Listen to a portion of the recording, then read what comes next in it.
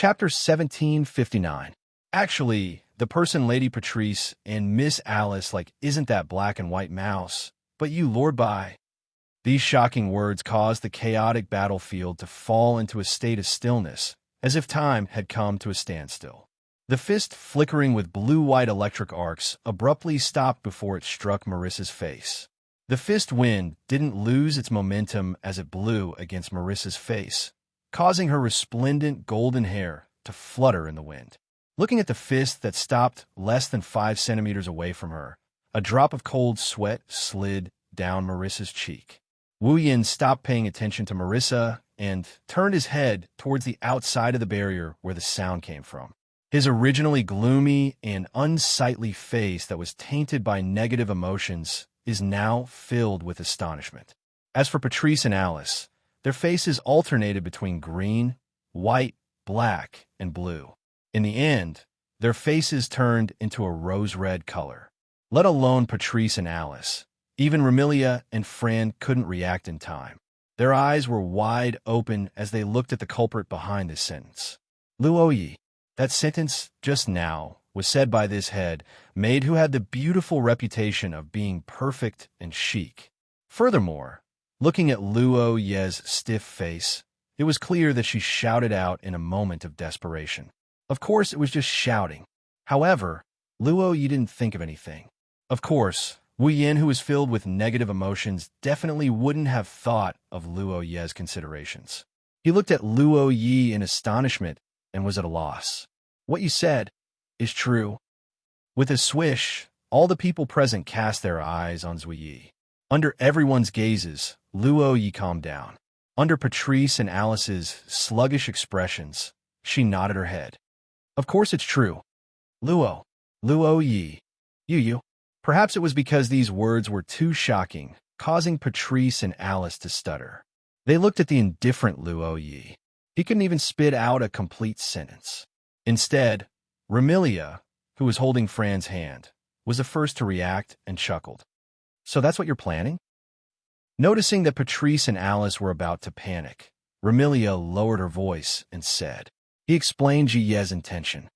Since Yakumo is jealous that you two like that black and white mouse, he intends to teach her a lesson. Then, let him think that the two of you like him and the source of his jealousy will disappear. Hearing this, Patchouli and Alice understood Ye's intention. They looked at each other in dismay. One had to admit that Luo Ye's method was the fastest way to solve the problem. Since Wu Yin is jealous of Patrice and Alice for liking Marissa, why don't we just make him think that Patrice and Alice like him instead of Marissa? This way, not only will he be able to stop Wu Yin, he will also be able to get rid of the jealousy in his heart. Why not? It was because they understood this point that Patrice and Alice couldn't refute it even if they wanted to. However, admitting it was even harder than refuting it. How could these two young girls with extremely tender skin do it? However, there was no time for Patrice and Alice to dilly-dally. Really, under the influence of his negative emotions, Wu Yin appeared to be muddle-headed. He didn't think too much about it and looked at Patrice and Alice with a perplexed expression. The two of you don't like Marissa and like me? Patrice and Alice's hearts skipped a beat. Just as they were about to retort, Raven Knight whispered from the side. Lady Patrice, Lady Alice, admit it for the time being. Admit it. Patrice and Alice were shocked. They shook their heads without hesitation and shouted in unison. How? How is that possible? Why are the two of you so serious? Remilia snickered at Patrice and Alice as if she was watching a good show. She revealed her cute canine teeth. In any case, even if you admit it, Yakumo Bai will understand that it's only a temporary measure after the moon's drug wears off. So what if the two of you admit it? You make it sound so easy. Alice was infuriated. But if I admit it, how am I going to interact with him? How am I going to interact with him after the drug wears off? That's too embarrassing. Patrice also weakly begged to give up. Remy, let's think of another way. Then think about it. Remilia agreed without hesitation. As long as the two of you can think of another way, there won't be a problem. Patrice and Alice were speechless at Wu Yan's words. On the other side, Wu Yan's expression darkened when he saw Patrice and Remilio whispering to each other. The two of you aren't lying to me, right? As he spoke, Wu Yan raised his fist in front of Marissa's face. The blue-white lightning arcs flickered even more violently, causing Marissa to sweat profusely. Remilio rejoiced in Marissa's misfortune. Well, since the one being taught a lesson is that black and white rat, I don't mind. Since Milady doesn't mind, then there's no problem. Marissa nodded. Teaching that black and white rat a lesson isn't a bad idea. Teach it a lesson. Flan, who didn't know what was going on, also laughed. She even said that out of kindness. Don't worry. Patrice and that doll's sister, Fran, played bullet screen games with Marissa before. Marissa is very sturdy and won't break. However, not only did Fran's words fail to comfort Patrice and Alice, but it also made the two young ladies' hearts skip a beat. In the end, it was Patrice who mustered her courage and blushed. He cried out as if he had given up on himself. Yes, that's right. The one I like isn't Marissa. It's you. Instantly, the flickering blue-white lightning fist in front of Marissa dimmed a little. The haze in Wu Yan's eyes also cleared up. It's effective. Remilio seemed to be excited and urged Alice. Quick, you too. How could I possibly say that? Alice couldn't help but take 2 steps back, shaking her head like a rattle. Her face was filled with panic. And this Wu Yan's gaze was fixed on Alice. Alice's body stiffened, and she couldn't react. Miss Alice. Even Dark Knight began to urge her. If you don't say it, that black and white mouse will be in trouble. Aye. Alice was at a loss. She looked at Marissa, who was sweating profusely under the lightning fist, and didn't even dare to speak. She closed her eyes and blushed as though she couldn't see anyone and shouted, I also, like you. The entire place was silent. Wu Yan glanced at Patrice, who had an unnatural expression on her face.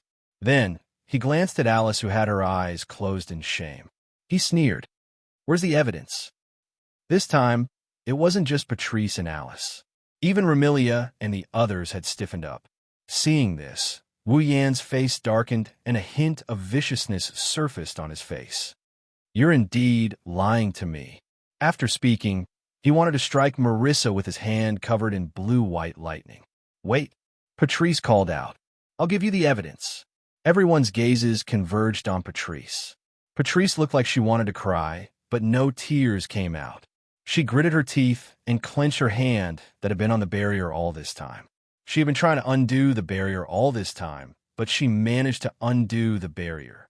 Then, Patrice hesitantly walked in front of Wu Yan. Seeing Wu Yan's frown, she steeled her heart and tiptoed. Chirp! After hearing this sound, Wu Yan was stunned, and so were all the girls. Patrice moved away as though she was electrocuted and cried out in panic. Do you believe me now? Wu Yan nodded in a muddle-headed manner. Then he looked at Alice. Alice's whole body stiffened. Don't tell me I want it too? How could I do that? Just as this thought surfaced in Alice's mind, Remilio's words filled with admiration entered Alice's ears. Patrice is truly noble. For that black and white mouse, she was even willing to give her first kiss. However, Remilio didn't know that Patrice had already given her first kiss to Wu Yan. That's why Patrice is willing to give him a kiss to cover up her lie. Let's not talk about kissing. Patrice has already done more intimate things with Wu Yan, hasn't she? But when these words fell into Alice's ears, they provoked her. For Marissa, Patrice was willing to give her first kiss? Then I can do it too. With such thoughts running through her mind, Alice looked at Wu Yan with a gloomy expression. She whimpered and closed her eyes. Then, she charged at Wu Yan and threw herself into Wu Yan's arms. As though throwing caution to the wind, Alice cut the Gordian knot. The moment she threw herself into Wu Yan's embrace, she tiptoed. Chirp! A second erotic sound echoed in the surroundings. Ugh! Not only that, but Alice also let out a panicked whimper. This was because Wu Yan hugged Alice tightly and stuck his tongue in her mouth, entangling with hers. Chirp! Tisk! Chirp! In the next moment, the sound of intertwining became even more erotic, causing people's faces to turn red, reverberating in the air. Chapter 1760. Fantasy Village, Scarlet Devil Mansion. Remilia, Patrice, Zuyi, and Fran gathered together. Even Marissa was present. They scattered around a bed and looked at Wu Yan. Apart from Fran, the rest of them blushed. After Alice offered up her first kiss for the sake of the so-called evidence, she was entangled by Wu Yan. After a passionate kiss that would make anyone blush, Wu Yan, who was already a bit muddle-headed, collapsed right before Alice was about to suffocate. It wasn't hard to understand. After all, the source of jealousy had been eliminated. The negative emotions were naturally reduced by half. Wu Yan's heart once again emerged and clashed with the evil. Thus, Wu Yan fainted as usual. Afterwards, Remilia and the rest sent Wu Yan back to Scarlet Devil Mansion and let him lie down. They maintained this state and didn't speak for a long time. It couldn't be helped. The people here were all young ladies who had never experienced love before. How could they not feel embarrassed after being kissed so passionately by Wu Yan? Other than the innocent Flan who doesn't know anything, even the careless Marissa is blushing. One can only imagine how intense the kiss between Wu Yan and Alice was. Of course, no matter what, Marissa had a carefree personality. Not long after, she patted her cheeks and sighed. I didn't expect it. I haven't seen Babin's little brother for a day or two, and Ling Ming's husband was snatched away. Hearing those words, Patrice felt as though she was struck by lightning. Her body trembled, and she choked out those words after a long while. Marissa, if I say that what I said to Haku wasn't true, would you believe me? Of course I believe you, Marissa said with a, I know, we all know expression. She looked at Patrice. She gave a thumbs up. Although Ling Ming is my good friend, she is also my greatest opponent. Thus, I will not tell Ling Ming about today's matter. Don't worry. Patrice, who had long expected that Marissa wouldn't believe her words, revealed a broken smile. She no longer spoke, but there was no other way. Who asked Patrice to take the initiative to kiss Wu Yan for the sake of proof? Marissa couldn't possibly know that Patrice only did this because of the ripple she had with Wu Yan. Thus, she took the initiative to kiss Wu Yan for the sake of proof.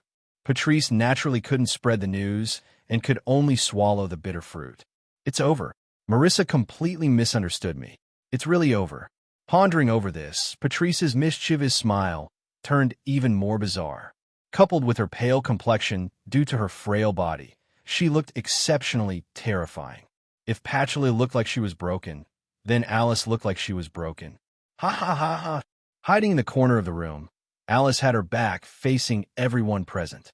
No one could see her expression clearly, but a sinister laughter kept coming out from her body. My first kiss is gone. Marissa even saw me kissing a man. Ha, ha. While laughing sinisterly, Alice's body would emit a sinister black aura from time to time. This caused Shanghai and Peng Lai, who were floating around Alice, to shrink back in fear. The carefree Marissa was completely oblivious to the thoughts of Patrice and Alice. She grabbed her hat as if she was distressed. But both of you like this little brother, and this little brother is Ling Ming's husband. What should we do? This sentence caused Patrice and Alice to tremble. Patrice's smile became even more sinister, while the other's laughter became even more sinister. Remilia felt uncomfortable as she waved her hand. All right, if you want to make fun of Patrice and Alice, wait for Ma Yunbai to wake up. After all, their first kiss was snatched away, and Patrice and Alice can't get married. Mary, can't get married? Patrice and Alice seemed to have suffered a blow as their bodies trembled violently. Who says we can't get married?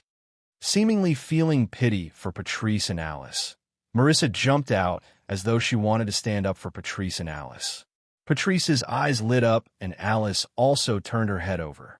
However, Marissa's next sentence caused the two to fall from a state of shock to a state of hell.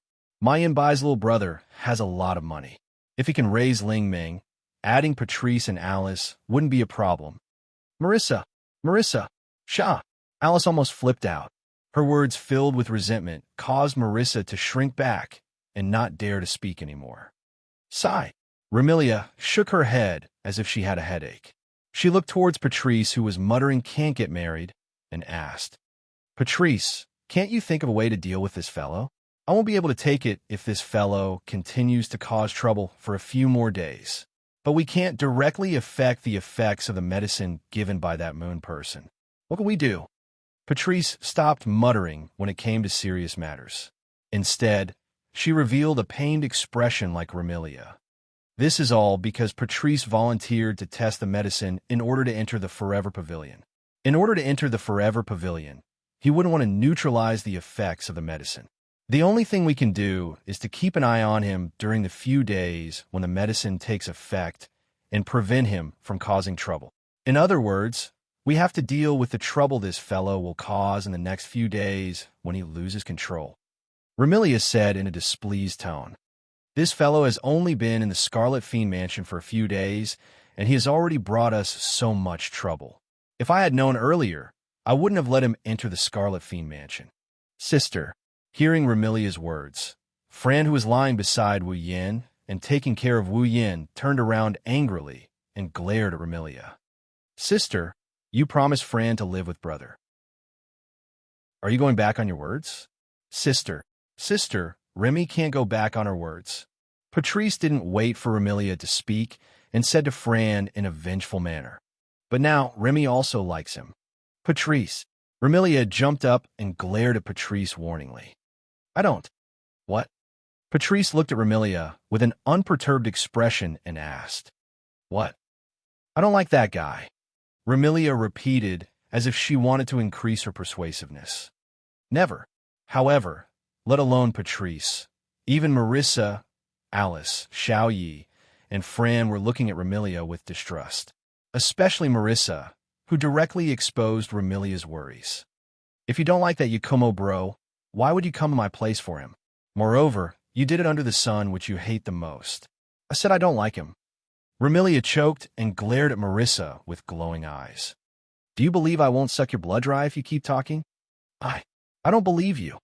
Although she said that, Marissa covered her neck and looked at Remilia vigilantly. Don't think I don't know your appetite isn't that big. You didn't just drink one person's blood, and you only drink type B blood. I'm not type B. You. Remilia was furious. How did you know? Marissa proudly puffed up her chest and said in high spirits. In Fantasyland, there's nothing I, Marissa, don't know. Unfortunately, Imoye's cold voice exposed her. You only heard about it when you were stealing from Scarlet Devil Mansion, right? Marissa's expression turned sluggish and looked at Zui Yi with dissatisfaction. I only borrowed it, not stole it. I don't care if you borrowed or stole. You sneaked in, you black and white rat. Remilia snorted and she glared at Wu Yin, who was lying on the bed. She started complaining. Looks like my bed is going to be occupied by this guy. How about we lock him up? Marissa said with some excitement. This way, we won't let him go out and cause trouble. Even a black and white rat like you knows how to break the wall and escape when you're caught stealing. Do you think Lord Bai is an idiot? Zui stood up and came to Remilia's side. Miss, how about letting me take care of Lord Bai? Hearing this, Remilia, Patrice, Alice, Marissa, and the others looked at Jean Yi with strange expressions, making Jean Ye's expression turn unnatural. Remilia sighed. What a sinful man. Chapter 1761. Thinking about it, ever since he drank Yongling's medicine for the past 2 days, if he wasn't feeling dizzy or tired from the clash of the two natures, he would have fainted and spent most of his time lying in bed. Yongling's medicine was supposed to only affect a person's heart and mind, but in the end, it created such a burden. It was indeed unexpected. However, this also proves that Wu Yan's heart has been trying to resist the evils brought about by Yongling's medicine. He hasn't stopped at all. However, no matter how much he resisted, there would always be an opportunity. There would be times when he would be taken advantage of. There would also be times when the negative emotions would erupt due to excessive suppression and become difficult to suppress. The bullet screen game with Marissa proved this point. Now that things had developed to this extent, neither Remilia nor Patrice dared to treat this as a good show. After all, strictly speaking, even if the bullet screen game between Wu Yin and Marissa was considered to have followed the rules of the rune card, who knew when the negative emotions would cause Wu Yin to break the rules and directly attack others? If that's the case, Boli Miko-sama might even make a move and clash with Wu Yin, who's under the influence of negative emotions. And clashing with Beri would be equivalent to clashing with the entire fantasy land. At that time, it would truly be troublesome. Regarding this, Remilia's face had a grumbling expression. Patrice also had a headache, but she still seriously instructed Zuiyi to watch over Wu Yin. Zuiyi seemed to have the same intention and nodded without hesitation. Then, friend who wanted to stay behind to take care of Wu Yin was pulled away by Remilia. Marissa also trembled in fear as she brought Alice, who was still emitting black smoke, and left. Zuiyi was the only one left in the room. He stood by the side and looked after Wu Yin. It was rare for him to not be by Remilia's side. He looked after Wu Yin for an entire night. Until the next morning, Wu Yin, who had been sleeping on the bed, suddenly let out a soft groan. The groan was extremely soft. However, his voice reverberated clearly in this incomparably silent room. Along with the sound, Wu Yin, who was lying on the bed, slowly opened his eyes. As soon as he opened his eyes, Wu Yin felt a stabbing pain in his head. He couldn't help but cover his forehead and look around with a dazed expression. This is Scarlet Devil Mansion? Am I back? The dazed expression on his face gradually faded. Wu Yan's clear consciousness returned to his mind, but his face was filled with a strange expression. He didn't know whether to laugh or cry. Although his head was still a little dizzy, Wu Yin still remembered everything that happened when he was awake, even when he was under the influence of negative emotions. In other words, he got jealous out of nowhere and got into a fight with Marissa. Then, he got confessed to by Patrice and Alice. Then he got kissed by the two beauties in front of everyone. Wu Yin remembered all of that. It was because of these memories that Wu Yin felt his headache worsening. If he had a choice, Wu Yin would rather not remember these things. She actually got jealous of Marissa because of Patrice and Alice's Yuri plot and fought with Marissa. Was there anything more shameful than this? In order to prevent himself from doing that, Patrice and Alice sacrificed a lot. Later on, Wu Yin even hugged Alice and kissed her wildly under the eyes of everyone in Scarlet Devil Mansion. How am I going to face others in the future? Hachi Yonglin. Wu Yin could only treat this as humiliation and blame it on Hachi Yonglin. I was really screwed over by you. Grumbling, Wu Yin patted his head and sat up on the bed. But when he sat up, Wu Yin discovered that there was another person beside him. Dazzling silver hair drooped down due to gravity. Some laid on the edge of the bed, and some scattered on the owner's cheeks. Along with the owner's long breath, the hair moved up and down along with the owner's cheeks. Her beautiful and long eyelashes seemed to be stained with a little bit of water vapor, reflecting a beautiful luster. The young girl sat on a chair beside the bed, lying on the edge of the bed. Her eyes were closed, and she breathed out sweet breaths with a serene face. Without a doubt, the young lady was in a deep sleep. Moreover, after taking care of Wu Yin for an entire night, she finally fell asleep due to exhaustion. Needless to say, the young lady sleeping on the edge of the bed is Xiao Yi. Xiao Yi? Looking at the sleeping Xiao Yi lying on the edge of the bed, Wu Yin was startled at first. Then, he guessed what was going on, and a bitter smile appeared on his face. Really, you've caused me a lot of trouble.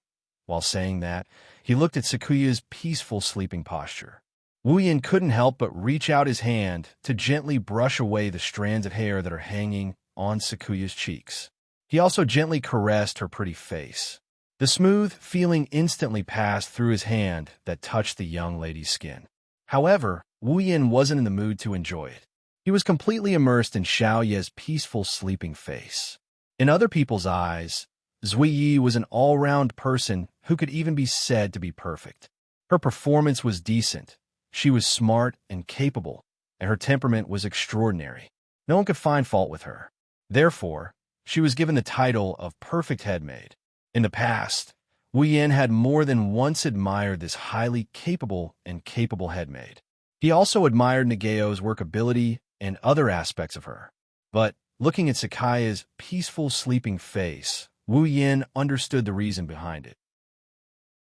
No matter how good her performance was, how decent her temperament was, how extraordinary her workability was, and how smart and capable she was, the young lady in front of him was just an ordinary young lady who was less than 20 years old. No matter how tense her heart was, no matter how restrained her behavior was, and no matter how much she paid attention to her every move and performance, Xiaoyi couldn't continue to maintain her perfect and chic image in her sleep. Because this was the only time Xiaoyi could relax, and not pay attention to the gains and losses. Without the powerful ability to control time, without the strict requirements for her behavior and performance, Xiaoyi was just an ordinary young lady. This point could be proven by the peaceful and ordinary sleeping posture of the night. Perhaps this was the first time Xiaoyi exposed her sleeping posture in front of others. Looking at Xiaoyi's peaceful sleeping posture, Wu Yan's heart was filled with uncontrollable tenderness instead of tranquility. This tenderness might have been completely transmitted to Xiaoyi's heart through the hand stroking Xiaoyi's cheek. Xiaoyi's eyelashes trembled a few times, and she slowly opened her eyes. When the wine-red eyes and the blue eyes met, time seemed to have stopped. Wu Yan didn't stop because of Xiaoyi's awakening. He still stroked Xiaoyi's cheek, and the tenderness in his eyes couldn't be hidden. Sakuya didn't make any move due to her current situation. It's as if she's immersed in the rich tenderness surging from those wine-red eyes. She maintained her lying position as she stared at Wu Yan without blinking her eyes. Her eyes rippled with emotions. Everything was understood without words. Not knowing when Wu Yan moved closer to Xiaoyi, Xiaoyi looked at the face that gradually enlarged in her eyes. Xiaoyi didn't want to avoid it. Except for the ripples in her eyes, she didn't make any other move. Under such circumstances, the distance between the two was constantly shortened, and their lips were getting closer and closer. At a certain moment, Xiaoyi gently closed her eyes. Ugh! The instant their lips touched, Ruoyi let out a nasal sound. Her delicate body also trembled slightly as she instinctively opened her mouth. Taking advantage of the opportunity, Wu Yan stuck out his tongue, caught the soft lilac tongue, and entangled it. Chirp! This time, Xiaoyi's eyelashes trembled slightly, but she didn't refuse the overbearing invasion of the tongue. She used a jerky and passive movement to slowly intertwine with it. In this perfect atmosphere, it was obvious that Xiaoyi was moved. She gave her first kiss, which she had never thought of giving to anyone before. To be honest, Wu Yan himself didn't expect Xiaoyi to accept his kiss. No matter what, the two had only known each other for a few days. The relationship between them was not so much love, but more like mutual appreciation. It was far from being so intimate. However, it was also true that Xiaoyi didn't resist. Therefore, under the influence of the atmosphere, Wu Yan reached out and carried Xiaoyi to the bed. Chapter 1762. Fantasy Town, Ramilia's room. Ruoyi was lying on the spacious bed. Her maid attire was slightly messy, and her pretty face was covered with a red glow. Her blue eyes were filled with moisture, and her breathing was extremely heavy. There was also some perspiration on her face, which gave her an extremely alluring feeling. Wu Yan placed his hands on either side of Luoye's head and pressed his body on top of her.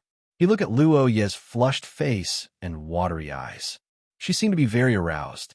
His breathing also became heavy, and his hands moved around Luoye's body through her maid uniform. Katja, with this extremely soft sound, one would not be able to hear it if one did not listen carefully. A button on Luoye's maid uniform was undone, and her white skin was exposed inch by inch. A cool feeling came from her chest, and Luoye could not help but notice that her maid uniform was being undone. Her face became redder, and the water in her eyes became denser. She stared at the person on top of her and did not move her eyes away for even a second. In this situation, Wu Yan's hand reached for the second button on Luoye's maid uniform. If this button was undone, then Luoye's chest would be completely exposed. This made Luoye's eyes finally show a trace of shyness. Her hands that had not resisted could not help but lift up. She pressed them against Wu Yan, who was on top of her. No, don't. The perfect and elegant head maid, who had always been neither servile nor overbearing, was using a shy expression to say no. If it was another man, what would he do in front of such a delicate and lovely person? Wu Yin did not know. He only knew that his words almost made him lose his rationality. Wu Yan's hand, which was about to unbutton the second button on Luo Ye's maid uniform, was now free. He grabbed one of Luo Ye's hands and brought it in front of him. He gently kissed this slender and soft jade hand. Luo Yi seemed to have been comforted by Wu Yan's action. Wu Ye's eyes couldn't help but tremble. She no longer resisted the hand that tried to undo the buttons of her maid's dress. Seeing this, Wu Yan couldn't help but reach out his hand again and put it on the button of Ye's maid uniform.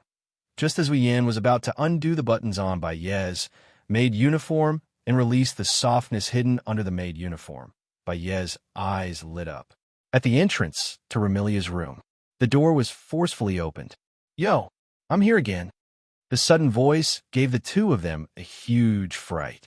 The confusion in Xiao Ye's eyes instantly disappeared without a trace. What replaced it was the awe of the past. Apart from that, there was also a trace of panic as he cried out in alarm. She forcefully pushed away Wu Yan, who was on top of her. She sat up and covered her slightly exposed chest. Being pushed away without warning, Wu Yan followed the trend and retreated to the other side. Looking at Xiao Yi, who had regained her consciousness, what emerged in his heart was not embarrassment, but uncontrollable anger. As mentioned before, although the relationship between Wu Yan and Xiao Yi wasn't bad, it wasn't good either. They both appreciated each other very much. They could barely be considered friends, but they weren't very close. The reason why Xiao Yi didn't refuse Wu Yan's intimate action and not only accepted his kiss, but also accepted him to take a step further. If things continued to develop, they would definitely have a relationship. It was all because of the atmosphere. In such a good atmosphere, it was believed that as long as people liked each other, they would more or less inevitably have some intimate contact with each other. It was precisely because of this that this perfect and chic head maid would let down her guard and accept Wu Yan's invasion. In other words, this sudden voice had broken a great opportunity to have intimate contact with Black Knight. With Xiao Ye's personality, if he wanted to make progress with her again, he was afraid that the atmosphere would no longer be able to decide, and it wouldn't be that easy. How could an opportunity for the perfect and chic head made to let down her guard be so easily encountered? Thinking of this, Wu Yan's heart surged with a sullen feeling like a volcanic eruption. At the same time, there was also an indescribable emotion that definitely shouldn't be expressed by Wu Yan. That was the anger that couldn't be suppressed and instantly filled Wu Yan's heart. Driven by anger, Wu Yan turned his head hard and looked in the direction of the door. Then, holding a broom, Marissa's face with a carefree smile appeared in front of Wu Yan's eyes. "Oh, already awake?" Marissa didn't seem to notice what Wu Yan and Xiao Yi had just done. She just looked at Xiao Yi, who was sitting on the bed with a red face and clutching her chest, and asked curiously, "What's wrong?" Under Marissa's curious gaze, Xiao Yi used the fastest speed in her life to stop time and quickly jumped off the bed. She buttoned up the front of her body and tidied up her messy clothes. After doing all this, Xiao Yi glanced at Wu Yan, who lowered his head and couldn't see his expression. She patted her cheeks and suppressed the panic and shyness in her heart. She took a deep breath and calmed down before releasing Time Stop. Until now, Xiao Yi only needed to talk to Marissa with a calm appearance as usual. Then, she could cover up everything and act as if nothing had happened. However, in the next moment, something that disrupted Zuye's plan and exceeded his expectations happened. Misty Rain Marissa. Looking at Marissa, who was standing at the door, Wu Yan's eyes were full of anger. His rationality was completely suppressed by anger. Didn't your family teach you that you need to knock before entering someone's room? That voice was filled with anger, causing Xiaoya, who was just about to say his excuse, to freeze on the spot. What? Even Marissa seemed to be surprised, but she quickly shouted with a face full of anger. "I came to see you with good intentions. Why are you so angry?" If it was the usual Wu Yan, hearing Marissa's words, no matter how big his anger was, it would be greatly reduced. But at this moment, Wu Yan's anger not only didn't diminish, but also became more and more exuberant, causing him to coldly say such words. I don't think our relationship is so close that we can visit each other. You. Marissa was stunned. Clearly, she didn't expect Wu Yan to say such words. Lord Bai. Xiaoyi had been observing Wu Yan ever since Wu Yan lost his temper. Seeing the uncontrollable anger in Wu Yan's eyes and his unreasonable words, her expression finally froze. Could it be that it's the medicine of the Forever Pavilion's moon people again? Marissa also heard this sentence. After being slightly startled, she revealed an expression of sudden realization and looked at Wu Yan. In other words, the little brother from the Babin family is abnormal again? Xiaoyi didn't even have time to nod when Wu Yan's face was also filled with anger. It seems that not only did your family not teach you the most basic etiquette, they also didn't teach you the most basic manners. After speaking, Wu Yan directly got off the bed and stood up. With a face full of anger, he walked towards Marissa. Could it be that yesterday's lesson didn't make you understand the gap between us? If that's the case, magic power began to flow around Wu Yan's body. I don't mind letting you have a taste of being defeated again. Sensing the magic power flowing from Wu Yan's body, Xiaoye's face changed slightly. Marissa was stunned for a moment and spoke in disbelief. You want to play bullet screen games with me again? Isn't this what you like to do the most? Wu Yan's voice had already lowered due to his anger, causing Marissa to tremble with fear. In that case, you should be happy that I'm here to accompany you, right? That. Marissa was baffled and felt that something was wrong. She took 2 steps back and smiled embarrassedly. How about, when you're back to normal, we'll play another round of bullet screen games. Back to normal? Wu Yan was so angry that he laughed. I'm very normal.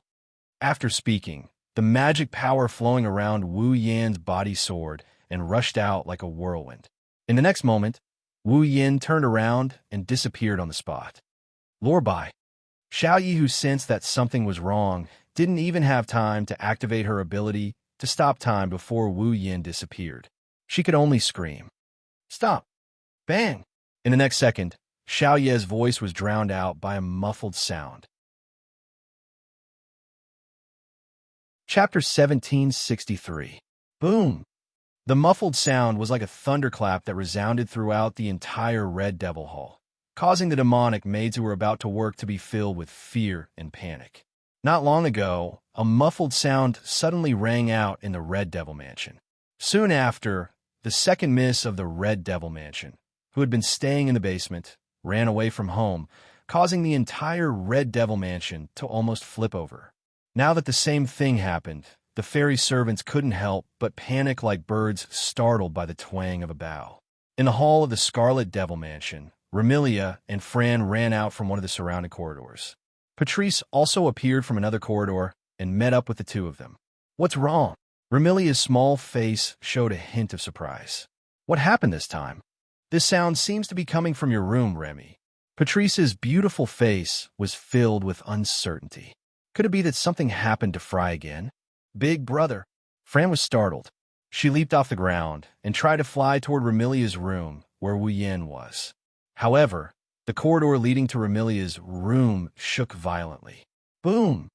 Along with the vibration of the corridor, a dull roar once again reverberated throughout the entire Red Devil Mansion. A turbulent flow of magic power gushed out from the corridor like a flood and blew up like a gale. Amidst the torrential magic power turbulence, Marissa miserably flew out on her broom. When she caught sight of Remilia, Patrice, and Fran, her expression lit up. She rushed over as though she was escaping. Save me. Your butler killed someone. Marissa flew towards Remilia, Patrice, and Fran and jumped down from the broom while shrieking.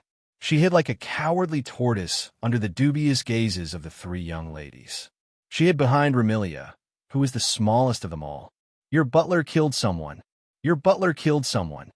Marissa, what are you talking about? Patrice furrowed her brows. In the Red Devil Hall, other than Juyi, there isn't a single human. Could it be that Bai killed Juyi? Or did some human rat sneak into the Red Devil Hall?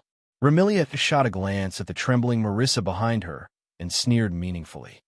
Then just kill him. Why do we need to spread the news everywhere? In Fantasy Village, there were no written rules that forbade killing. There were rules that forbade demons from causing trouble in the human world and killing people in broad daylight. Don't think that the Fantasy Village was peaceful just because Ling Meng and Marissa quarreled all day long. In reality, human lives were not that valuable in the Fantasy Village. One of the instincts of monsters included attacking humans. Other races also more or less treated humans as their food. Therefore, other than the human realm, it wasn't strange for someone to die in Fantasy Village. Even if they were lost in the fantasy country from the outside world. If they could find the Boli Shrine and obtain the protection of the Boli Shrine, they might be escorted into the human realm.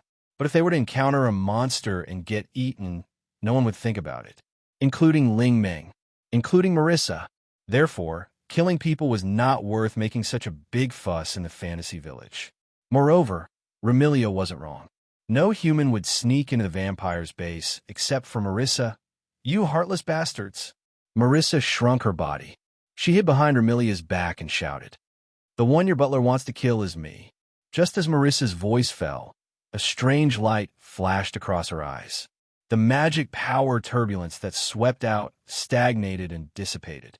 Wu Yin walked out step by step with a gloomy expression. The fury in his eyes was about to erupt. Look, look! Marissa grabbed Remilia's shoulder with one hand, and she pointed at Wu Yin, who was walking toward them step by step. She started yelling at him. That murderous look, someone will definitely die. Even without Marissa's words, Remilia, Patrice, and Fran also felt that it was abnormal for Wu Yin to be so angry. They looked at each other in dismay. Lord White. At this moment, Black Knight abruptly appeared beside Wu Yin and grabbed Wu Yan's arm. Please calm down. Black Knight, let me go. Wu Yin struggled to get up. Today I must teach this unfortunate Black and White a lesson and let her know what etiquette and manners are.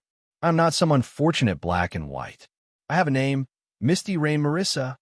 Marissa protested, but Wu Yan's furious glare scared her out of her wits.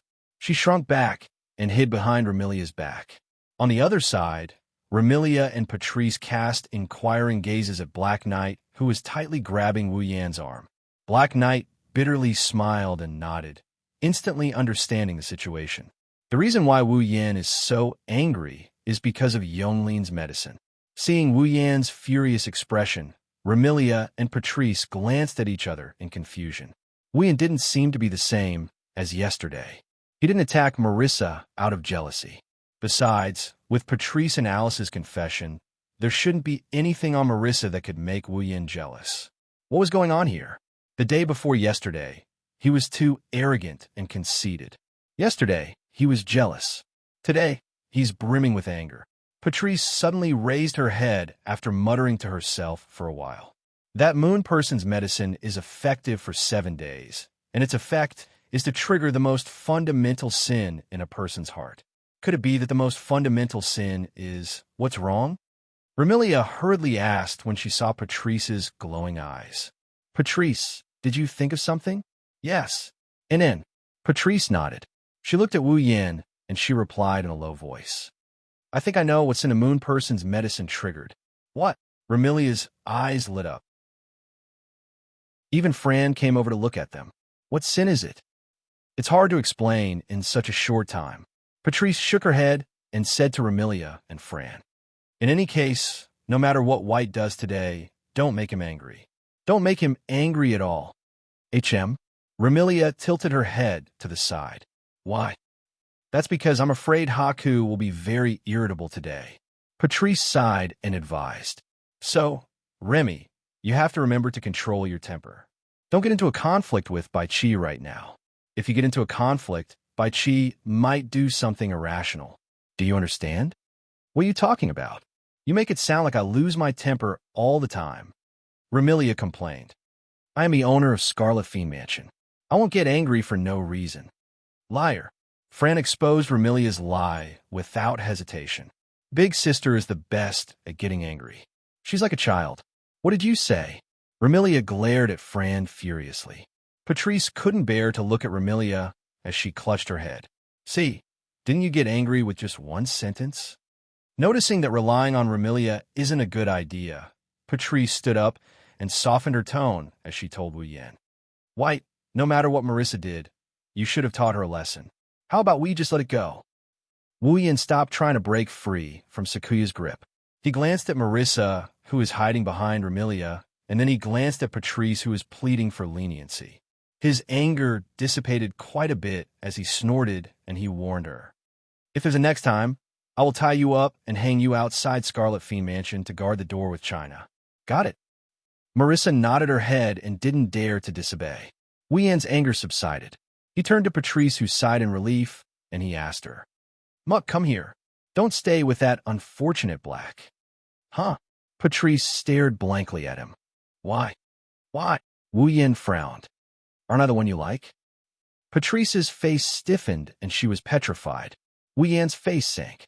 His eyes were burning with anger. Hurry up. Seeing Wu Yan about to explode again, Patrice cursed herself for reaping what she sowed.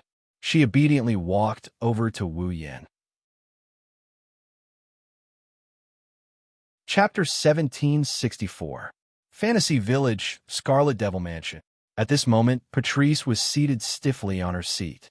Due to her sickly condition, her pale face was flushed with a blush. Her eyes were filled with bashfulness, anger, and shame. She didn't even budge, as though she was a wooden block. On the side, Remilia, Fran, and Marissa were also sitting in their own seats. Zui was standing behind Remilia, as usual. However, the expressions on the four girls' faces were very interesting. They all had their own expressions. Remilia was slightly dissatisfied. Fran was slightly envious. Marissa was giggling as though she was watching a good show. As for Zui, his gaze shifted to Patrice's position with a complicated look in his eyes. Under the gazes of the four young ladies, Patrice was like a young lady who was being humiliated. Her face turned redder and redder, and her delicate body started trembling. In the end, Patrice could no longer endure the gazes from the surroundings and turned to her side. Wu Yan is leisurely sitting there with a fork in his hand. He's eating the meat on the plate in front of him, one bite at a time. Why is he only using one hand? Because Wu Yan's other hand wasn't free at all. It was resting on Patrice's shoulder. In other words, Wu Yan placed his hand on Patrice's shoulder and hugged her. He hugged her tightly like a pair of lovers. They looked very intimate. Because of this, Patrice was behaving in such a manner. However, it was clear that Patrice couldn't hold on any longer. She weakly squeezed out a voice. Bai, since you're eating, why don't you let me go first? Wu Yan stopped his actions. He glanced at Patrice's bashful and indignant appearance and found it hilarious. Actually, after Patrice left Marissa's side, Wu Yan regained his composure. He instantly understood that he was once again affected by the effects of Yonlin's medicine. Otherwise, with Wu Yan's casual nature, he might be angry at Marissa for ruining his plans, but he wouldn't go berserk to the point of attacking Marissa. Driven by his anger, even though he knew that Patrice confessed to him to get rid of his jealousy towards Marissa, Wu Yan decided to go with the flow and let Patrice come to his side. Needless to say, this could only be caused by Yonlin's medicine. However, today's situation was different from the previous 2 days. On the first day, Wu Yan was extremely arrogant and conceited. On the second day, Wu Yan's reaction was one of extreme jealousy. Today, however, Wu Yan is acting extremely irritable. Even if it's just a trivial matter, he would still get a little angry, let alone Marissa's ruining of his plans. In 3 days, Wu Yan went through 3 different states. His mental state also manifested 3 different kinds of emotions. Could it be that in the next 4 days, he would have to display 4 different emotions? Then, what kind of emotions would they be? While he was pondering over this question, Patrice had already arrived by his side. At this moment, Wu Yan felt awkward. After all, he couldn't possibly apologize to Patrice and tell her that he couldn't control himself and ask her to leave, right? Because he was jealous of Marissa yesterday, he played a barrage game with her. Patrice and Alice had to confess to him to get rid of the jealousy in their hearts. Wu Yan felt very embarrassed. He didn't know how to face Patrice. Therefore, Wu Yin decided to make the best of it. In other words, Wu Yin had accepted Patrice's confession and made her his lover. As for Patrice, she knew that Wu Yin was in an extremely irritable state. Therefore, in order not to anger Wu Yin and cause trouble for Wu Yin, she could only play along with Wu Yan's act. However, even though she had lived for over 100 years and was a witch with profound knowledge and high attainments in magic, Patrice had never come into contact with such matters apart from having some lesbian feelings for Marissa. Right now, Wu Yin was hugging her shoulder and receiving everyone's gazes. Patrice felt dizzy and couldn't take it anymore. Wu Yin inwardly exclaimed at her pureness, and at the same time, a mischievous attitude arose in his heart. Wu Yin said in a righteous tone, "How can that be? How can eating be more important than you?" In other words, rather than letting go of her lover to eat, she might as well give up on eating and be intimate with her lover. Such words of love not only made the young ladies who had never been in love, but also the innocent Fran blush and felt extremely mushy. It also made Patrice want to find a hole to hide in. By the way, after living for over 100 years, Patrice had never heard anyone say such words of love. Not to mention Patrice, who had lived for over 100 years. Even Remilia, who had lived for over 500 years, couldn't take it. "I say, if you two continue to be lovey-dovey in front of me, do you believe that I won't chase you out?" Remilia clenched her teeth in anger. She didn't know why, but she was angry. Scarlet Devil Mansion forbids impure relationships. If you want to be lovey-dovey, go back to your room. Remy. Patrice looked at Remilia angrily. She clearly knew that he was forced to do this, but he still buried himself in it. Could they still be friends happily? On the other hand, Wu Yin nodded and hugged Patrice even tighter. He then gently blew into her ear. "Then, let me finish this meal first." Feeling the warm breath and soft whispers in her ear, Patrice's expression changed, and she almost moaned. She endured the strange feeling and quickly nodded. Wu Yin released Patrice, and she heaved a sigh of relief. "I say, little brother, aren't you being a little unreasonable?" At this time, Marissa seemed to have forgotten the pain after her wound healed. She spoke with a dissatisfied expression. "I don't object to you being lovey-dovey with Patrice, but don't forget, you still have Princess Ling Ming and Alice confessed to you. What do you intend to do?" "What do you mean by I still have Princess Ling Ming? I don't even have the slightest bit of relationship with Princess Ling Ming, okay?" Wu Yin inwardly ridiculed and rolled his eyes. He spoke with a matter-of-fact expression. "Don't worry, I will treat them well too." Remilia, Patrice, Koyi, and Marissa didn't react for a split second. But when they did, shock surfaced on their faces. Could it be? Remilia spoke with incomparable astonishment. "You intend to have a foot in 3 boats? What do you mean by having a foot in 3 boats? This time, it was Wu Yan's turn to reveal a dissatisfied expression. "I only wish to divide this love equally among the 3 of us." Remilia and Marissa nearly fell over. "Isn't that the same as having a foot in 3 boats? Wu Yin wanted to retort, but an ice-cold gaze swept over him, causing him to turn sluggish. He secretly glanced behind Remilia. Then he used a frighteningly cold gaze to look at Wu Yin. The tray in his hand was unknowingly twisted. Only then did Wu Yin snap out of his complacent state. He almost pushed the head made to the ground, and now he's saying that he's going to step on 3 girls, and she's not one of them. Even if the atmosphere of the Black Knight gathering was just the atmosphere, they should be itching to cut him into 1,000 pieces, right? Cough, cough, cough.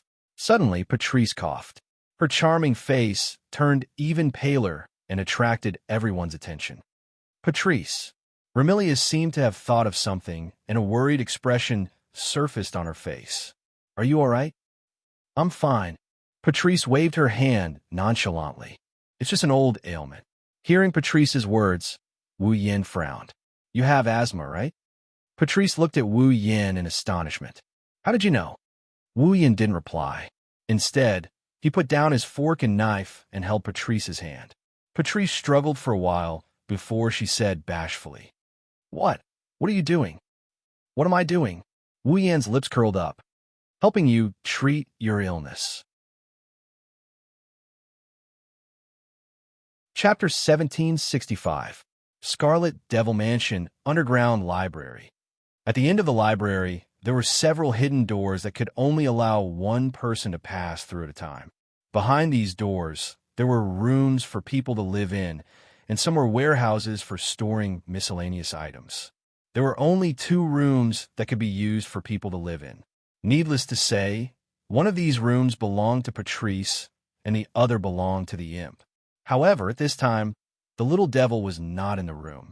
Instead, he was tidying up the messy books in the pile not far from the room, categorizing them, and placing them back on the bookshelf in front of him.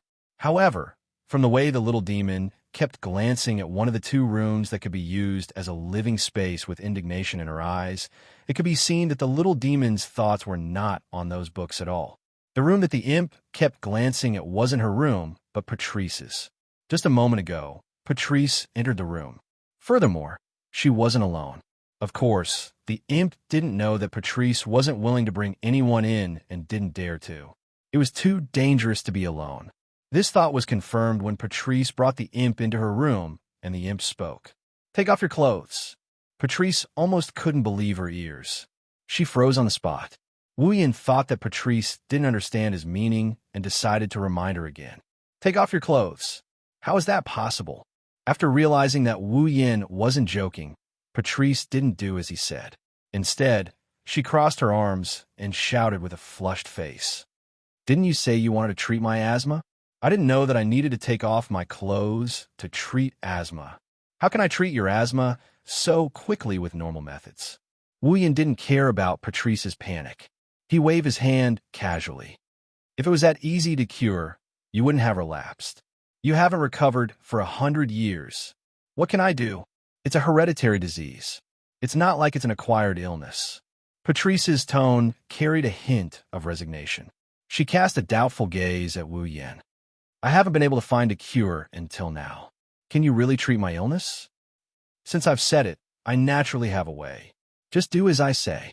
Wuxian spread his hands. "So, you just have to do as you're told. Take off your clothes." Wuxian closed in on Patrice as he said that. Patrice had an embarrassed and anxious look on her face. It was as though she was about to cry. "No. No matter what. Isn't this too difficult?" As Wuxian approached, Patrice couldn't help but retreat. Her arms were still crossed in front of her.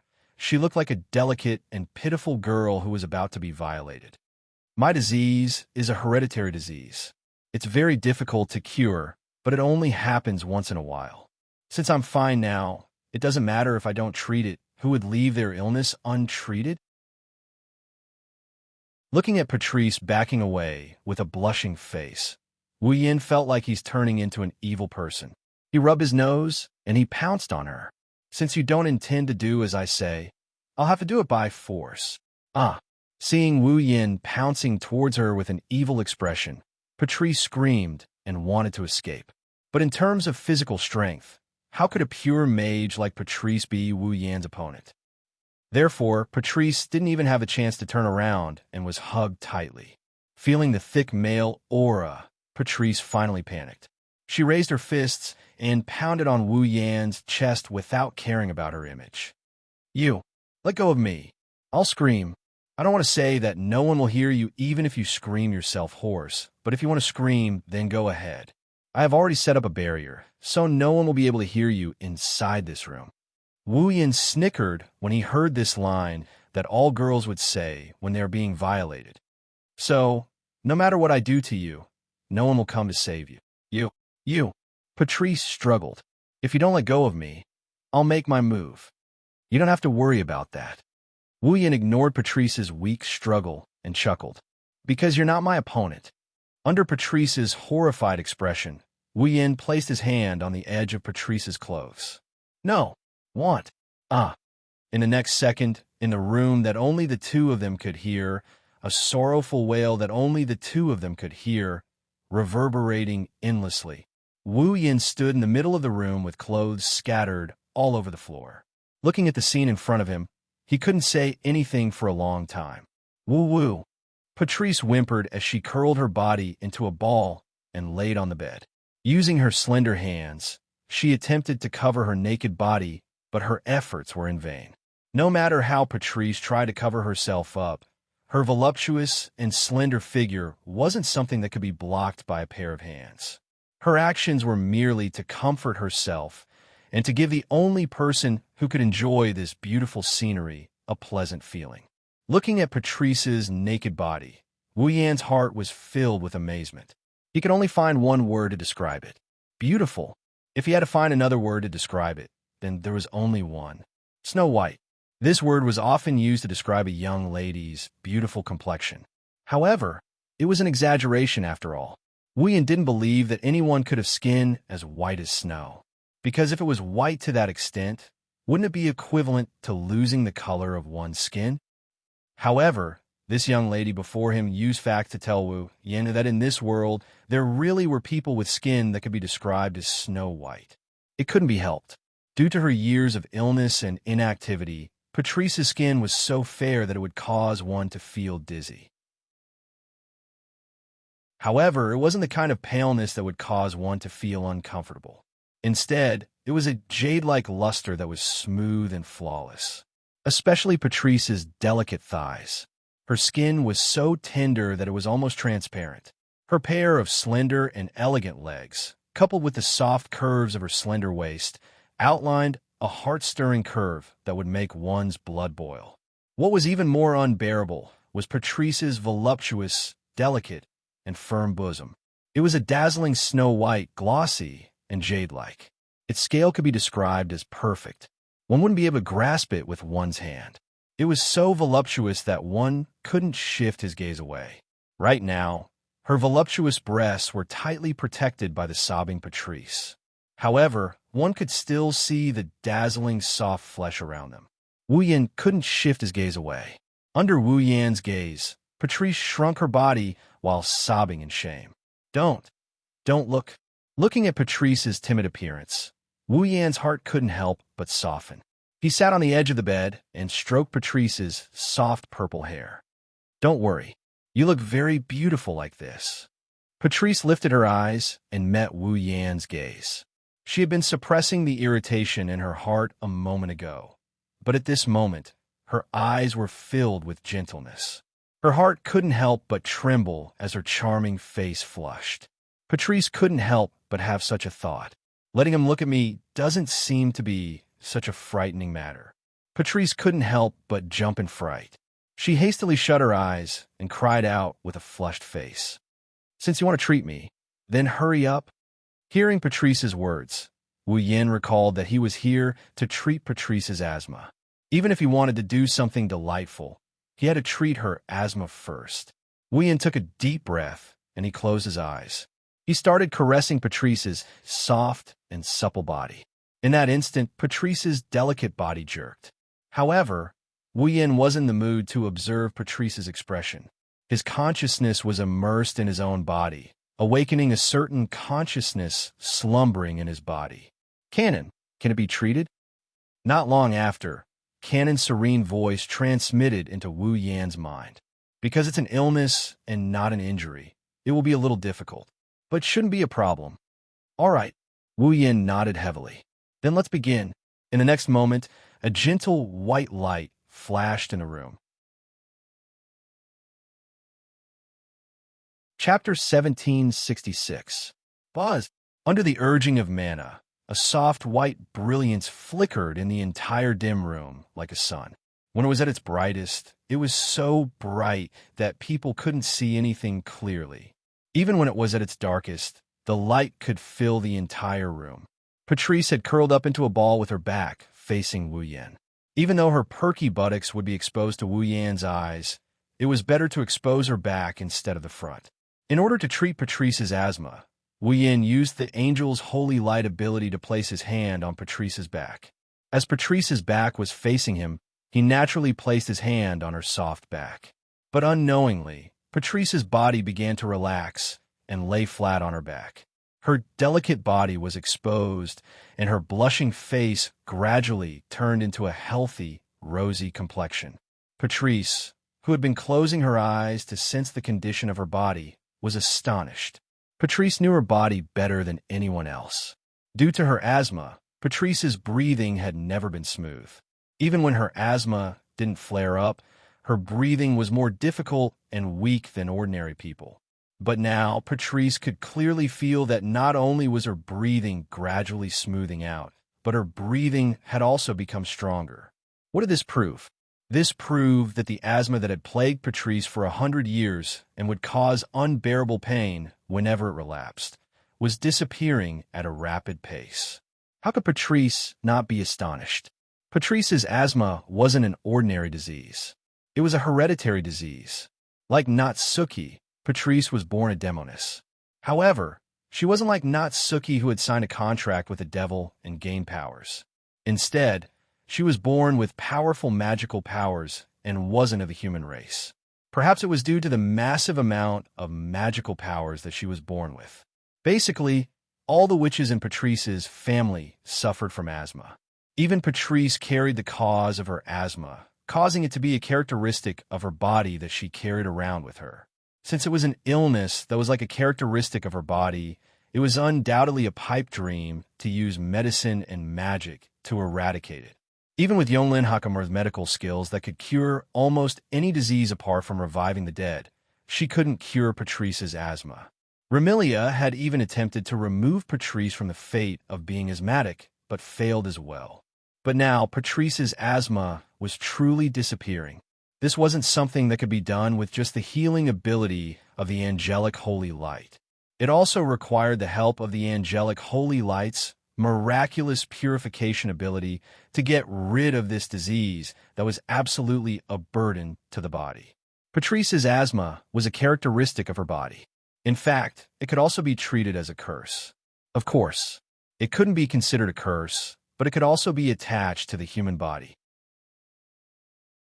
Compared to a curse that placed a specific burden on the human body, Patrice's asthma could be said to be rather similar in nature. Due to this point, Wu Yin ingeniously utilized the purification ability of the angel's holy light to dispel any negative effects. Together with the healing ability of the angel's holy light, he removed Patrice's asthma from her body and proceeded with the treatment. Because Wu Yin can only rely on a portion of his familiar's power, he can't do this alone. That's why, therefore, he awakened Canon and allowed her to control his ability. Through his body, Patrice could receive a comprehensive treatment, and the facts proved it. This method was indeed feasible. The pale complexion on Patrice's face was disappearing at a speed visible to the naked eye and was gradually being replaced by a rosy complexion. As time elapsed, the rosy complexion on Patrice's face gradually returned to normal, while the unhealthy whiteness gradually disappeared until it was completely gone. She acutely sensed that her breathing wasn't as labored as before, and her body felt much lighter. Patrice couldn't help but release a limp, lazy, and comfortable moan. Wu Yin shuddered violently and laughed bitterly. "Please, if you don't want me to lose my rationality, can you not make such a sound that easily breaks me down?" Patrice's charming face blushed like a ripe apple. If it wasn't for the blanket that Wu Yin tossed to the ground when he forcefully removed her clothes, Patrice would have pulled up the blanket and buried her face in it. No matter how calm and far-sighted Patrice was usually, her behavior at this moment was no different from an ordinary young lady. She didn't know that such behavior would easily make a man lose his rationality. After confirming that Patrice's illness was completely cured, Wu Yin couldn't help but extend his arm and embrace her naked body. Patrice's heart skipped a beat. Only then did she recall that she wasn't wearing a single piece of clothing. Her body subconsciously struggled. But at this moment, Wu Yin's hand had already slid up and down Patrice's soft body and occupied a high spot. "Do not do this." Patrice's voice began to tremble. "And my illness has been cured. I got it." Wu Yin laid down beside Patrice. Her back is facing him as he sniffed the fragrance of her hair. At the same time, his naughty hands started rubbing Patrice's sensitive spots, including her full and round breasts. "But I worked so hard to treat you. Shouldn't you give me a reward?" "I am not muck." Patrice grabbed Wu Yan's wrist, but she couldn't break free from his grip. She could only move his hand around her body. Patrice's heart skipped a beat as she tried to move his hand around her body. Then, Wu Yin rubbed his teeth against Patrice's earlobe. "Shall I call you Patrice?" Patrice's trembling heart pounded rapidly. Apart from Amelia and Fran, no one else called her Patrice. To be more precise, no one had a good relationship with Patrice. Even Marissa was the same. Now, a man whom she had only known for a few days actually wanted to call her that.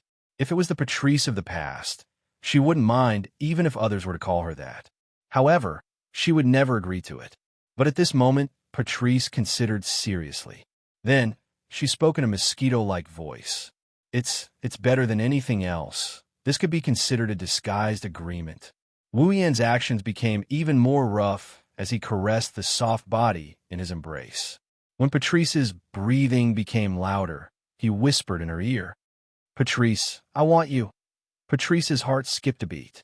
When she reacted, she pleaded, "Didant, okay?" "Why?"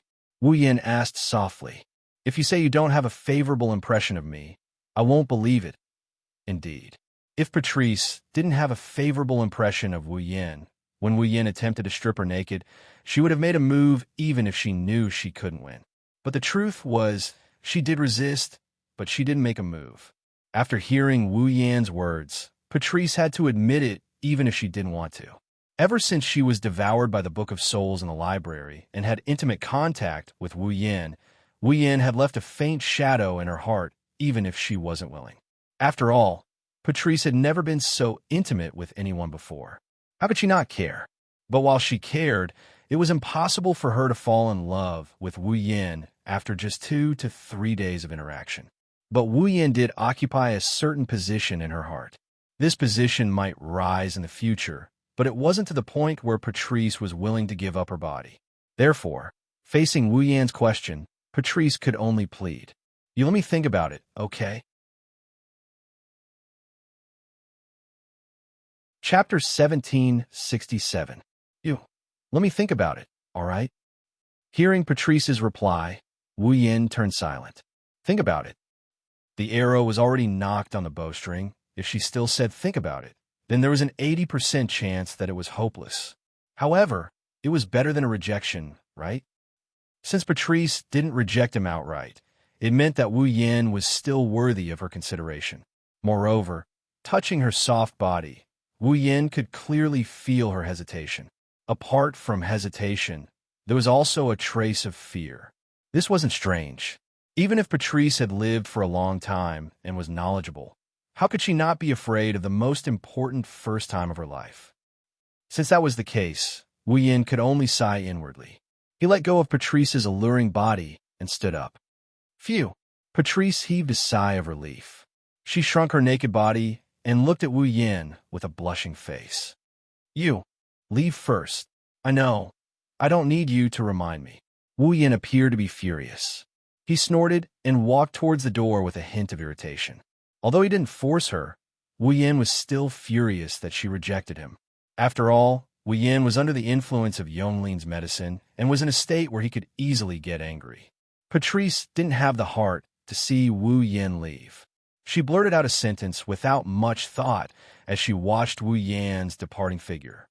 "I will think about it and give you an answer next time." Wu Yan paused for a moment, but not for long. In the next second, he raised his feet and opened the door to Patrice's room. He left without turning back. However, Patrice wasn't dejected at all. Instead, her expression relaxed. If she wasn't wrong, Wu Yan should have nodded slightly before he left. The irritable atmosphere in the room also eased up. Am I going to be bullied by him in the future? She looked around her room and looked at her clothes that were scattered all over the floor. She felt her body burning from the intimate contact she had just had. Patrice lowered her head and whimpered helplessly. I should be resisting and hating him. Why can't I resist at all? After walking out of Patrice's room, Wu Yan took a deep breath and suppressed the restless lust in his body. He also suppressed the uncontrollable rage. One had to admit that Patrice was a stunner. Be it appearance or figure, Patrice was top-notch. She wouldn't lose to anyone Wu Yan had ever met. Even if she lost to others, it could only be in other aspects. It definitely wouldn't be in terms of looks and figure. In addition, due to her long years of illness and her constitution, Under Patrice's calm and steady personality, there was also a delicate character. Once that calm and steady exterior was peeled off, one would see a frail young lady that no one else could see. She usually gave off a wise and calm vibe, but at certain moments, she would reveal a weak side. Coupled with her outstanding appearance and figure, if this wasn't a stunner, then what was? Facing such a stunner, to be able to hold back when she showed her weak side and was stripped naked, Ling Yin thought. Wu Yin started to admire himself for not losing control of himself and devouring this stunningly beautiful creature. Of course, after being rejected by Patrice, Wu Yin felt somewhat disappointed, and this sense of loss was transformed by the irritable feeling in his heart, turning into complete anger. If Patrice didn't say those words before she left, Wu Yin would probably be looking for someone to vent his anger. Wu Yin couldn't help but take a deep breath before bitterly laughing out loud. Fortunately, I only got angry easily today. If I was as arrogant as yesterday and jealous as yesterday, after being rejected by Patrice, I would probably force myself on her. Patting his cheeks, Wu Yin attempted to calm himself down. It's best if I don't interact with too many people today. Otherwise, if I can't suppress my irritation, I might get into a fight. Thinking of this, Wu Yin decided to return to his room and sleep. Unfortunately, before Wu Yin could take a step forward, a figure flew over and landed in front of Wu Yin. It was the little devil who was sorting out the books. Lore by. Seeing Wu Yin standing in front of Patrice's door, the little devil unwillingly used an honorific and spoke in an unfriendly tone. "Where's Lady Patrice?" Wu Yin sensed the unfriendliness in the little devil's tone. However, he knew why the little devil was behaving in such a manner and shrugged. "She's in the room. The treatment just ended." "Is that so?" The little devil's eyes lit up and she hurriedly asked. Then, Lady Patrice's illness. Seeing the little devil's expectant expression, Wu Yin smiled. "Don't worry, she's fine now." "Really?" The little devil jumped on the spot and almost cheered. Then, she seemed to have thought of something and stared at Wu Yin. "Lord Bai, we didn't take the opportunity to do anything to Lady Patrice, right?" "Take the opportunity to do something." Wu Yin glanced at the little devil and spoke with a smile that wasn't a smile. "What do you think I'll do to Pukey during this time?" Patrice, little Demoness, glared at him. Her heart was filled with displeasure. Why is Lord Bai calling her so intimately? Did you get Lady Patrice's approval? The imp's tone is obviously hostile, making Wu Yin, who had a hard time suppressing his anger, feel pissed off as well. Although you're Pukey's familiar, aren't you overstepping your boundaries and protecting her a little too much? Wu Yin stepped forward and stood in front of Imp. Since he is a head taller than Imp, he looked down at her from a commanding position. "Since you're afraid of your mistress being taken advantage of, why didn't you chase that unfortunate black and white rat out of the library?" "It's not that I didn't want to chase that black and white rat out," the little devil shouted angrily. "I just couldn't defeat that black and white rat." "Oh," Wu Yin raised an eyebrow. "In other words, you think you can defeat it?" The little devil's angry expression froze on her face. Soon after, she deflated like a deflated balloon. Can't. Then don't make me angry. I'm in a state where I get angry easily." Wu Yin smirked as he thought of pranking her. "Besides, if Patrice becomes my lover, I will be your male master." "And no." The little devil made a funny face at Wu Yin. "Lord White, you've only known Lady Patrice for a few days. How could you possibly win her heart?" "Is that so?" Wu Yin revealed an unreadable smile. The little devil had a bad premonition.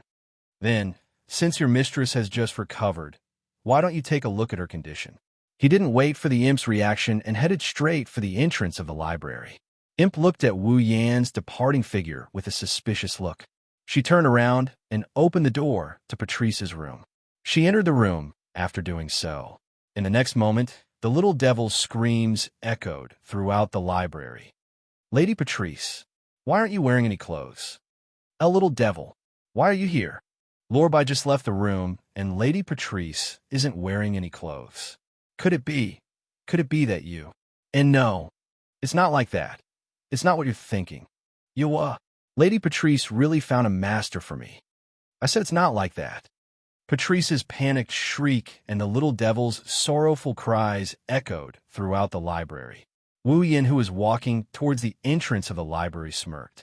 Who asked the little devil to be so ignorant, and almost triggered the irritation that Wu Yin had suppressed with great difficulty. Moreover, Wu Yin wasn't lying. Patrice said that she would consider whether to follow Wu Yin. If she decides to follow Wu Yin, wouldn't Wu Yin become her master? I'm just stating the truth, although it's only a possibility. After messing with the little devil, Wu Yin's mood improved. He walked out of the library and headed towards Remilia's room. Chapter 1768. The next day, on the balcony of the second floor, Remilia and Fran were sitting opposite each other. One of them looked bored, while the other was lying weakly on the table. No matter how one looked at it, they didn't look like their usual self. They looked lazy from the bottom of their hearts. Of course, it was daytime. For vampires who only moved at night, daytime was equivalent to night. It wasn't strange for them to be so lethargic. Only Ziyi, who was standing on the side with a tray in his hand, knew that the two vampire sisters weren't lethargic because of the weather. Sigh. Remilia rested her chin on her hand and looked at the clear sky outside.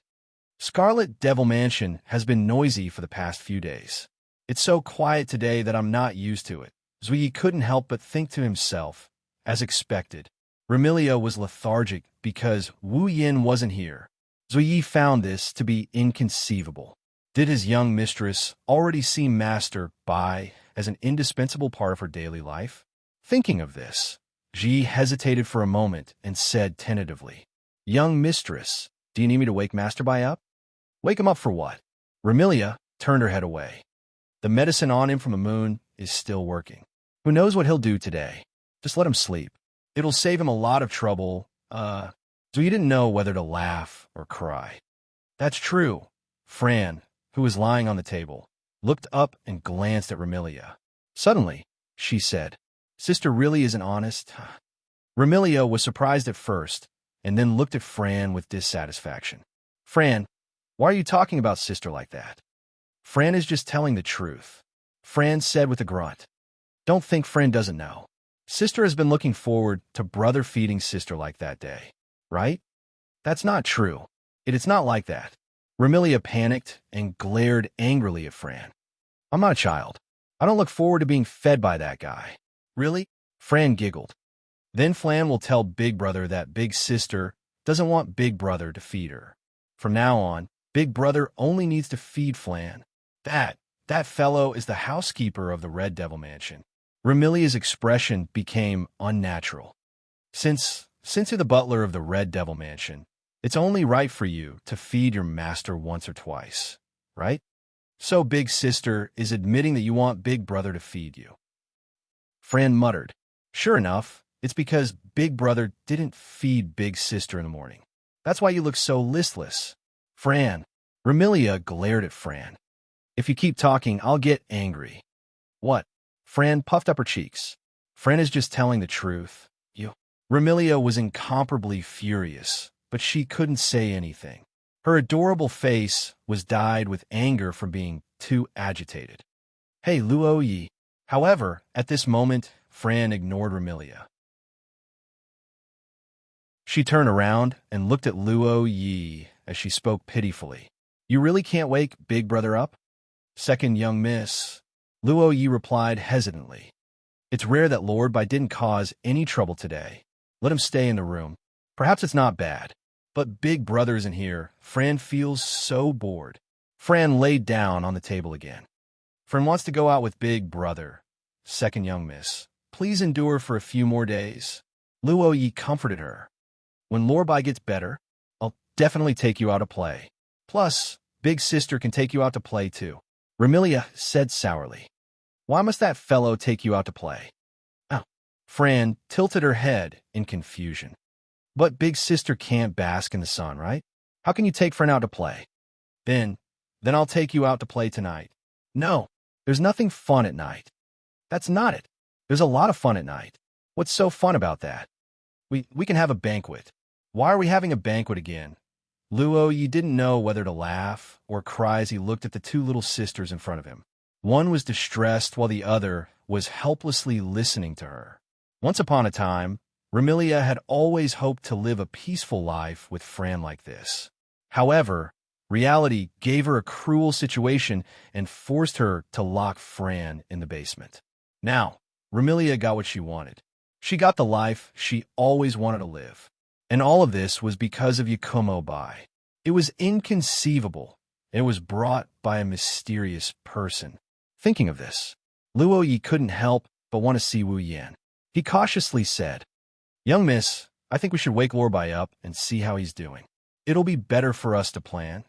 Hearing this, Flan lifted her head and looked at Remilia expectantly, which made Remilia, who was already tempted, feel a little annoyed. "Go ahead if you want to."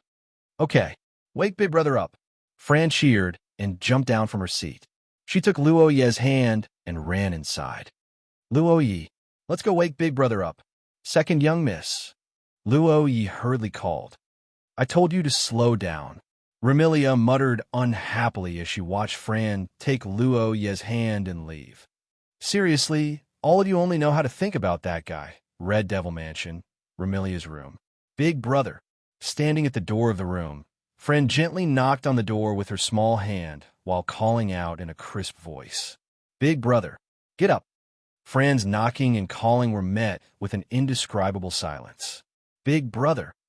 Fran thought Wu Yin didn't hear her and raised her voice. "Are you still not awake?" There was still no response from the other side of the door. It was silent. "Big brother, get up." Fran's voice carried a hint of coquettishness. "You can't sleep too much." It wasn't until Fran knocked on the door for the third time that a weak, cotton-like voice sounded from the other side of the door. "Let me sleep a little longer. Big brother, what's wrong?" Hearing Wu Yan's weak response, Fran worriedly stood on her tiptoes and twisted the doorknob. "Are you sick?" At the same time, the sound of the door being unlocked was heard. Seeing this scene, Zui also became somewhat worried. Although they have only known each other for less than 3 days, from the first morning Wu Yin stayed in Scarlet Devil Mansion, Sakuya knew that Wu Yin is very lazy in the morning and he hates it when people disturb his sleep. That's why the door is usually locked. But now, the door was unlocked. "What's going on?" Lord Bai. Luo Yi felt that something was wrong and took Fran's hand and pushed the door open. "I'm coming in." Luo Yi entered the room with Fran, but as soon as they entered the room, Luo Yi was stunned. That's because she saw Wu Yin lying on the bed with his arms and legs spread out. His eyes are half closed. He's not sleeping at all. His blanket was kicked off the bed, but he didn't pick it up. No matter how she looked at it, it's weird. After all, Wu Yin wasn't the kind of person who kicked the quilt and didn't bother to pick it up. Besides, Wu Yin's expression was completely normal. There was no arrogance, jealousy, or irritation like before. There was only laziness, and his breathing was normal. He didn't look like he was sick. Moreover, at this time, Wu Yin's state was not so much that he was sick. It was more like he had just run 10 laps around Fantasyland and was too tired to get up. Lord Bai, Luo Yi felt a little strange and asked tentatively, "Are you okay?" "Big brother, are you sick?" Fran climbed onto the bed and touched Wu Yan's forehead. "Are you feeling unwell?" "I'm a true ancestor of vampires. I can't even die. How can I be sick?" Wu Yan humphed weakly. He raised his hand, but before he could lift it more than 10 centimeters, he slumped back down. "I just want to sleep a little longer. I want to rest more. I want to stay at home and in bed. I don't want to go anywhere." After saying that, Wu Yan closed his eyes as if he didn't think he was convincing enough. 10 seconds later, he snored softly. Luo Yi and Fran looked at each other and got up. They were speechless when they saw Wu Yin sleeping. Chapter 1769. Scarlet Fiend Mansion, Remilia's room. Remilia, Patrice, Fran, and Zui once again gathered in the room. They looked at the sleeping Wu Yin and sighed. For the past 3 days, Wu Yin caused trouble almost every single day. Although the Scarlet Devil Mansion can't be said to be in a state of unrest, it's definitely not a peaceful one. Now, Yin was lying on the bed in an extremely obedient state. He wasn't even willing to move an inch. It was a stark contrast from before. Remilia, Patrice, Fran, and Zui weren't used to it. However, one thing was for sure. Wu Yan's current state wasn't normal either. Although he wasn't making a ruckus, isn't it abnormal for him to be too quiet? What's more, Wu Yan's current state is more like a half-dead than a peaceful one. Anyone can see that there's something wrong with him. Then what's going on this time? Remilia said in a helpless tone, her face full of annoyance. Could it be because he hasn't sucked blood for a long time and is finally experiencing a side effect? However, he also said that the vampire true ancestor doesn't need to rely on blood to survive. Even if he doesn't drink a drop of blood for the rest of his life, there won't be any abnormalities. Patrice shook her head as she pressed on the nightcap on her head. So, there's only one possibility for such an abnormal state. Is it the medicine of that perpetual moon person again? At this point, Remilia's helpless tone turned into one of helplessness. But he was so noisy for the past 3 days.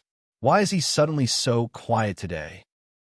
On the first day, Wu Yan didn't cause any trouble, but because of his arrogant behavior, Remilia almost went berserk.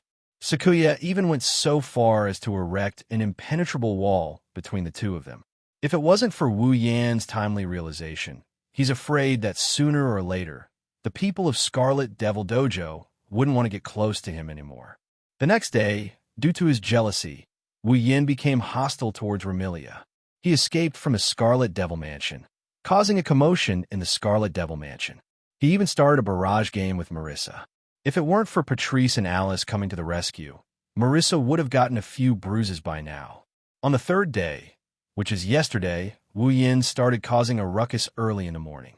He sent Marissa scurrying all over the place while sending the Scarlet Devil Mansion into a state of panic. Luckily, Wu Yan knew his limits. In order to avoid trouble, he hid in his room and slept for the whole day. Otherwise, it wouldn't end up like this. Today, Wu Yan was lying on the bed in a half-dead state. Even with so many people surrounding him, he wasn't willing to say a word. He was shaken awake several times, but he still continued to sleep. Compared to the past 3 days, the contrast was too great. It was natural for Remilia to have doubts. In response to Remilia's question, Patrice pondered for a moment before speaking. Actually, I have a guess about the effects of the moon person's medicine. Guess? Apart from Fran, who laid on the bed and had her attention on Wu Yan, Remilia and Zui turned their attention to Patrice. Lady Patrice, Zui said with uncertainty. You mean to say that you know what happened to Lorbai for the past 4 days? It's not hard to understand if you think about it. Patrice glanced at Remilia and Zui. The moon person from the Eternal Pavilion said that the medicine Lorbai swallowed could trigger the most fundamental sin in his heart. This so-called fundamental sin, if I'm not mistaken, should be the 7 deadly sins. 7 deadly sins? Remilia and Dark Knight froze at the same time. The 7 deadly sins refer to the 7 original sins that are the root of all sins. Patrice recalled and slowly explained. They are known as sins that all intelligent life cannot avoid. They are divided into pride, envy, wrath, sloth, greed, gluttony, and lust. They are the root of all sins. Arrogant people will be arrogant, conceited, and condescending. They will despise everything they see, whether it is strong or weak, whether it is a man or a woman, whether it is a human or a beast. They will feel that they are insignificant. Arrogant people will not bother to communicate with them, or even approach them. Envious people will be envious, jealous, and resentful of what others have, but they don't have. Be it money, looks, or even an excellent partner, if they don't have it, or if they have it but can't win against others. Envious people will want to use the power they have to plunder, rob, or even destroy everything. Envy is the foundation of the 7 deadly sins, and the shadow of envy can be found in the other 6 deadly sins. Furious people will be extremely irritable. Facing such a person, even a word that he doesn't like would trigger him to vent his anger and revenge. He would vent his anger without any reason. Such a person is also the one who would easily hurt the things around him or her. Xianxia said as he looked at Zhang Tai with a cold expression. On the other hand, lazy people have nothing to pursue in their lives. If we insist on pursuing something, then the only pursuit of lazy people is sleep and rest. Even if they are hungry, they will consider sleep and rest first. Even if they are thirsty, they will also consider sleep and rest first. To sum it up, they are lazy. Patrice said so much in one breath.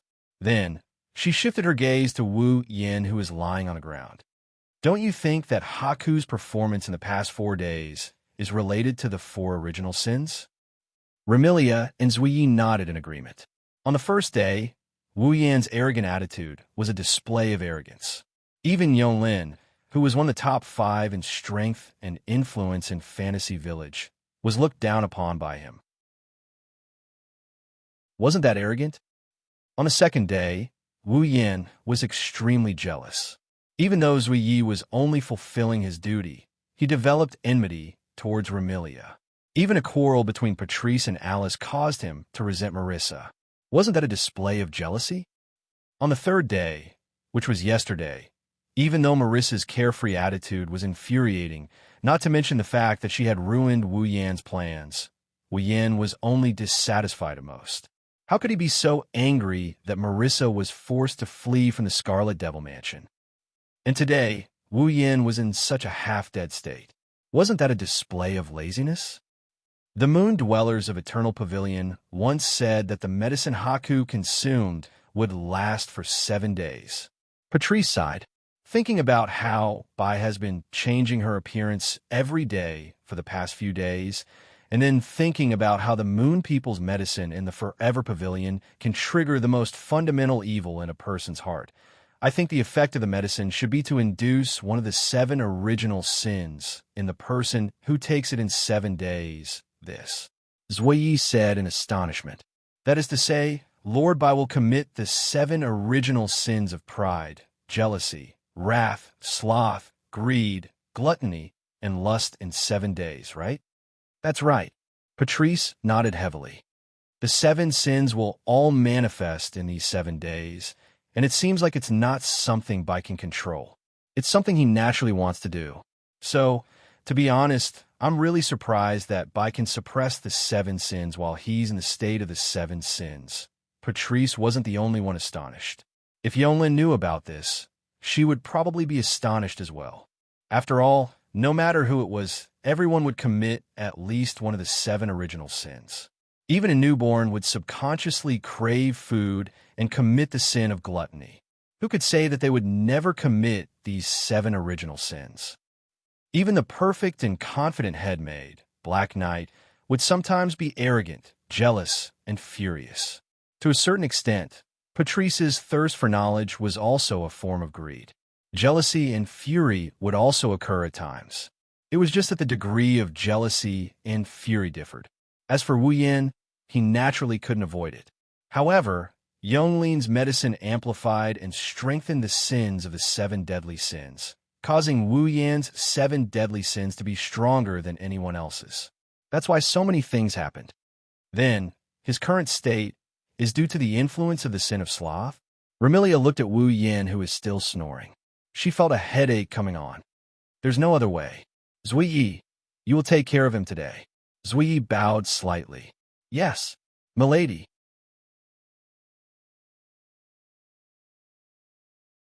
Chapter 1770. Thus, apart from Lai Yi who stay behind, Remilia, Patrice, and the reluctant Fran left the room to do their own things. Opening his eyes with great effort, Wu Yan gazed at the departing figures of Remilia, Fran, and Patrice. He appeared to be half dead, but that was only because he was too lazy to speak. However, Wu Yan had clearly heard their conversation. In fact, Wu Yan had more or less guessed it. The so-called most fundamental sin that Yonglin mentioned was the original sin of the 7 deadly sins. Just like what Patrice had said, the 7 deadly sins were the root of all sins. No one could avoid committing at least one of the 7 deadly sins. If anyone could avoid all 7, then that person would be a saint. Therefore, the 7 deadly sins could be said to be human nature. Since it was human nature and unavoidable, how could one control it? That's why when Wu Yin committed pride, envy, wrath, and today's sloth, he didn't notice that he was in a state of triggering the original sin. He even went as far as to vent his inner sin when he was in a state of triggering the original sin. Because this was a sin that everyone would commit. Wasn't it an unavoidable sin? Because of this, when Wu Yin realized that something was wrong with his condition, he was able to suppress the sin that was his nature. This was the reason why Patrice said that she would be surprised, and also the reason why Yonglin might be surprised as well. Of course, Wu Yin didn't feel that it was strange. Indeed, human nature couldn't eradicate the deadly sins. However, in people's hearts, there were things more important than their own lives. Facing these things, even the most arrogant person would be biased. Even the most jealous person would consider gains and losses. Even the most furious person would be soft-hearted. Even the most lazy person would try to work harder. Therefore, under the baptism of the sin of pride, Wu Yin, who intended to take Seiko Yi as his own, would rather resist than submit when he realized that this would cause Seiko Yi to leave him. Therefore, under the baptism of the original sin of jealousy, enmity and killing intent towards Remilia arose. Wu Yin, who sensed that he might harm Remilia, would rather run away than comply. Therefore, under the baptism of the cardinal sins, even if he was angry at Patrice for rejecting his request, he would rather hold it and then force her to do anything. Therefore, under the baptism of the original sin of laziness, if something happened to anyone in the Red Devil Mansion today, Wu Yin would rather work hard than watch it happen. That was the bottom line. It was a bottom line that even human nature could not touch. Wu Yin believed that if any of the girls by his side were to face the same situation as him, they would definitely be able to suppress the 7 deadly sins. Even if that would put an excessive burden on his mind, it would still be the same. Lord Bai, Luo Yi, who had disappeared from the room, abruptly appeared on the edge of the bed, holding a tray full of dishes in his hand. His blue eyes looked at Wu Yin. Lord Bai, you should eat something first. Wu Yin clearly heard Sakuya's words, but he's too lazy to open his eyes. He's also too lazy to respond. He continued to lie there without any reaction. Seeing this, Luo Yi shook his head with a smile. He bent down and shook Wu Yan's body. Lord Bai, even if you want to sleep, please eat breakfast first. However, no matter how hard Luo Yi shook, Wu Yan's snoring was still the same. He had no intention of waking up. Sigh. Luo Yi sighed. It was impossible for Wu Yin to not wake up after shaking him like this. He should be too lazy to open his eyes, right? It had to be said that Yongling's medicine was indeed overbearing. Although laziness was one of the 7 deadly sins and was an unavoidable nature, laziness was also divided into degrees. Taking a break was laziness. Doing nothing all day was also laziness. It was clear which was more important. However, Yongling's medicine increased this laziness to the extreme, making people feel lazy to even reply. Wasn't this tyrannical? Luckily, Yongling's medicine isn't able to bestow extreme laziness. Wu Yin, who is suffering from the sin of laziness, would find breathing a very troublesome task. Otherwise, there would be a good show to watch. Luo Yi had no choice but to say this. Then, Lord Bai, let me feed you, okay? As soon as Luo Yi's voice fell, Wu Yin lazily opened his eyes, but he did not move. He was lying straight on the bed, looking like a living dead with all his strength sucked out. This made Luo Yi angry and amused at the same time. This also made Sakuya realize that ever since she met Wu Yin, her relationship with Wu Yin seems to have gotten a lot richer. Without saying anything more, Luo Yi sat on the edge of the bed and put the breakfast on the bedside. He helped Wu Yin up a little and then picked up the bowl and spoonful of porridge. Scooping up half a spoonful of porridge, Sakuya carefully tested the temperature of the spoonful. She hesitated for a bit before putting the spoonful of porridge in front of Wu Yan's lips with great care. Lord Bai, have some porridge first. Looking at Sakuya reaching over and raising the spoon in front of him, treating him like a patient, even the lazy Wu Yin couldn't help but feel speechless. He couldn't help but open his mouth and gulp down the porridge in front of him. The next moment, The warm liquid flowed into his throat from his mouth and into his body, warming up Wu Yan's stomach. Since the porridge was made by Luo Yi, there must be no problem with the taste. However, Wu Yan did not care about the taste of the porridge. While drinking the porridge spoonful by spoonful, his eyes were fixed on Luo Yi, who was constantly blowing the porridge in the spoon and carefully feeding it to him. This is the first girl to feed Wu Yan ever since he got the system and came to Silveria. Ever since his fate changed, this is the first girl to feed him. Even Ikaros did not have this opportunity. Now, Luo Yi was feeding him in order to take care of him. How could Wu Yan not look at her? Maybe it's a psychological issue, but Wu Yan and Nagaya felt like this meal was going on for a very long time. Although it was long and no one spoke during the process, the whole room was wrapped in a warm atmosphere. Even Wu Yan and Luo Yi felt as if their hearts had melted. They felt particularly warm and warm. Under such circumstances, looking at Wu Yan, who looks like he's expending a lot of energy to open his mouth to eat, Sakuya's beautiful blue eyes unknowingly lost their usual stern and cold aura. Instead, it's replaced by gentleness. Her movements also became gentler and gentler. Unfortunately, no matter how long the meal was, it would end eventually. After the meal, Wu Yan flopped onto the bed like a puppet with its strings cut. He didn't even bother to adjust his posture. He closed his eyes, and in less than 10 seconds, he didn't move at all.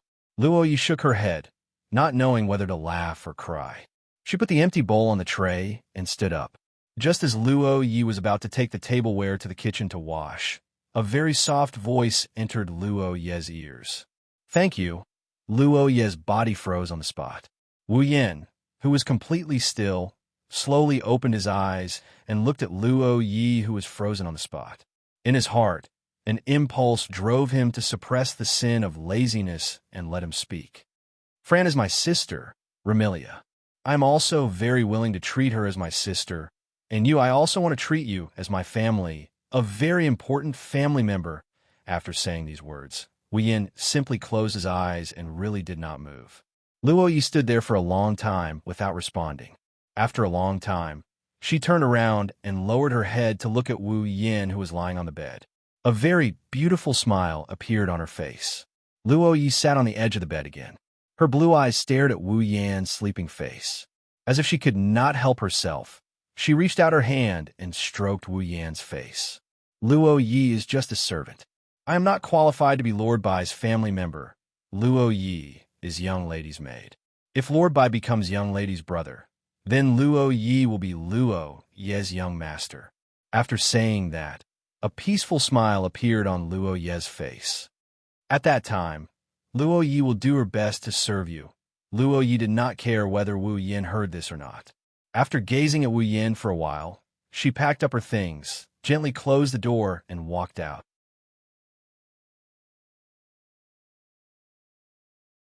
Chapter 1771. Time passed quietly. At some point, Wu Yan, who was lying on the bed like a corpse, opened his eyes. He stared at the ceiling blankly, as if he's in a state of sluggishness. He's not sleeping anymore. Since yesterday, in order not to cause trouble for the people around him, Wu Yan went back to his room and slept soundly. Plus today's half a day. That is to say, Wu Yan has slept for more than 30 hours. From a physiological point of view, if one's body was not in a weak state and overslept every day, the body would automatically reject sleep when it reached a certain level. If one continued to sleep like this, it would even cause a stabbing pain in the head. That's why, under the influence of the sin of sloth, no matter how lazy he is, he couldn't make himself close his eyes after sleeping for so long. Naturally, he couldn't fall asleep either. However, because of his lazy mentality, Wu Yan did not want to find anything to do, nor did he want to get up. He was not even willing to turn over and change his position. However, just lying on the bed and doing nothing felt particularly uncomfortable. Therefore, after finding that there was no way to fall asleep, Wu Yan finally made up his mind. Go out and stay for a while. Of course, walking is too troublesome, shopping is too tiring. Wu Yan just wanted to find a place to lie down and enjoy the scenery outside. Unwillingly, he mustered up a bit of energy and used all his strength to summon the mana in his body. Resisting the urge to slack off, he chanted a few incantations that are hard to understand. Buzz! The next moment, the magic of space transfer in the room worked. The fluctuations of space rippled out little by little and wrapped around Wu Yan's body. Not long after, Wu Yan completely disappeared from the room, leaving no trace or sound. It was noon. The sky was clear and sunny. Wu Yan quietly appeared on a grassy plain in Fantasy Village. As soon as he appeared, he was lying down on the grassy plain as if he had been lying there since the beginning. He did not look out of place at all. A gentle breeze blew, causing the grass around him to sway and bring fresh air. Wu Yan, who was too lazy to move, could not help but take a deep breath. His face, which was originally filled with laziness, was now filled with a trace of contentment. Excluding those monsters, fairies, demon spirits, and other non-human creatures, the fantasy village was actually a very magical place. It wasn't like the real world, where there were skyscrapers, car pavilions, and houses, where there was a trace of noise that a city should have. It wasn't like some bustling cities and villages where there was garbage and dirty industrial gas everywhere, and there was no traffic or exhaust gas. In terms of the environment, it was simply a paradise. It is an environment like this. Wu Yan has never seen such a place except in SAO. However, there is a setting in SAO. It is an imaginary world. Even if you want to throw garbage, it will turn into pieces like dead players and monsters. It is impossible to pollute the environment. However, Fantasy Village is real. Thus, Wu Yan really likes Fantasy Village, this utopian environment. Not to mention, he also likes Fantasy Village. There are many magical places in Fantasy Village. Of course, there are also places with bad environments in Fantasy Village, but Wu Yan has never been there. Therefore, unknowingly, Wu Yan had such an idea. If there is a chance, he must explore the entire Fantasy Village. Suddenly, Wu Yan frowned. Wu Yan has the taser ability and excellent spatial sensing ability. When he wants to set up defenses to prevent sneak attacks, he will subconsciously fill his surroundings with electromagnetic waves to turn himself into a wide-area radar or directly sense the space around him.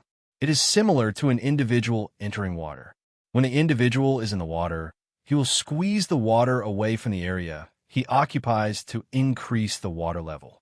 Although the addition of an individual in a space would not increase the density of the space, it was an undeniable fact that the individual occupied a position in the space. Under these circumstances, Wu Yan can feel it. Whether it's the electromagnetic waves around him or his perception of the space around him, everything is telling him that something is wrong. Someone is around. There is obviously someone around, but Wu Yan did not hear or sense anyone approaching him. Only the electromagnetic waves and spatial sensing are telling him that there is someone around him. Wasn't this a little too strange? Does the person have the ability to conceal himself or eliminate his presence? Thinking of this, Wu Yan is slightly interested in the existence that is approaching him. Wu Yan closed his eyes and suppressed the laziness in his heart. He blocked all the 5 senses that are affecting his detection. He increased the release of electromagnetic waves and spatial sensing ability to the limit. This time, Wu Yan sensed it.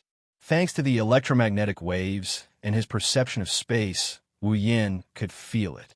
In a corner around him, an individual caused the electromagnetic waves to reflect and occupy the space in that corner.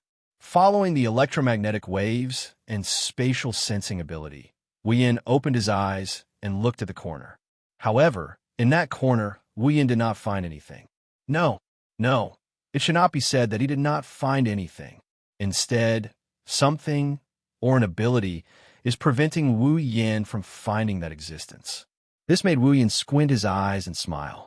No matter what kind of existence it is, since it can cause electromagnetic waves to react and occupy that space, then no matter how good its hiding ability is, it can't prevent Wu Yan from discovering this existence. Because even if Wu Yan can't find this existence can't escape the system's perception. Immediately, Wu Yin activated the system's perception ability and scanned the corner. Then, Wu Yin was stunned.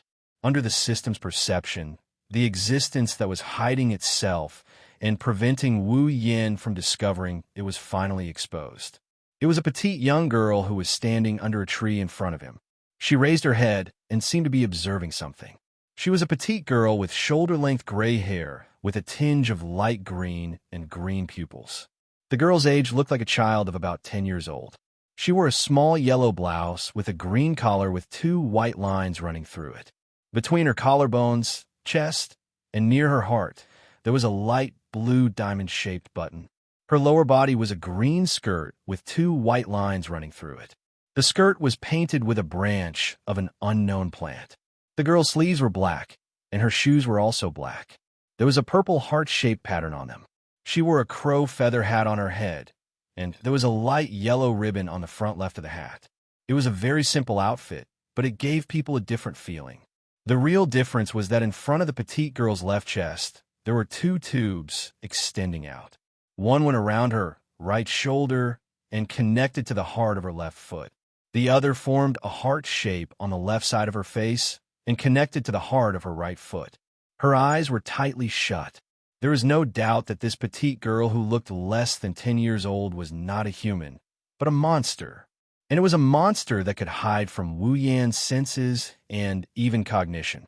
He could only rely on the reflection of electromagnetic waves and sense of space to find her existence. Gu Ming's love, level 82. Receiving the feedback from the system, Wu Yin muttered in a daze. Gu Ming's love? In this silent environment, Wu Yan's voice spread out clearly. Carried by the wind, it went into the ears of the petite girl named Gu Ming's love. Gumini turned around and looked at the source of the voice.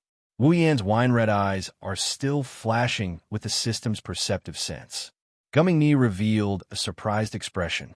It was natural for Gu Ming's love to show a surprised expression, because, under normal circumstances, no one should be able to discover the existence of Gu Ming's love. But from the eyes of the person lying there, unwilling to move, Gu Ming's love did indeed see it. The person who had never seen it before and didn't know when it started had definitely discovered the existence of Gu Ming's love. This made Gu Ming's love surprised.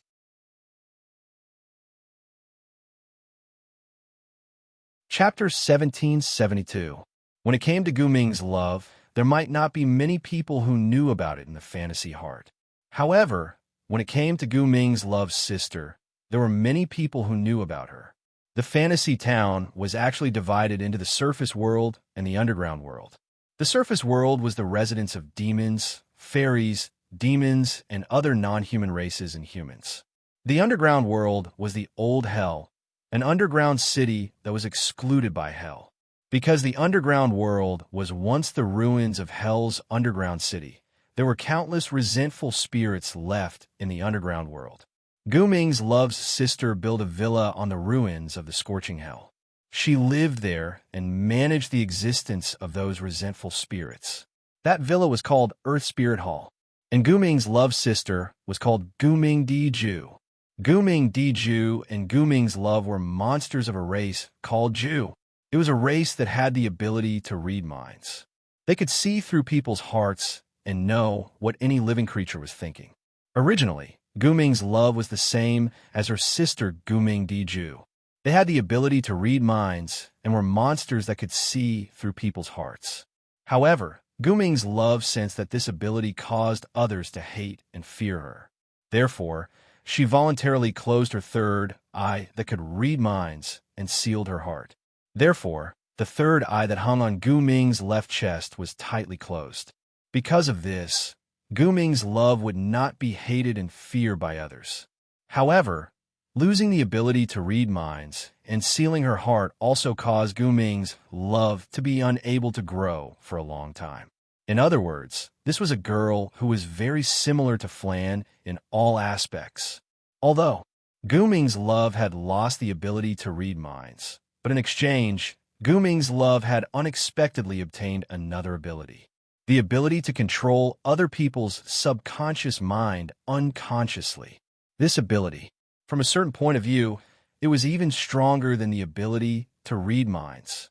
By manipulating other people's subconscious mind, Guming Dilian was able to move without being noticed by others, in an unconscious state, as long as she did not enter the field of vision of others. Guming's love would lose all sense of existence and would not be noticed by others. Even if she entered the field of vision of others, her sense of existence would be abnormally low, like a stone, and would not attract others' attention.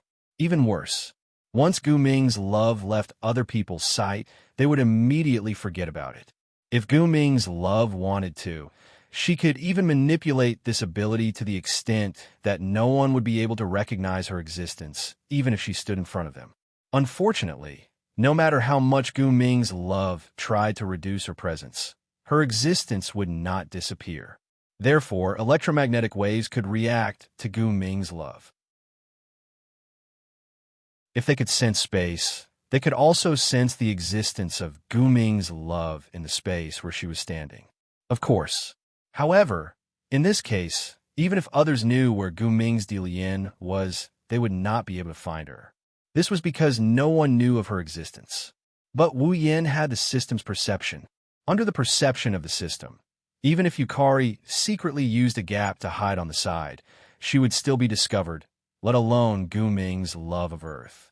Guming and Dilian would not know these things, and it was impossible for them to know. Naturally, Guming Dilian was surprised, but after the surprise, he became excited. This was the first time someone had been discovered by others when Guming did not take the initiative to contact others. Before that, Guming's love had met many people and met many people. However, all of these people were unable to discover Guming's love of Earth. Even the absolutely invincible witch Boli in the fantasy village was the same. Under such circumstances, Guming's love of Earth became a little excited. She ran to Wu Yan's side, who was lying on the green grass, and stuck her head out, smiling so much that her eyes narrowed. "Can you find me?" Guming's love's voice was very clear, like dewdrops falling to the ground, very pleasant to the ear. Other than that, Guming's love also had an extremely cute and exquisite face that was definitely not inferior to Furan's. She was an extremely cute little loli, and she would definitely make all Lulicons go crazy. Was Wu Yin a Lulicon? If someone asked Wu Yin this question, Wu Yin would definitely give him a look of disdain and firmly deny it. However, Wu Yin had to admit that he could not help but dote on cute little girls. This was a Lulicon. If it was any other time, looking at Guming's love, who was standing beside him, lowering her body and sticking her head out in front of him, looking at him with a pair of beautiful eyes and a happy expression, Wu Yin first glanced at Guming's love's faintly discernible view under her skirt, because she was standing. Then, he closed his eyes and stopped talking. It was not that Wu Yin did not want to talk. It was that Wu Yin was too lazy to talk. Guming's love's cheerful smile froze, and then she shouted out in dissatisfaction, "Brother, why don't you talk to Love of Love? Didn't you find her?" Hearing this, Wu Yin opened his eyes with difficulty and looked at Guming's love, who still did not notice that her skirt was exposed. He still did not speak, but his eyes were fixed on Guming's love, telling her that he really found her. Seeing this, the dissatisfaction on Guming's love's face disappeared and was replaced by curiosity. "Brother, can't you talk? Don't you have the strength to talk? Don't tell me he hates Lian Lian. Hey, can you talk to Lian Lian?" The curiosity on Guming's face turned into a pitiful expression. There's no one to play with Lian Lian, and there's no one to talk to Lian Lian either. Lian Lian finally found someone to notice Lian Lian. If brother ignores Lian Lian, Lian Lian will be sad. Because she could control the subconscious, no one could discover the existence of Guming Dilian. Even Guming Dilian's sister, Guming Diju. If Guming Dilian did not want her to discover, Guming Diju would not be able to discover her. Coupled with the fact that he had sealed his heart, it could be said that basically, no one would accompany Guming in love. He was the same as Furan. Loving Guming was also lonely. Of course, Guming Dilian, who had sealed her heart, would not even feel lonely. She would do whatever she wanted to do and say whatever she wanted to say. When she wanted to be happy, she would be happy, but the next moment, she might be sad, painful, or depressed. At this moment, Guming Lien felt that Wu Yin might not talk to her because he hated her and made her feel sad. Therefore, at this moment, Guming Lien would really show her sad emotions. It was precisely because he understood this that Wu Yin could not ignore Guming Lien no matter how lazy he was. He could only squeeze out a sentence weakly. I don't hate you, I just don't want to talk. Seeing that Wu Yin was finally willing to talk, Guming Lien's eyes lit up, and her eyes immediately curved into a crescent moon shape. Brother, you don't hate Lien, right? Then why don't you talk to Lien? After saying that, Guming Lien bit one of her fingers and said as if she had suddenly understood, Is it because you're hungry and don't have the strength to talk? After saying this, Guming Lien seemed to have thought of something. She turned around and ran away like a wisp of smoke. Seeing Guming Lien skipping away, Wu Yin did not ask her to stay. Anyway, in the fantasy village, for the time being, Guming Lien had not met anyone who could find her. Naturally, she would not encounter any danger. Let her be. However, not long after, Guming Lien actually ran back. However, this time, Guming Lien ran back with a pile of fruits. Putting the fruits on the ground at the side, Guming Lien picked up one of them and fed it to Wu Yan's mouth. She lay beside Wu Yan and crossed her little feet, her face full of joy. Here, after eating this, brother will have the strength to talk and play with Lien. Sure enough, she's a girl who does whatever comes to her mind. She didn't even know if Wu Yan was really so hungry that he didn't have the energy to speak. She even planned to feed him, and after feeding him, he still has to chat and play with her. Is he treating Wu Yan like a pet and feeding him to the dogs? If it weren't for the fact that Wu Yan was too lazy to roll his eyes, he would have rolled his eyes at Guming Lien. Why aren't you eating? Guming Lien shook the fruit in her hand and tilted her head. Isn't this delicious? As she spoke, Guming Lien brought the fruit in her hand to her mouth and took a bite. She puffed up her cheeks cutely and chewed. Oh, delicious. As she said this, Guming Lien actually started to eat the fruit herself. After eating one, she continued to eat other fruits, completely forgetting that she was planning to give them to Wu Yan. This made Wu Yan speechless.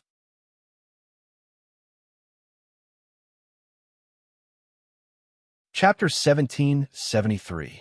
Why do you keep lying here? Why don't you talk? Why don't you move? Why? On the not-so-vast grassland, Guming Love sat beside Wu Yan, who was lying down. She kept crossing her little feet and holding her cheeks, asking questions with great interest. Wu Yan was too lazy to answer Guming Love, but Guming Love was still talking. Looking at her interesting face, she seemed to be enjoying it. She didn't care why Wu Yan didn't answer her questions at all. Come to think of it, Guming's love was very interested in the first person who could discover him without his consent, even if the other party did not pay attention to him at all. Why don't you talk? Guming Love tilted her head and looked at Wu Yan's mouth with her big watery eyes. She reached out and touched it. Are you a monster who can't talk? First of all, I'm not a monster. Second, didn't I just say that I don't want to talk? Wu Yan didn't say this sentence out loud. He just opened his eyes lazily and let Guming Love touch his mouth with her slender little hand. Not long after, Guming Love gave up and puffed up her cheeks angrily. If you don't talk to Lien, she will be angry. Lien will be angry. Guming Love said this and tried to pretend to be angry. But in Wu Yan's eyes, she looked like she was making a joke. It was just like making a funny face. It was exceptionally cute. If it wasn't for the influence of the sin of laziness, Wu Yan really wanted to talk to Lien for a while. But unfortunately, the laziness from the bottom of his heart made Wu Yan really not want to move his lips. He could only look at Guming Love with his eyes narrowed, and there was a funny expression in his eyes. Wu Yan didn't talk, which made Guming Love a little discouraged. What should I do to make you talk? In fact, Wu Yan really wanted to tell Guming Love to wait until tomorrow. Then he would have the energy to talk to her. Guming Lien seemed to have thought of something. He suddenly clapped his hands and smiled. Lian Lian has thought of it. As long as I bring you to Earth Spirit Hall to see Sister, Lian Lian will be able to talk to you. Guming Di Lian had closed his third eye and sealed his heart. Although he had obtained the ability to control his subconscious, he had also lost the ability to read minds that was unique to the demon race. However, Guming still had the ability to read minds. That was why he was hated by those who did not want their minds to be read. However, for those animals who could not speak, Guming's Dijue was the best person to communicate with. After all, Guming could read minds. Even if animals could not speak, they could still communicate with Guming's Diju. How could they not like Guming's Diju? Now, Guming's love must have treated Wu Yin as a mute pet and planned to bring him home so that Guming's love could read his mind and communicate with Wu Yin, right? Doing what he thought was one of the characteristics of Guming's Di Lian, who had sealed her heart. Therefore, Guming's Di Lian immediately jumped up and shook Wu Yan's body. Hey, Lian Lian has thought a way to talk to you. Go to Earth Spirit Hall with Lian Lian. Hearing that, Wu Yan was also quite tempted. He really wanted to take a look at the underground world. Moreover, he could see Guming's Di Lian. It should be very interesting. However, the laziness in his heart prevented him from having such an idea, because Wu Yan did not want to move at all. Hey, go to Earth Spirit Hall with Lian Lian.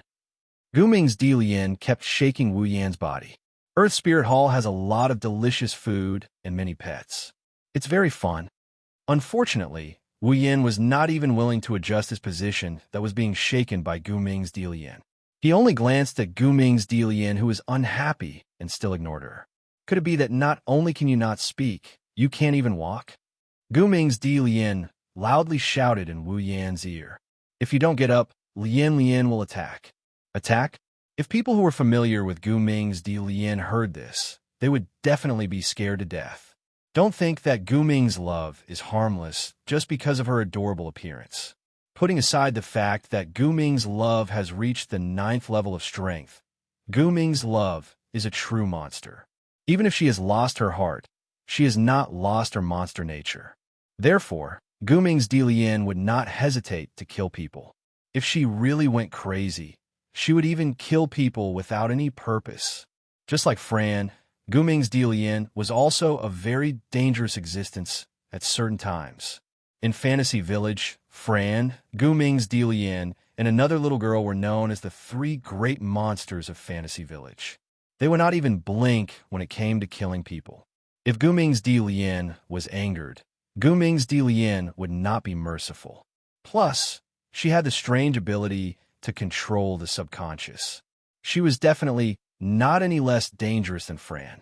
However, Wu Yan still looked indifferent. He lazily half-opened his eyes and looked at Guming's Di Lian. Then he closed his eyes. Clearly, compared to being killed, Wu Yan was more inclined to be lazy. He was the true ancestor of vampires. He would not die no matter what, right? With this thought, Wu Yan did not want to move even more. He had to admit that he was really lazy to the point of anger. You really don't know how to walk? Guming's Di Lian angrily straightened her body. Then let Lian Lian take you back to Earth Spirit Hall. With that, Guming extended his hand, and an invisible wave of energy rippled through Wu Yan's body. It was so subtle that it couldn't be any more subtle, and its presence was reduced to a level lower than that of a rock. Under the influence of the formless ripples, Wu Yan was surprised to find that his body was uncontrollably standing up. This was Guming's Di Lian's ability, the ability to control other people's subconscious in an unconscious state. Under the effect of this ability, Wu Yan seemed to have entered a state similar to sleepwalking. His body wobbled as he moved. Only then did Guming's love smile happily. She turned around and skipped forward. Follow Lian Lian back to Earth Spirit Hall. As Guming's Di Lian walked, Wu Yan followed uncontrollably. Right now, Guming's Di Lian was controlling Wu Yan's subconscious. She wanted Wu Yan's subconscious to control his body and move according to Guming's thoughts. It was basically the same as sleepwalking. However, Wu Yan's consciousness was still clear. It was very easy to get rid of this sleepwalking state. He just needed to control the body controlled by his subconscious. However, that would not only be very laborious, but with Wu Yan's current lazy mentality, he was not willing to do it. Plus, he had no reason to do it. Wu Yan originally wanted to see Earth Spirit Hall, but he was too lazy to move. Right now, he did not need to control his body, and his body could go to Earth Spirit Hall on its own. Didn't this mean that Wu Yan could go to Earth Spirit Hall without moving? Killing two birds with one stone. Wu Yan didn't have any reason to take back control of his body, so he followed behind Gumming Di Lian, who was bouncing around and wobbling on his feet. Strictly speaking, the underground world did not belong to the fantasy village. That was the world where the wraiths lived. It used to be a part of hell, but was later expelled by hell. It became a lawless place where the wraiths could do whatever they wanted. While the wraiths were running wild, Gumming Di Lian stood out. Gumming Di Lian, who was hated and feared by all humans and monsters, came to the underground world. In the underground city of the underground world, he built a villa above the ruins of the scorching hell, which was Earth Spirit Hall. There were many pets living in Earth Spirit Hall. They could not speak, but because of Gumming Di Lian's mind-reading ability, he liked her pets who could communicate. Gumming Di Lian handed all the work of managing the wraiths and the temperature of hell to these pets. He lived in Earth Spirit Hall with nothing to do. Under Gumming Di Lian's lead, or rather control, some time passed. When Wu Yan could not help but feel sleepy, they came to Earth Spirit Hall. This was a chessboard-like villa with red bricks and stained glass everywhere. It had a strong Western style. Once he entered the villa, Wu Yan saw a huge furnace in the courtyard. There was a skylight above it to dissipate heat. Because there were ruins of the scorching hell below Earth Spirit Hall, the floor of Earth Spirit Hall was very warm. Walking on it, Wu Yan felt that even the soles of his feet were hot. It was very comfortable, and he could not help but want to sleep on it. At this time, Gumming Di Lian brought Wu Yan into the inner courtyard of Earth Spirit Hall. They came in front of a door.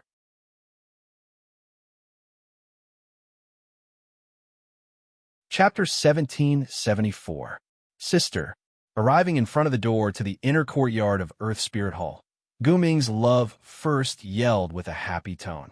Then he stood on his tiptoes and struggled to twist the door handle, opening the door. The next moment, a room that isn't too dark, but it isn't too bright either. It's made up of white and pink, and it's filled with the scent of a young girl was revealed in front of him. The room was rather spacious, comparable to Remilia's room in terms of size, but the structure of the room was rather simple. There was a bed in the corner of the room. There were bookshelves to the side of the bed. The bookshelves were filled with books. Although they could not compare to the underground library of the Red Devil Hall, there were still many of them. At first glance, it gave off the feeling of a study. There was a pure white round table in the center of the room. There were a few chairs around the round table, and there were some fruits and snacks on the table. At this moment, a petite girl sat at the round table. She held a thick book in her hands, and her eyes were glued to it as she read it seriously. She was a petite girl with light purple shoulder-length hair and a pair of dark red eyes. Her appearance was delicate, and she was as cute as a doll. The girl was wearing a loose, light blue blouse with a lot of pleats. She wore a pink skirt that reached her knees, revealing only her calves. She wore a red hairband on her head and a pair of white socks on her feet. She didn't wear any shoes. Around the young girl, a few faint yellow lines with rainbow-colored light wound into circles surrounding the young girl. The circles were all connected to the young girl.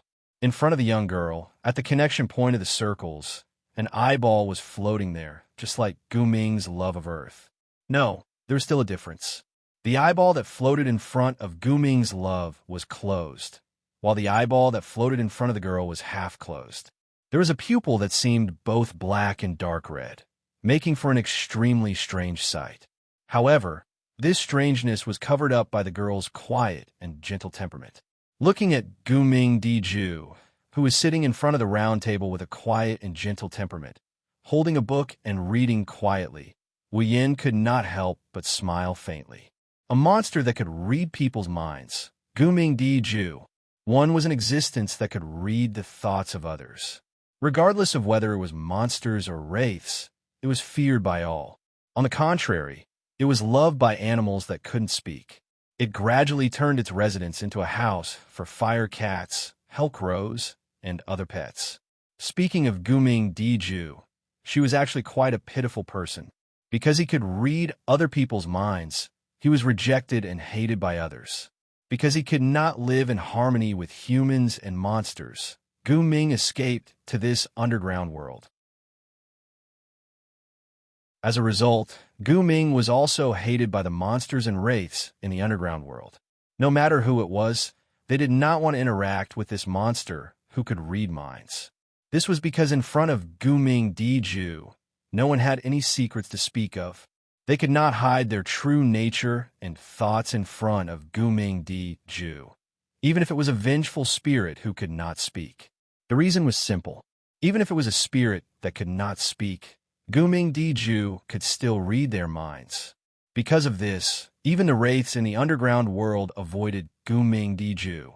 Because of this, Guming Diju effectively used the wraith's fear of him to manage the wraiths that remained in the ruins of the Scorching Hell.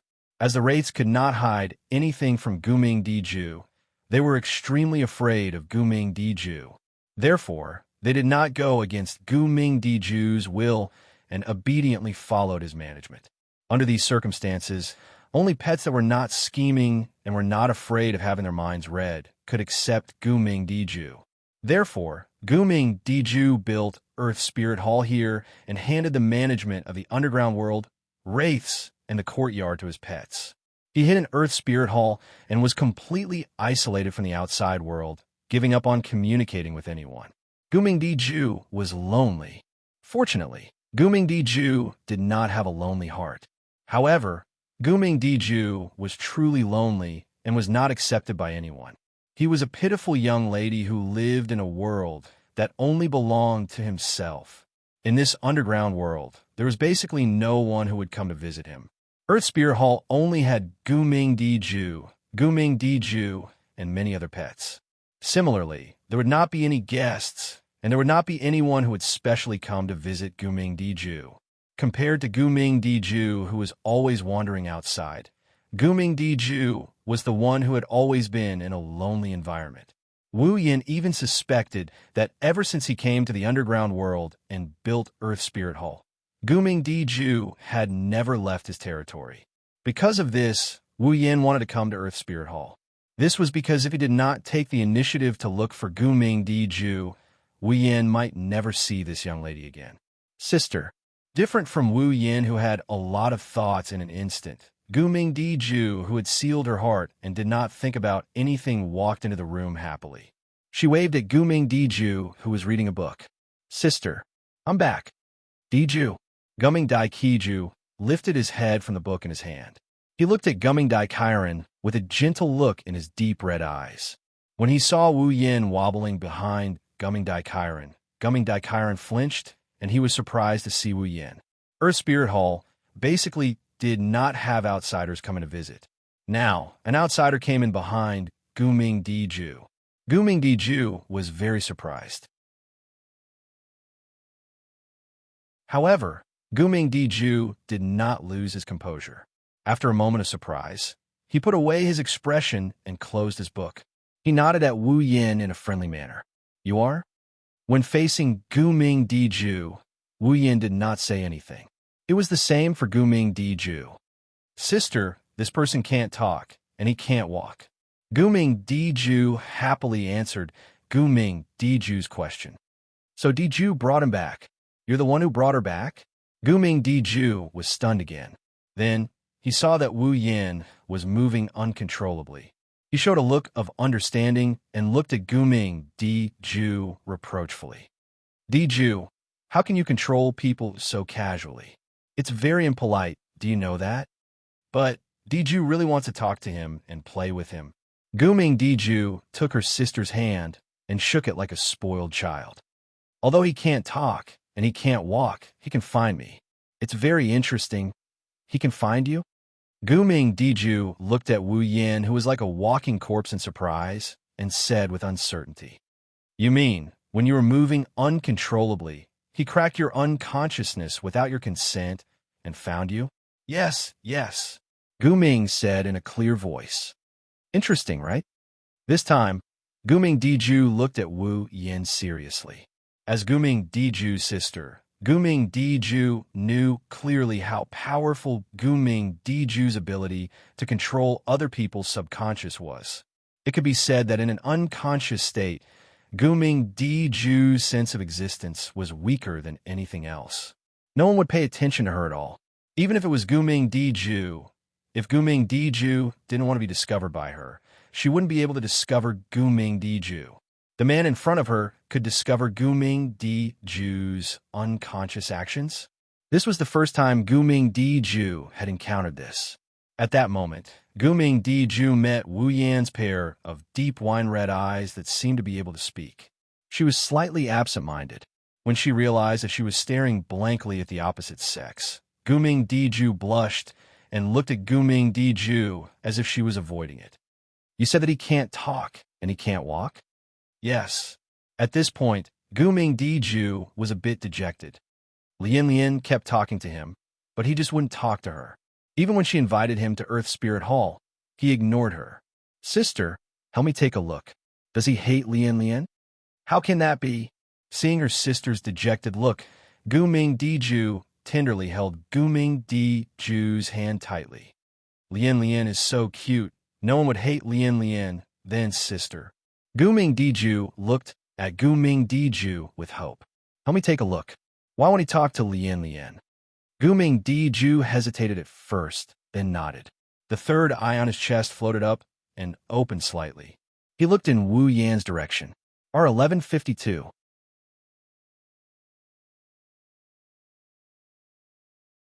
Chapter 1775. In fact, if it was possible, Guming Diju really did not want to take the initiative to read other people's minds anymore. After all, it was because he had the ability to read minds that Guming Diju was hated and feared by humans, monsters, and races other than his sister and pets. As a result, he had been alone for a long time. Although, according to Guming Diju, the person in front of him not only could not speak, but also could not walk. He used his ability to read minds on him to facilitate communication. However, life with intelligence was ultimately different from pets. Pets were not scheming and did not know how to disguise themselves. Therefore, they did not need to be afraid of Guming Diju reading their minds. But people were different. They were the same on the outside and inside. This word sounded simple, but in the entire underground world, the entire fantasy land, the entire world, and even the thousands of worlds, how many people could do this? And those who could not do this would not be able to disguise themselves in the face of Guming Diju's ability to read minds. In addition, everyone more or less had their own secrets that they did not want others to know. One could imagine how many people rejected Guming Diju's existence. Even Purple could not help but want to avoid Guming Diju, let alone others. Because of this, the wraiths who could not speak could not like Guming Diju. They would only feel deep fear, disgust, and fear towards him. Guming Diju could imagine that once he used his ability to read minds on the person in front of him, then in the next moment, what kind of hostile gaze would the person in front of him cast on him? That was a scene that Guming Diju had experienced thousands of times in his many years of existence. However, compared to not being hated by others, Guming Diju did not want to disappoint Guming Diju, because Guming Diju had already closed her heart. To become a person who would never be able to obtain himself, Guming Diju felt. He had to satisfy his sister's request and take good care of her. At that moment, under Guming Diju's pleading, Guming Diju's hesitation only lasted for less than 2 or 3 seconds before it disappeared. His gaze was cast on Wu Yan. The third eye floating in front of Guming Diju opened slightly and floated up, facing Wu Yan. Wu Yan's figure immediately seemed to be reflected in a mirror. It was reflected in the pupil of that eye. Buzz, immediately after, the third eye that was floating in front of Guming Diju's body flashed with a dark red light. This was the precursor to the activation of the mind-reading ability. According to his past experience, when his third eye shone, Gu Ming would be able to obtain all the thoughts of the person his third eye was aimed at. However, something unexpected happened. Beep, beep, beep. Almost at the same time that Gu Ming activated his mind-reading ability, a wave of blue-white electric arcs flashed around Wu Yan's body. They were like electric snakes that spread out in all directions. Gu Ming felt as if his third eye had been shown by a strong light, and he felt a stinging pain. She couldn't help but cry out in surprise. Gu Ming's love was unlucky and was touched by one of the lightning snakes. She cried out in pain, and her small body fell forward. Lian. Seeing this, Gu Ming Ju cried out in surprise again. This time, there was a little panic in his cry. Because it was too sudden, Gu Ming's love didn't have time to react. Looking at the ground that was getting closer and closer to her face, she couldn't help but close her eyes and wait for the pain to come. However, when Gu Ming's love fell to the ground, Gu Ming's love felt something. It wasn't a hard floor, but a warm and strong touch. Gu Ming's love opened her eyes in surprise. Then she saw it. Just now, she was hanging behind Gu Ming's love like a zombie, and her mind was read by Gu Ming Ju. It was Wu Yan, who was bursting with shocking electric arcs, who had fallen to the ground where Gu Ming's love fell. Gu Ming's love fell directly into Wu Yan's arms, so she didn't feel any pain. Lian. Gu Ming Ju came back to his senses and quickly squatted down to feel Gu Ming's love's body. Are you hurt anywhere? No, I'm fine, sister. Gu Ming's love responded first. Then she raised her head and looked at Wu Yan, who was acting as her cushion with a lazy expression on his face, and said happily, "Did you save me, brother?" Hearing this, Wu Yan glanced at Gu Ming's love's arms disapprovingly. Then he closed his eyes lazily. He looked very cold, but it didn't arouse Gu Ming's love's disgust.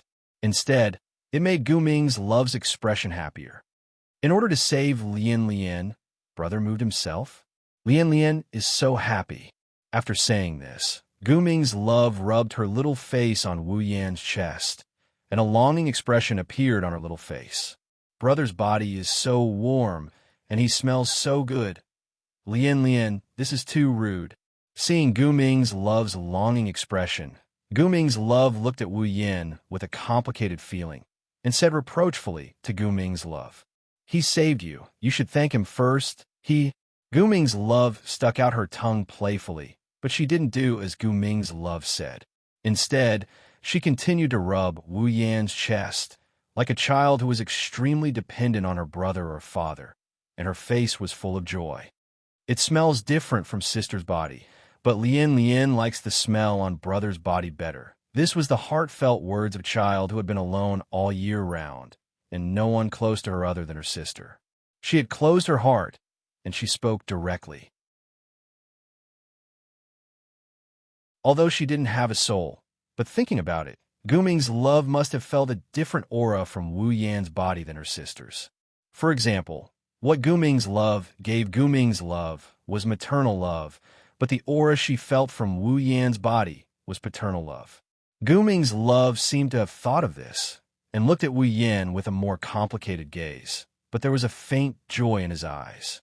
Not only was he not afraid of Gu Ming's mind-reading ability, but he could also notice Gu Ming's love, whose presence was extremely weak when she was unconscious. How could Gu Ming's love not be happy when such a person appeared? In this case, the other party wouldn't hate her, or be afraid of her. He wouldn't neglect her sister, and they would be able to live together harmoniously, right? Could this be a gift from God to us sisters? With that thought in mind, Gu Ming's love looked at Wu Yan with friendliness and kindness, but at the same time, it was also full of doubts. Why can't I read his heart? Gu Ming's love aside, even Wu Yan himself was a little surprised. The electromagnetic shield brought about by the electric shock user's ability could resist the ability to interfere with the mind and spirit, but Wu Yan didn't expect that it could even resist Gu Ming's mind-reading ability. But after thinking about it carefully, Wu Yan was relieved. Although the electric shock user's ability was still at LV5, But as he continued to level up and become stronger, the electric shock user's ability was also constantly getting stronger. Guming's mind-reading ability was also the ability to interfere with the mind and spirit, and Guming's love was at most level 9, which was weaker than Wu Yan's. So, it wasn't surprising that Guming's love couldn't do anything to Wu Yan's electromagnetic shield. But Guming's love was troubled by this. My ability is useless against him, so I can't communicate with him. What should I do? In the beginning, Guming's love was the reason why he read Wu Yan's heart. But now, Guming's love was also interested in Wu Yan, and he wanted to communicate with Wu Yan from the bottom of his heart. Then, sister, what should we do? Guming's love said worriedly. Are we unable to communicate with Big Brother all this time? No, there's no such thing, Guming Ju said firmly. In order to save Love, he moved on his own, but Love, didn't you say that he couldn't move? Guming looked at Wu Yan, who had his eyes closed, and nodded. I think it's not that he can't move, but he doesn't want it for some reason. Then, it's very likely that he can talk, but he just doesn't want to. I think so. Guming's love also remembered that Wu Yan did talk. Then what should we do? Don't worry. Love, sister also wants to communicate with him. Guming's love stood up and looked outside. Although we don't want to leave Earth Spirit Hall, we can only ask for help from one person.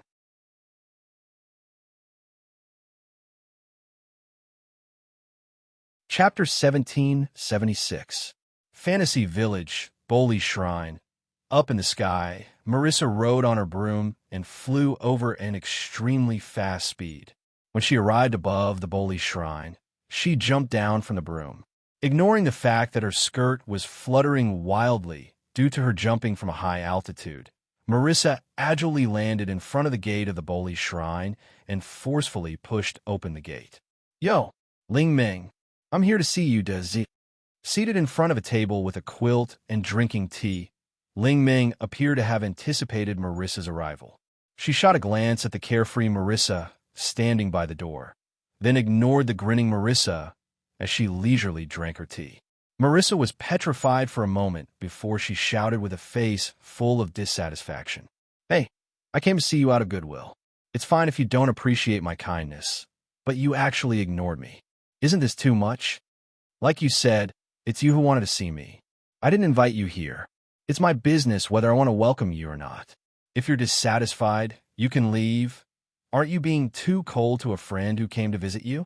Marissa huffed as she tossed away the broom in her hand. She strode over to Ling Ming and sat down opposite her. You're just like that husband of yours. The last time I went to see him, I was also kicked out by him for no reason. So hateful. How many times have I told you? He's not my husband. Ling Ming closed her eyes and drank her tea in satisfaction. Also, compared to him, I didn't kick you out. I'm just ignoring you. That's already very good to you. I told you all were too cold. The more Marissa spoke, the angrier she became. The more she spoke, the more thirsty she became. She grabbed the teapot in front of her and wanted to pour the tea into her teacup. Stop it. At this moment, whether it was Marissa calling her too cold or ridiculing her relationship with Wu Yan, Ling Ming didn't seem to care. She roared and snatched the teapot from Marissa's hand. You, what are you doing? Marissa nearly jumped in fright as she glared at Ling Ming, who was looking at her warily. Are you not even willing to serve me a cup of tea? Can we still be friends happily? Do you think this is ordinary tea? Soul Dream glared at Marissa and took out a packet of tea leaves from the quilt. She pointed at the label on the packet and spoke in a flaunting manner. This is the most expensive and highest grade tea in the entire world.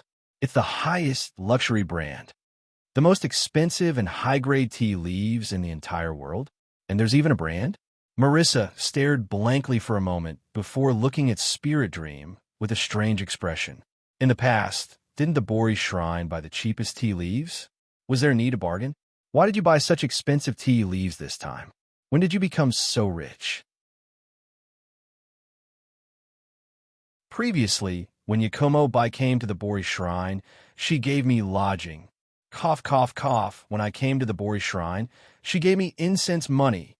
Ling Ming stuttered as she held the packet of tea leaves in her hand like it was a treasure. She then caressed it lovingly. So, I spent a lot of money to buy these high-grade tea leaves. I enjoyed it. If Wu Yan were to find out about this, he would definitely complain about it. Ling Ming didn't mention the lodging. She probably didn't want others to know that the two of them stayed together in the Bori Shrine. However, Wu Yan had given Ling Ming an entire bag of gold coins. It was enough to demolish the entire Bori Shrine and rebuild a bigger one, not to mention buying a few packets of tea leaves. Yet, Ling Ming treated buying tea leaves as a luxury. Should I say that Ling Ming is stingy? Or should I pity her for not having a good life in the past? Regardless of whether she was being stingy or pitiful, Ling Ming didn't intend to let Marissa drink the high-grade tea leaves she bought extravagantly. She waved her hand at Marissa. I plan to enjoy these tea leaves for a long time. I won't let you drink them. If you want to drink some tea, go to the warehouse and get a cheap packet of tea leaves. Go make your own tea. Aren't you being too unreasonable? Marissa slammed the table and stood up. Treating me like this, aren't you afraid that I will be sad? Sad? Ling Ming pursed her lips as if she heard a strange word. How could a mere Marissa have such a delicate emotion like sadness? You. Marissa's delicate body trembled as a fierce glint appeared in her eyes. Since we've reached this point, we can only duel. No. Ling Ming refused without hesitation. I don't want to do something so troublesome. Then prepare to take a shot from my magic cannon. Marissa pulled out the 8 trigrams furnace from her magus hat and shouted, Let me take care of your tea leaves as well. Does Z. Hearing this, Ling Ming could no longer maintain her calm. As if her lover had been snatched away by Marissa, she pounced on Marissa with a fierce expression. You rat. Don't even think about touching the most expensive tea leaves I've ever drunk in my life. I don't care. You're just a mere Ling Ming. Drown in your tea leaves. Stop right there. It's innocent. You actually attacked my chest for a packet of tea leaves. Fine. Watch me. Yua. You. Where are you touching? TSK. So flat. What did you say? Suddenly, the lucky red and white and the unlucky black and white started a dispute over a bag of tea leaves. Then, they started to hate each other because of the dignity of women. The two of them completely disregarded their own image and started to wrestle and roll on the ground. Not long after, the clothes on Spirit Dream and Marissa's bodies became messy. Their skirts also flew up, revealing their beautiful scenery. If there was a man present, his blood would probably spurt out from his mouth, right? But Ling Ming and Marissa still felt that this wasn't enough as they started ripping off each other's clothes. As a result, the red and white magus attire and the black and white magus attire flew all over the place. In just a short moment, both Ling Ming and Marissa had ripped off each other's clothes, leaving them completely naked. At this moment, Marissa seized the opportunity to ride on Ling Ming's body. Sorry to disturb. Just as Marissa was about to give Ling Ming a headshot to silence her, a soft voice sounded from outside the door. The door to the Bori Shrine slowly opened. Ling Ming and Marissa's bodies stiffened like clockwork puppets. Cracking sounds rang out as they turned their heads and looked towards the entrance of the shrine. In the next second, several figures appeared before their eyes. One of them was a petite girl with pink shoulder-length hair who opened the door. She had a pair of crimson pupils and a pair of eyes that were connected to each other.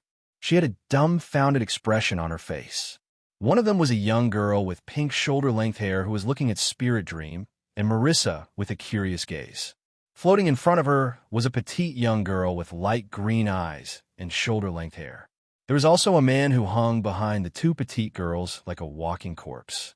His gaze was cast into the interior of the shrine, looking at the naked Ling Ming and Marissa. A sluggish expression appeared within his wine-red eyes. The trio of one man and two women stood at the entrance of the shrine and looked at the petrified Ling Ming and Marissa. The entire scene was silent for more than 10 seconds. Until 10 seconds later, Gumming Love broke the silence with a curious expression on her face. Are you guys playing a game? Gumming Love finally reacted. Her face turned red, and she quickly covered Gumming Love's eyes. Love, You can't look. Wah. Gumming Love struggled. Why can't love look? That's right. This is definitely not something you can't look at. Marissa jumped up from Ling Ming's body and hurriedly explained. You've misunderstood. The truth is definitely not what you see. I just want to do it with Ling Ming. The crowd fell silent once again. Do it? Gu Ming Di Lian, whose eyes were covered, tilted his head in confusion. It's fine. You can fire as many times as you want. Gu Ming Di Ju stammered. He reached out his hand and slammed the door of the shrine shut. We'll disturb you later. You can continue. Within the shrine, Ling Ming and Marissa's roars rang out at the same time. I said you've misunderstood.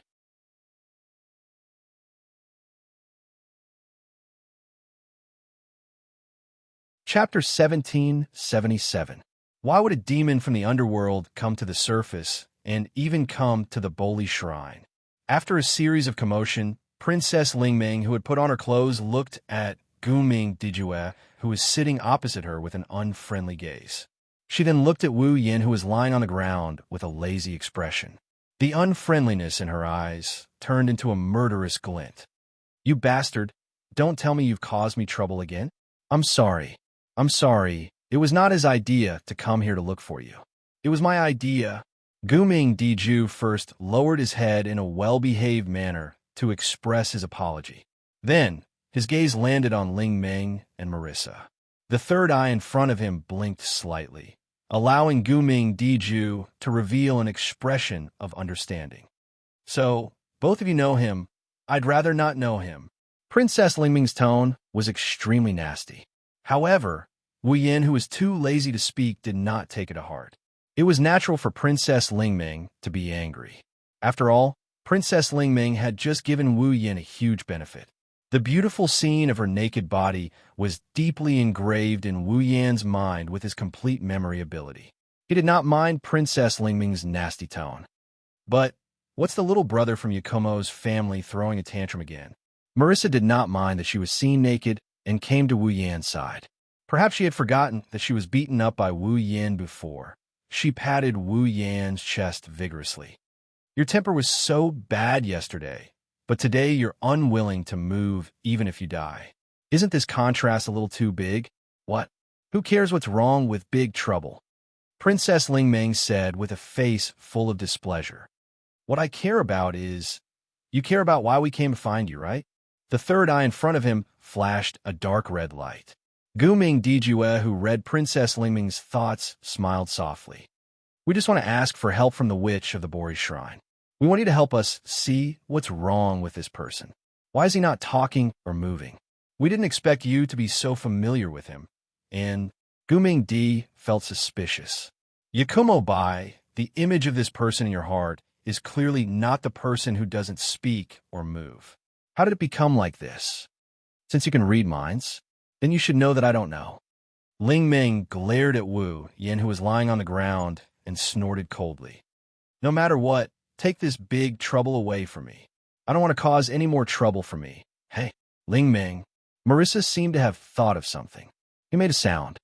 Do you think the condition of the Yakumo family's little brother has something to do with that? That? Princess Ling Ming frowned. What do you mean? Medicine? Marissa didn't have time to finish her sentence. Gu Ming Diju exclaimed in surprise. Did he take the medicine given by the Forever Pavilion doctor?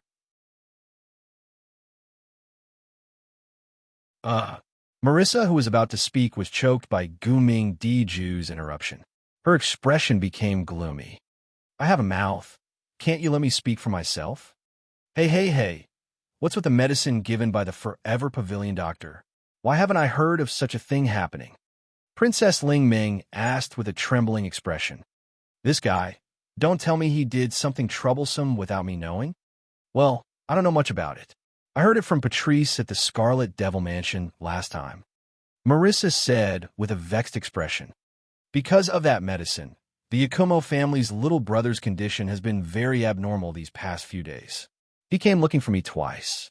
The first time, we played a bullet screen game, and I was almost sent flying. The second time, I was beaten until I covered my head and ran away like a rat. Just thinking about it makes me angry. I really want to get back at him. Patrice? Scarlet Devil Mansion? On the side, Guming Diju, who was reading Marissa's mind, also obtained some information about Wu Yan. His expression became thoughtful. So he's not only the head of the Yakumo family, he's also the housekeeper of the Scarlet Devil Mansion. Hey, what are you guys talking about? Lian doesn't understand at all. Guming Diju, who was kneeling beside Wu Yin and hugging one of Wu Yan's arms, complained. Lian just wants to talk to brother. Can you let Lian talk to brother?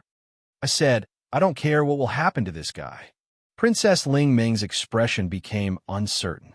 The next second, she slammed the table. No, I can't let this guy stay here any longer. Marissa and Guming Diju were both shocked. Why? On the other hand, Guming Diju's expression became speechless after the third eye in front of him blinked. He doesn't want to move right now. He doesn't even want to talk. So you don't have to worry about him causing any trouble. His existence itself is a problem. Princess Ling Ming unceremoniously said words that could strike anyone's heart. She even grabbed her own familiar. Can you understand what it's like to have your broom break more than 11 times during your first encounter with someone else? Guming Diju. Marissa. Sure enough, I should have treated this guy back then. Princess Ling Ming muttered to herself. Wu Yin, who was lying on the ground, couldn't help but go crazy. If it wasn't for the fact that he was too lazy to move, Wu Yin would definitely grab this immoral red-white and beat her 20 times. Of course, Wu Yin didn't consider the question of whether he could beat the invincible Princess Ling Ming in the fantasy village. Guming Diju, who was always cheerful and lively, grabbed one of Wu Yan's hands and rubbed against the back of his hand. He actually sighed. When will Lian be able to talk to brother? On the other side, the Scarlet Devil Mansion was also in chaos. Young miss. Ruo Yi changed his usual cool and unrestrained image and rudely opened the door to a room and walked in. On the bed in this room, Remilia and Fran were hugging each other and snoring loudly in their sleep. Remilia reluctantly agreed to stay in this room with Fran before the influence of the 7 deadly sins in Wu Yan's body disappeared. Even though she knew that Wu Yan was affected by the 7 deadly sins, for safety reasons, Patrice still advised Remilia and Fran not to stay in the same room with Wu Yan for the time being. Fran expressed all sorts of dissatisfaction towards this. Remilia appeared to be unconcerned, but she was a little disappointed in her heart. Of course, only Remilia herself knew this. Remilia and Fran woke up as soon as they heard the door open. What's wrong? Remilia jolted awake and stood up. Did something happen again? If nothing had happened, Tsuyoshi would not have been so rude as to open the door to Remilia's room when she was resting. Oh! Fran rubbed her eyes and yawned listlessly. Is it dark?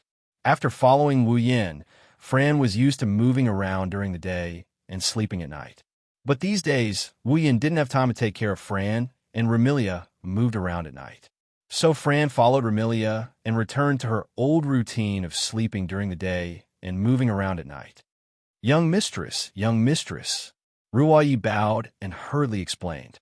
Lorbai is missing. Missing? Remilia was stunned. Fran also came back to her senses. Brother is missing? Yes. Ruo Yi lowered his head, as if blaming himself for neglecting his duty. When I went to Lord Bai's room, I noticed that he wasn't in his room. The fairy maids in Scarlet Devil Mansion also stated that they didn't see Lord Bai walking around. Plus, Lord Bai is still under the influence of the 7 deadly sins. Ruo Yi felt that it would be better to report this to young mistress. That guy. Remilia quickly changed her clothes. I thought that since it was due to laziness, nothing would happen today. Who knew that something would happen? Lord Bai should have gone out by himself. Otherwise, it's impossible that we didn't notice anything. Patrice walked out from the door and calmly analyzed. I think that Lord Bai went out for some reason.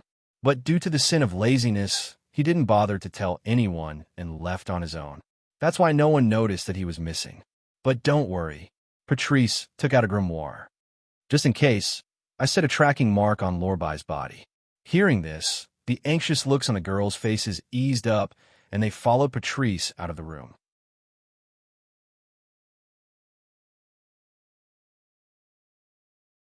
Chapter 1778. Fantasy Village, Bori Shrine, Get Up. Ling Ming, Marissa, Gumming Dijue, and Gumming Dillian grabbed Wu Yan's limbs one by one. They tried to pull Wu Yan up from the ground in an attempt to make him stand up like a corpse.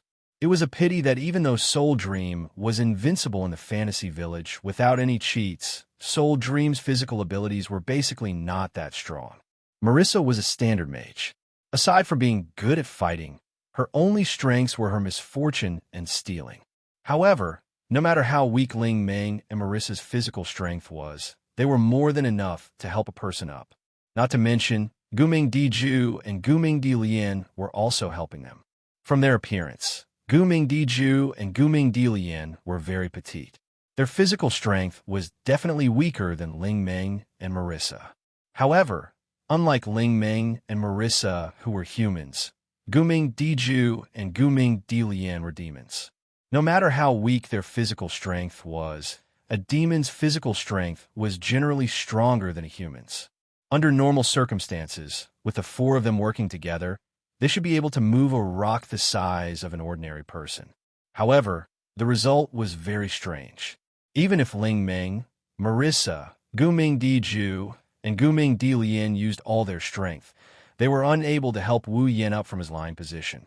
In fact, Ling Ming and Marissa's faces were filled with malevolence in order to exert their strength. However, they were defeated by Wu Yan's 100 kilograms weight. As for the reason, it could not be any simpler. Wu Yan was not willing to get up. With the four girls around him exerting all their strength, Wu Yan maintained his state of having his limbs ripped apart. He yawned as if bored. His face had a lazy expression that made it hard for anyone to muster up any energy just by looking at him. Not long after, the group of girls collapsed on the ground, panting. Why? Princess Ling Ming gasped for air as she moaned weakly. Why do I have to do such a troublesome thing? This little brother can't be a monster transformed from some mountain, right? Marissa collapsed to the ground, exhausted. As expected, none of the people who came out of Yakumo's family are normal. Compared to Ling Ming and Marissa, Guming Diju's face was also filled with powerlessness. However, that powerless expression was not because he had used up too much energy, but because his heart was tired. I thought that the Bori shrines, which would have a solution. Who would have thought that it would turn out like this? Looks like I'm still too naive. Guming's love's face was full of joy. She laughed happily. It's so fun. It seemed that Guming's love was treating this as a game. Hey! Princess Ling Ming kicked Wu Yan forcefully. Hurry up and get up. Wu Yan glanced at Ling Ming indifferently before continuing to act as a corpse. For the current Wu Yan, as long as he did not need to expend any effort, everything that Ling Ming and the others had done to help him recover was just something to pass the time. Where did your courage from yesterday go? Marissa attempted to goad him into action. If you have the ability, get up like yesterday and chase after me. After saying that, Marissa waved the broom in her hand with an arrogant look, as if saying, even if I give you 100 seconds, you won't be able to catch me. In response, Wu Yan glanced at Marissa and ignored her. Don't even give me the same look of disregard as Ling Ming. Are you two husband and wife? Marissa screamed as if she had gone mad. She then froze. That's right, you two are husband and wife. No. Ling Ming hatefully glared at Marissa. Her gaze towards Wu Yan became dangerous. If you don't get up, I'll throw you out. However, Wu Yan continued to ignore Ling Ming. He was like a dead pig that was unafraid of boiling water. Ling Ming was so angry that she screamed and took out her coins. If not for Marissa stopping her, Ling Ming would not have minded giving Wu Yan one. It seems that even the witch of the Bori shrine can't do anything. Gu Ming sighed and stood up from the ground. Since that's the case, I'll make a trip to the Forever Pavilion. You want to go to the Forever Pavilion? Ling Ming turned her gaze to Guming Diju as she began to ponder. Could it be that Yakumo has some special relationship with this underground world's demon? Just as this thought rose in Ling Ming's mind, Guming seemed to have sensed it. The third eye in front of his body blinked and looked towards Ling Ming. He shook his head. I only met him today. We haven't even exchanged a single word. What special relationship can we have? Hearing this, Ling Ming's heart was filled with suspicion. Since the two of them had not even exchanged a single word, why would this underground world's demon come to the surface for a total stranger? Why would he go to the Forever Pavilion? The third eye in front of Guming Diju blinked once again, causing Guming Diju to be silent for a moment before he said this. Lian seems to like him a lot. I also want to talk to him. That's the reason. Ling Ming was stunned. He went to the surface, went to the Bori Shrine, and even planned to go to the Forever Pavilion. Just to talk? Guming had also read this thought from Ling Ming's mind. However, this time, Guming did not reply. A human like Ling Ming would never be able to understand the loneliness in Guming Diju's heart. Naturally, she would not be able to understand how special Guming Diju's existence was to Guming Diju's mind-reading ability, to not fear Guming Diju, and to not hate Guming Diju's existence. Moreover, Guming's love also liked Wu Yin a lot. Even if it was for Guming's love, Guming would not be stingy and waste some time and energy to go to her. Then, we'll take our leave first. Guming bowed politely and waved at Guming's love. Lian, it's time to go. Yes. Guming's love jumped up. Just as he was about to release his ability on Wu Yin and ask him to follow him, a commotion came from outside the door. Ling Ming, a childish shout rang out, followed by the sound of disorderly footsteps. Is Yakumo by with you? Brother. Before Ling Ming could reply, another tender voice rang out. Then, the door to the shrine was forcefully pushed open. A petite figure with a pair of broken crystal wings on her back entered everyone's sight. Of course, it was Fran. Her wine-red eyes scanned the interior of the shrine and stopped abruptly on Wu Yin, who was lying on the ground lazily. Fran was delighted and pounced on Wu Yin. Brother. Outside the door, Ramilia, Patrice, and Zui appeared. They sighed in relief when they saw Wu Yin lying on the ground. However, this relief did not last long. Seeing Fran pouncing on Wu Yin, Guming's love was startled for a moment before pouncing on Wu Yin and glaring at Fran. Who are you? Fran finally noticed the girl who looked about the same age as her. She also noticed the girl hugging Wu Yin tightly while glaring at her. She had a curious look on her face. I'm Fran, who are you? You can call me Lian. Guming's love replied, but immediately puffed up her cheeks. Why are you calling brother? Why are you calling brother? Fran tilted her head in confusion. He's my brother. Of course not. Guming's love yelled out, as if she was jealous. Brother should be Lian's brother, let alone Fran. Even Ling Ming, Marissa, Ramilia, Patrice, and Black Knight were stunned when they heard this. Of course, after being stunned for a while, Fran's expression began to become angry. Of course not. Brother is Fran's brother. Of course not. Guming's love retorted. Brother is Lian's brother. Brother is Fran's brother. Brother is Lian's brother. Brother is Fran's brother. Brother is Lian's brother. You? Fran hugged Wu Yin tightly. Her wine-red eyes were bloodshot.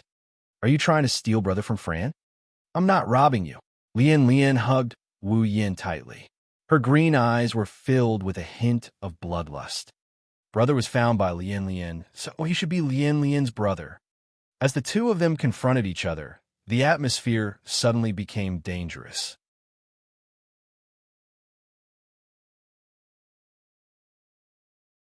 Chapter 1779. Looking at the two cute little girls who were lying on the body of the same man and glaring at each other with a look of anger, but their eyes also flashed with a look that made people shudder, everyone present knew that things were not going well. Who were these two little girls? One was a young vampire whose mental state had been unstable for 495 years. She had been looking for others to play with, who knew how many people she had played with and how much blood she had stained her hands with. The other was a monster whose mental state had been sealed for many years. She had been wandering around like a lonely ghost and was not discovered by anyone. However, she was still able to kill innocently. To put it bluntly, Fran and Guming's love were definitely more dangerous than anyone else in the fantasy village. That was because if he encountered other monsters, he might be able to try to talk and make them spare him. However, if he encountered these two little girls, if he was lucky, he might be able to escape. But if he was unlucky, no matter what he said, it would be the same thing: death. Therefore, these two little girls who looked less than 10 years old had the title of Ghost Sisters. Similarly, due to their unstable mental state and sealed mental state, they were much stronger than others. Regardless of whether it was Fran or Guming's love, they were both stronger than their elder sister. Although Fran's mental state had stabilized, Guming's love wasn't a monster who liked to kill. However, if you were to compare these two little girls, their mental state would be like that of a child. In other words, if you angered these two little girls, then when they fought, these two little girls would definitely not be merciful. Remilia and Guming's love, who clearly understood how dangerous their younger sister was, immediately took a step forward. Fran, love. Stop. Elder sister.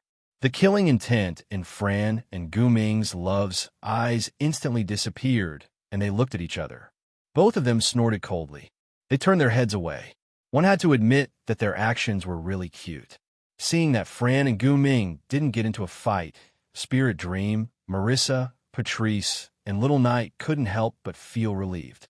Even Wu Yan, who was secretly observing everything, let go of the words that he had been trying so hard to restrain his laziness. One had to know, in terms of strength, aside from Ling Ming, there was almost no one present who could suppress Guming's love. The ability to subconsciously control one's subconscious was too strange and terrifying, not to mention Fran, who also had a terrifying ability. After all, in the past, Flan and Guming's love might have been on the same level. But now, Flan's level was much higher than when she was mentally unstable. If she really went crazy, even Ling Ming would have a headache. At this moment, Remilia and Guming's love looked at each other and started sizing each other up. Unlike Flan and Guming Di Lian, who were strangers to each other, or perhaps they were acquainted but had forgotten each other, Remilia and Guming Di Ju more or less knew each other's identities. The master of Earth Spirit Hall, the owner of the Red Devil Mansion. Remilia and Guming Di Ju spoke at the same time and smiled at the same time. However, this smile quickly froze on Remilia's face and disappeared on Guming Di Ju's face. Weren't you wondering why we, the underground world's demons, would appear here and seem to be related to your butler? Guming Di Ju spoke slowly, as if he was narrating a story. Actually, I just found out that Bai Yunbai is the steward of the Red Devil Mansion. Although, as the master of the Red Devil Mansion, you seem to be treating her as more than just a steward. Remilia choked and couldn't say anything. Were you thinking that the rumor of the Earth Spirit Hall's master being able to read minds was true, and she's harder to deal with than you imagined? Guming Di Ju, who had been acting calm and gentle earlier, actually revealed a somewhat sinister smile. Actually, I also heard that the Red Devil Mansion's master has the ability to control fate. Compared to this illusory ability, my ability is a bit weak. Remilia's mouth began to twitch. You were wondering why Yakumo Bai would be with a monster like me who has the ability to make people hate me, right? The third eye in front of Guming Dijue's body flashed with a dark red light, causing Guming Dijue to narrow his eyes. Isn't it a bit rude to look at someone like that on our first meeting? You're the one who's rude, right? Remilia finally couldn't hold back and followed her inner thoughts. She expressed them as soon as they appeared. You also know that this is the first time we've met. Would anyone tell me everything that's on their mind during their first meeting? I'm very sorry. Despite saying that, Guming Dijue didn't look very apologetic. He glanced at Guming Dijue, who was hugging Wu Yin as if declaring her ownership of him. He bitterly laughed. After all, my sister doesn't seem like you guys too much. Remilia looked at Wu Yin, who was lying there powerlessly. A trace of anger appeared on her face. You're thinking that it's fine to cause trouble outside, but why did you have to provoke a demon of unknown origin? Guming felt that he had exposed Remilia's worries once again. You can't blame him for this. It's our problem. Huh? Remilia laughed coldly. Since you have the ability to read my mind, then do you know what I'm thinking right now? Guming Diju's third eye flashed slightly. Then, Guming Diju's expression darkened. I know he's the butler of your Red Devil Hall. It's natural for you to take him away. It's not impossible for you to stop him from interacting with us. Guming Diju looked straight at Ramilia. But if you do that, Lian will be unhappy. That's why I can't let you do that. Even if you don't treat him as a butler, it's the same as your sister, or as an older brother. As soon as she said that, many people looked at Ramilia with strange gazes. Who? Who treats him as an older brother? Ramilia panicked at first. Then, anger appeared in her eyes. Although I've heard about how annoying you are, I didn't expect you to be so overbearing. Do you want to go against the Red Devil Hall? The Red Devil Hall is indeed powerful, but my Earth Spirit Hall is not to be underestimated. Guming Diju said, unwilling to be outdone. I only hope that Ramilia, you won't do anything that will make things difficult for both sides. Make things difficult? Ramilia snorted coldly. How am I making things difficult for you when I take away my own butler? Guming Diju didn't say anything. He only looked at Ramilia. His third eye kept blinking. It made Ramilia feel like she was being stripped naked. She wasn't used to it. When Ramilia couldn't help but want to make things difficult, Guming Diju smiled. So you're saying that you're jealous of Bai Yunbai for having a younger sister outside and treating her like an older brother? Ramilia's eyes widened. She lowered her head and her body trembled. Blood even appeared on her body. Guming Diju seemed to have predicted this situation. Or rather, he could see through Ramilia's thoughts. His third eye flashed with a bright light. Just as the masters of the Red Devil Hall and Earth Spirit Hall were about to make a move, Ling Ming jumped out in a frenzy. I say, you vampires and demons that only know how to cause trouble for others. Do you want me to treat all of you? The bloody light on Ramilia's body and the light in Guming Diju's third eye froze. In the fantasy village, Ramilia and Guming Diju didn't have to listen to anyone but Ling Ming. Otherwise, Ling Ming wouldn't mind teaching them a lesson. I knew it. You'll only bring me trouble. If it wasn't for you, these people wouldn't have nearly started fighting. Ling Ming directed her anger at Wu Yin. Get out. If you want to fight, then go outside and fight. As long as you follow the rules of the rune card, I can't be bothered with you. Thus, no matter if it was the people from the Red Devil Hall or Earth Spirit Hall, they were all chased out of the shrine by Ling Ming. Even Marissa was implicated and chased out.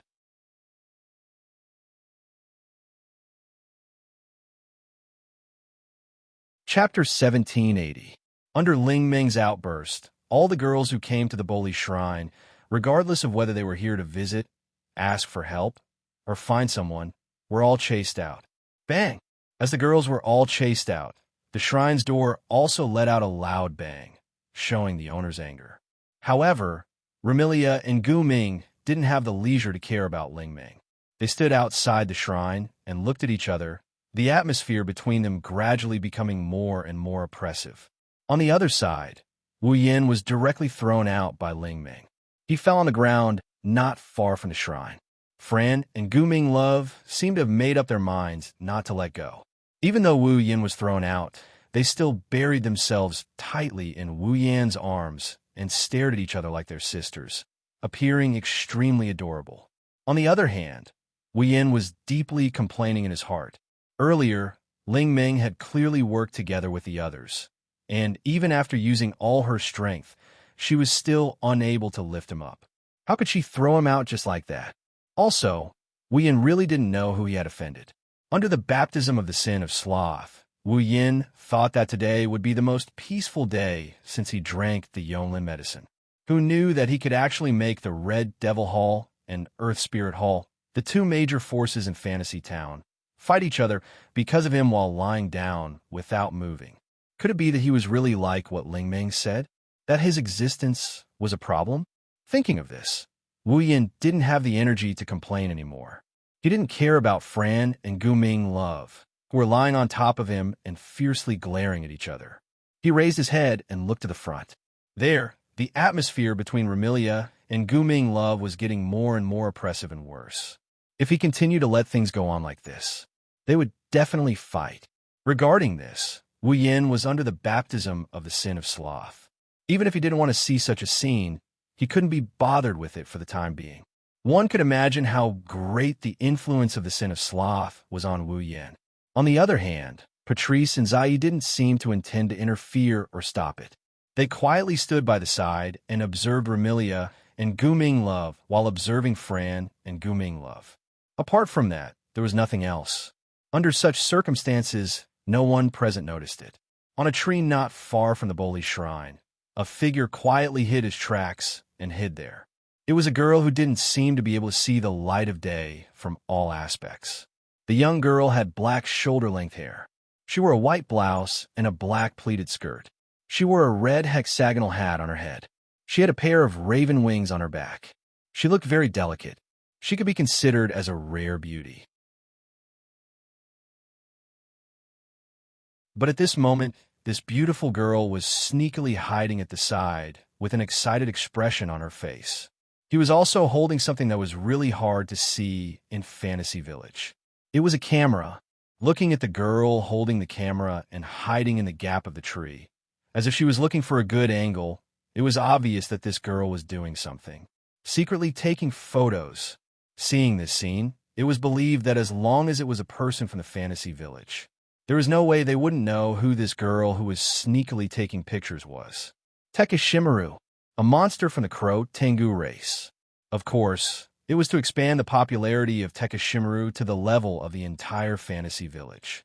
It wasn't the identity of the Crow Tengu monster, but Tekashimaru's other identity. Reporter. One was good at secretly taking photos and fabricating. They would often fabricate unwarranted matters into gossips and turn them into newspapers, sending them to the reporters in the entire Fantasy Village. In other words, rather than calling Tekashimaru a reporter, it was better to call him a paparazzi. And the people and monsters in the Fantasy Village also thought so. But there was no doubt that once it was published in the newspaper, 9 out of 10 reports would be false. Similarly, 9 out of 10 reports would tarnish the reputation of the person who published it, causing the person's popularity to soar. I didn't expect that Yakumo Yukari would run out of her own crack and wander around the Fantasy Village. I actually missed so much news. Tekashimaru was vexed. Not long ago, the most mysterious monster sage in the entire Fantasy Village, Yakumo Yukari, brought her Shikigami and their Shikigami to wander around the entire Fantasy Village. As a responsible paparazzi, how could Tekashimaru not be interested in such an unusual thing? And so, Sensei Marifumi followed the shifter sage, Yakumo Yukari, and trailed behind her in an attempt to find out the purpose of her mindless stroll through Fantasyland, or if there was any inside information worth reporting. However, after spending a few days following Yakumo Yukari, Tekashimaru was speechless. Yakumo Yukari didn't have any ulterior motives, nor did she have any inside story worth reporting. She was just traveling around the Fantasy Village. Tekashimaru, who had spent a few days following Yakumo Yukari and hadn't published any news in the past few days, was furious. As the creator of Fantasy Village and the Sage of the Demons, Yakumo Yukari had spent more time in Fantasy Village than anyone else. Naturally, she was the most familiar with Fantasy Village. Now, she was bored out of her mind and decided to take a vacation in Fantasy Village. Had he lived for too long and gotten Alzheimer's disease? Tekashimaru kept criticizing Yukari in his heart. Little did he know that Yukari had been away from the Fantasy Village for a while. Yukari's feelings for the Fantasy Village were incomparable to others. She had stayed in the Spalier world for so long. Now that she was back, even the smartest person would miss it. That was why she was traveling around the Fantasy Village. Of course, no matter how well-informed Samura was, it was impossible for him to know about this matter. Therefore, he thought that Yukari's action was of great significance and wasted a few days to follow her. But in the end, he didn't get any benefits. The author of the Life Shooting Pill, who had been depressed for a long time, was finally excited at this moment. The time I wasted on Yakumo Yukari, and I haven't been able to report on her for the past few days. This time, I have to make up for it all. Tekashimaru's eyes burned with passion as he giggled. The masters of Scarlet Devil Mansion and Earth Spirit Hall were jealous of a man and fought over a woman's favor. The sisters of Scarlet Devil Mansion and Earth Spirit Hall had an intimate relationship with a man. The identity and truth of a mysterious man. That's enough material for me to make up for the past few days. But Tekashimura looked at Wu Yin, who was lying on the ground lazily under Furan and gumming. Who is this man? Tekashimaru came here after returning from Yukari's place.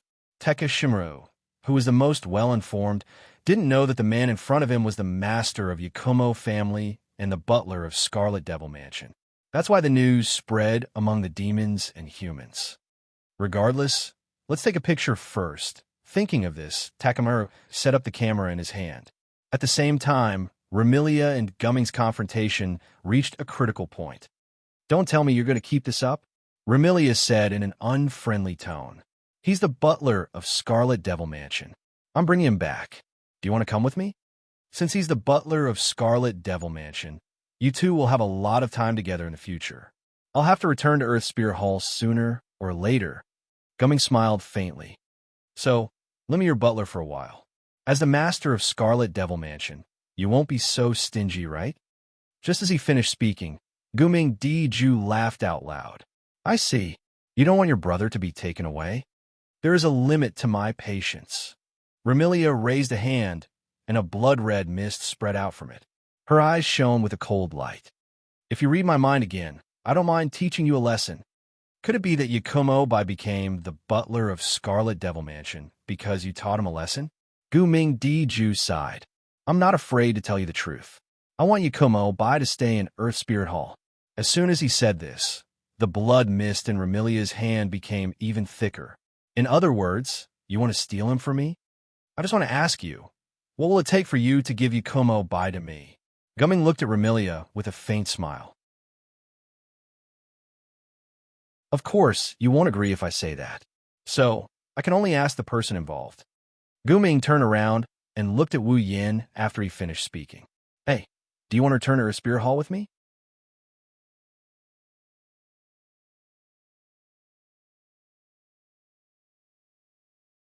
Chapter 1781. Hey, do you want to come back to Earth Spirit Hall with me? When Guming Di-ju said that, everyone's eyes were on Wu Yin, who was lying on the ground. Among them, Remilia's eyes carried a threatening glint, while Guming's eyes carried a hint of expectation. Patrice and Zui, who had been quietly watching the development of the situation, couldn't help but have ripples in their eyes. They looked like they wanted to say something, but couldn't. Only Marissa, who was hiding at the side, looked like she was watching a good show, grinning foolishly. On the other hand, Takeda Maru, who was hiding on a tree not far from Bori Shrine, was stunned. I was just casually saying that and plan to write about it when I get back. I didn't expect Remilia and Guming Di-ju to really be fighting over a man. Once again, it was emphasized that 9 out of 10 paparazzi reports would be false or exaggerated, and these reports would usually tarnish the reputation of the person who published them. Thus, Takeda Maru only thought that if the scene of Remilia and Guming Di-ju was taken as a picture, it would be enough to create a scandal. He didn't really think that Remilia and Guming Di-ju were fighting over a man. Who would have thought that this time, the script in Shwamaru's head would come true? Okay. On the other side, Guming Di-ju was extremely excited when he heard his sister's words. He then looked at Wu Yin with a face full of hope. Hey, brother, you can go to Earth Spirit Hall with Lian. Brother won't go with you. Guming's love had just finished his words. Flan vehemently denied it. She looked at Wu Yin as if she was going to cry at any moment. She pleaded in a pitiful manner. Brother, you won't go with them and leave Flan behind, right? Under the various gazes of the girls, no matter how lazy Wu Yin was, he felt his scalp tingle and the pressure was immense. To be honest, whether it was Scarlet Devil Mansion or Earth Spirit Hall, for Wu Yin, there was no difference. In the Red Devil Mansion, there were Remilia and Fran, these two cute vampire sisters.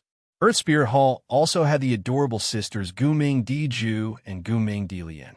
In the Red Devil Mansion, there was the perfect and elegant head maid and the intelligent Moo. In the Earth Spirit Hall, there was also the Hell Crow and the Two-Faced Cat Lady. The Red Devil Mansion had a group of beautiful fairy maids, but the Earth Spirit Hall also had a group of pets that could transform into humans at any time. From this aspect, the Red Devil Hall and Earth Spirit Hall both had their own merits. No one could say who was better. It could be considered a comparison between different people. However, Wuyan didn't really want to stay in Earth Spirit Hall for long periods of time. After all, Fran was his summoner and was related to him. In a fantasy village, other than purple, it was the best. The Red Devil Hall also treated him well. Because of the medicine of the 8 Will Yonlin, he had caused so much trouble, but they had never really despised him. More importantly, Patrice and Zuiye's relationship with him was more or less unclear. It could develop at any time and reach a shocking level. In addition, Wuyan truly treated Remilia as a younger sister. Compared to the Earth Spirit Hall that he just came into contact with today, there was no need to consider which one to choose. However, Wuyan didn't say these words, because he was too lazy to say it. Seeing Wu Yan's half-dead state, the girls finally remembered what kind of state he is in. They bitterly smiled at him. This question, for now, we won't get an answer. Guming Diju glanced at Remilia. What on earth happened to make him like this? After asking this question, Guming Diju didn't expect to get an answer from Remilia. He directly used his mind-reading ability to check Remilia's heart. The mind-reading ability wasn't to read memories, but to read what the target was thinking at the moment. Therefore, Guming felt that there is no way to directly obtain information related to Wu Yan. He must first probe the other party with words. This way, even if the other party doesn't want to answer, the other party will instinctively come up with an answer. Then, Guming Diju will be able to read what the target was thinking because of his words. Laziness of the 7 deadly sins? Guming Diju, who successfully obtained the answer, finally understood. So, it's not that he can't move or speak, but that he's too lazy to move or speak. No one answered Guming Diju's question, but Guming Diju didn't need to use his mind-reading ability to know the answer. Guming Diju immediately became distressed. What should I do now? Sister. Guming Diju, who was lying on Wu Yan, turned to look at Guming Diju and pouted. Can't brother return to Earth Spirit Hall with us? Isn't that obvious? Remilia crossed her arms. He's my butler. Of course he won't go anywhere else. Why do you want to steal brother from Fran?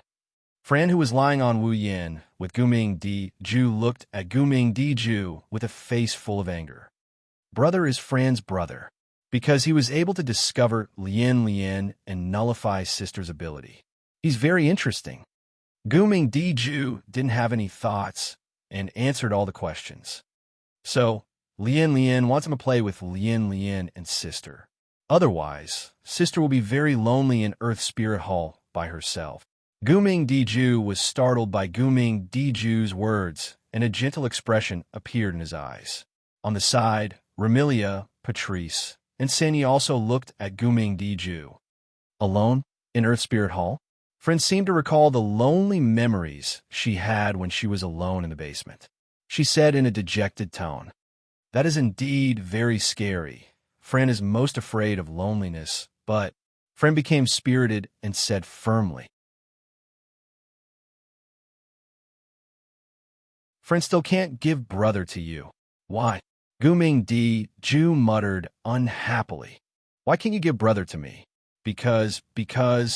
Fran answered without hesitation. Brother is Fran's most important family member. He's as important as sister.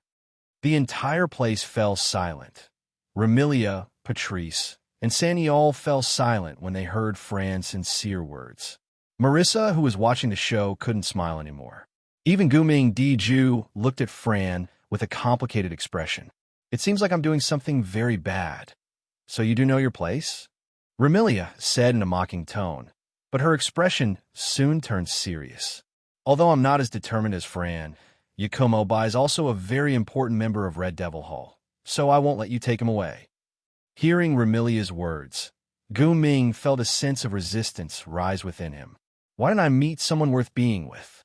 With this thought in mind, Ming also blurted out a sentence. I don't know what's going on, but I won't give up before he rejects me personally. Then what do you want? Do you want to take him through a duel? Remilia's eyes were filled with hostility. I'm willing to accompany you anytime. No, Ming Ju said. If it's a duel, you won't be able to defeat me. What? Remilia was about to fly into a rage, but Ming explained it to her. Although we're on par with each other in terms of strength, don't forget that Shaman Bo Li said that we must abide by the rules of rune cards, or else she will interfere. And if we were to duel using the rules of rune cards, I have the ability to read your mind. Whatever rune card you think of and what effects the rune card has, I will be the first to know. Ming Ju suddenly smiled. This way, I can prepare a rune card to counter you and use up all your rune cards. Then you'll lose for sure. Even so, do you still want to duel using the rules of rune cards? This time, Remilia was speechless. Indeed, in a situation where their strength was on par, this duel was too disadvantageous for Remilia. No matter how confident she was, she didn't dare to say that she would win. I don't want to use this method to defeat you. Ming Ju hesitated for a moment before speaking. That's why I hope you can wait until tomorrow when the effects of sloth have worn off. Then we can fight for Yakumo Bai's ownership. Remilia, Patrice, and Zai exchanged glances and nodded heavily. All right.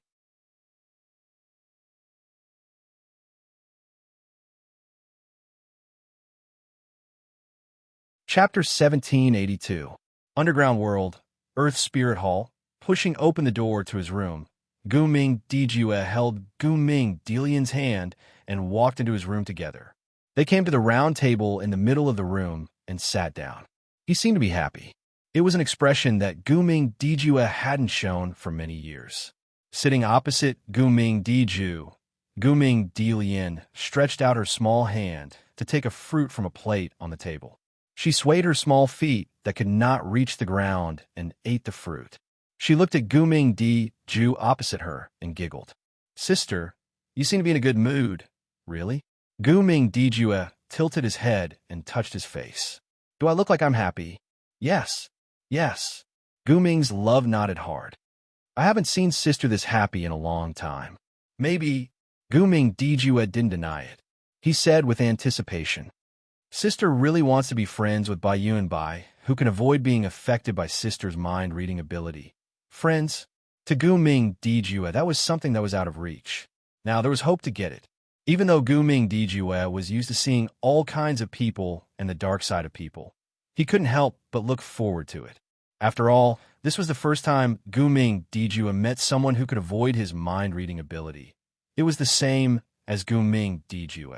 Ming Delian, who met someone who could discover her for the first time, said excitedly, I also want to play with brother. Sister, let's go play with brother when the time comes, okay? Okay. All right. Ming smiled dotingly. When Bai Yun Bai can move, we'll invite him to Earth Spirit Hall and play with us. Yeah. Okay. Ming's love immediately cheered and jumped down from the chair. She ran around the room happily. At this time, two figures walked in from outside the door that wasn't closed. They were two young girls with outstanding looks. Walking at the front was a woman with long red hair. Her long scarlet hair that reached her waist was tied into two ponytails that hung on her left and right sides. The girl was wearing a black dress with green pleated lace around the collar, sleeves, and arms. She was wearing a black dress with green pleats at the bottom. Her hair and the ends of her braids were tied with a black ribbon. She looked unusually lively. She had a pair of black cat ears on her head and two black tails sticking out from her back. There were some blue flames beside him. It was a vengeful spirit without much intelligence. Flaming cat's phosphor. In the underground world, there was a type of cat that lived in flames. Its name was Flame Cat. The flaming cat phosphor was the most powerful of the flaming cats. Together with the other flame cats, they were Ming's pet and were active in Earth Spirit Hall and the underground world. Because the flaming cat phosphor had the ability to speak and communicate with corpses and souls, Ming left the vengeful spirits in the scorching hell to the flaming cat phosphor to manage. Walking at the back was a young girl with long brownish-black hair that reached her waist and legs.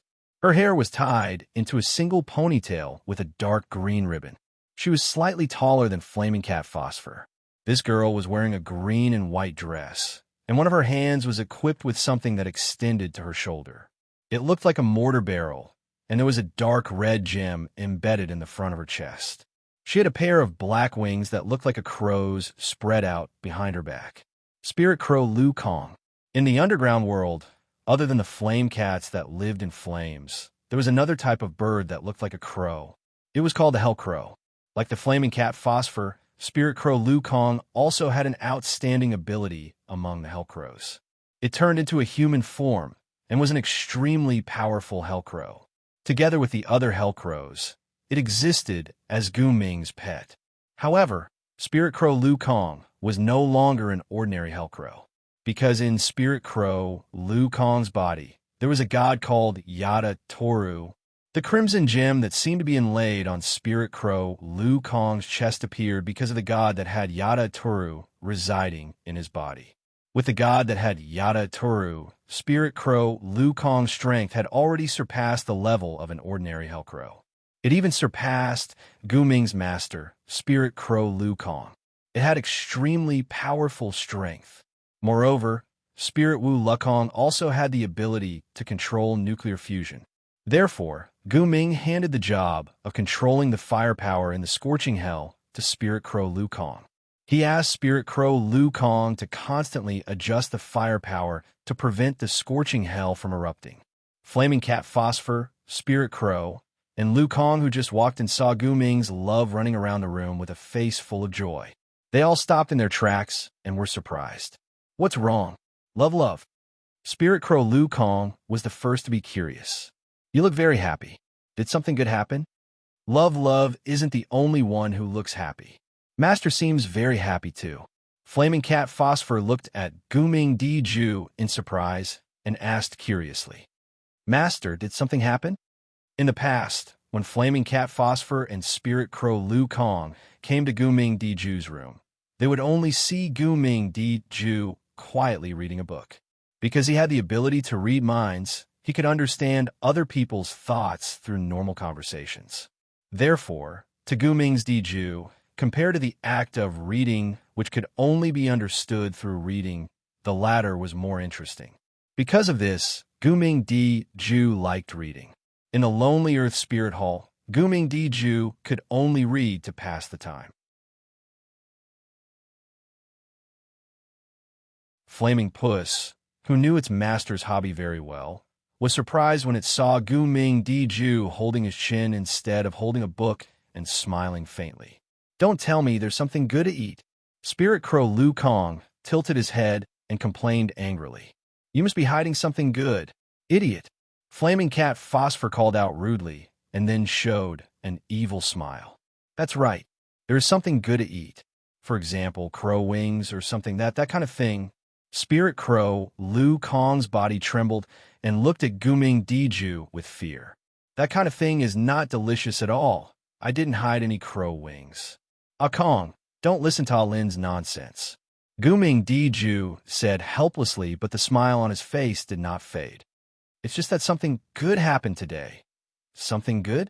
Flaming Cat Phosphor and Spirit Crow Lu Kong became even more curious after Gu Ming Di Ju said that. What good thing? My sister and I have made friends. Gu Ming threw himself at them. His eyes curved into crescents as he smiled. It's my brother, my sister's friend. Your brother? Master's friend? This time, Flaming Cat Phosphor and Spirit Crow Lu Kong were stunned. Friend? That Gu Ming Di Ju, who was hated by all humans and monsters, who no one was willing to get close to, and who only animals liked had a friend. Brother? That Gu Ming Di Ju who sealed his soul, and no one could discover his existence in an unconscious state? What kind of game was this? Alin, Ah Kong. Gu Ming Di Ju suddenly became serious and looked at Flaming Cat Phosphor and Spirit Crow Lu Kong. If I have something very important for you to do tomorrow, will you do it? Something very important? Flaming Cat Phosphor and Spirit Crow Lu Kong unconsciously straightened their backs and replied in unison. As long as it is Master's order, we will complete it no matter what it is. Is that so? Guming Di Ju smiled. His smile gave Flaming Cat Phosphor and Spirit Crow Lu Kong a bad premonition. Guming Di Ju's next sentence also proved that the two girls' thoughts were correct. Then, what if I ask you to mate with a man? Mate! Flaming Cat Phosphor and Spirit Crow Lu Kong cried out involuntarily. Mate? Does that mean he wants me to mate with someone else? Gulp! Flaming Cat Phosphor swallowed his saliva and said weakly, Master, you can't be serious, right? Guming Di Ju only smiled and did not answer. However, Flaming Cat Phosphor and the idiotic Spirit Crow Lu Kong understood. If it was necessary, Guming Di Ju would definitely give such an order. At that moment, the two flushed and panicked, making Guming Di Ju and Guming Di Ju laugh like silver bells.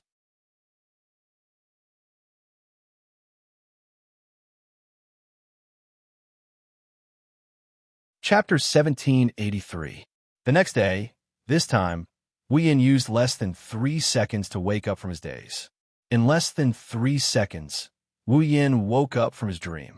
His wine-red eyes stared blankly at the ceiling for a while before he recalled what happened before he fell asleep. A bitter smile appeared on his face. Yesterday, under the influence of the 7 deadly sins laziness, he spent the entire day lazily thinking about what he had experienced.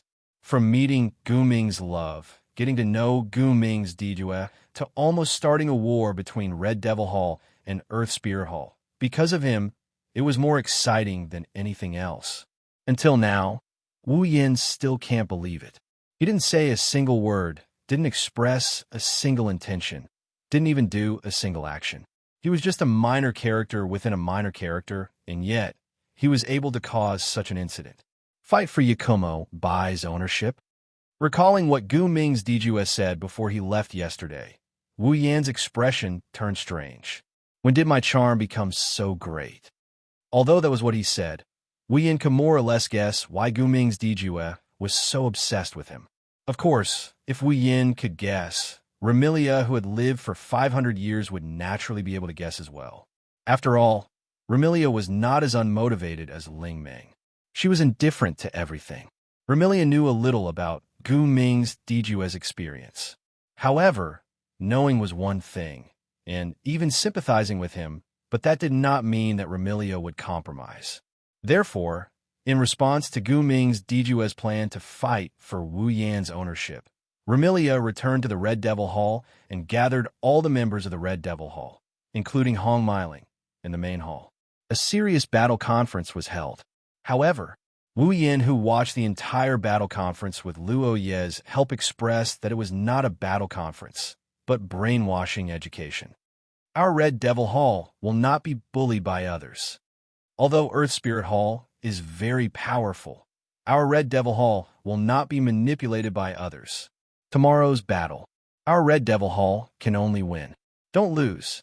Focusing on these 3 themes, Remilia spoke eloquently and passionately for 3 hours. In the end, this so-called battle conference did not talk about any strategy at all. It was just to raise the morale of the people of the Red Devil Hall. Remilia's mood was also unusually high.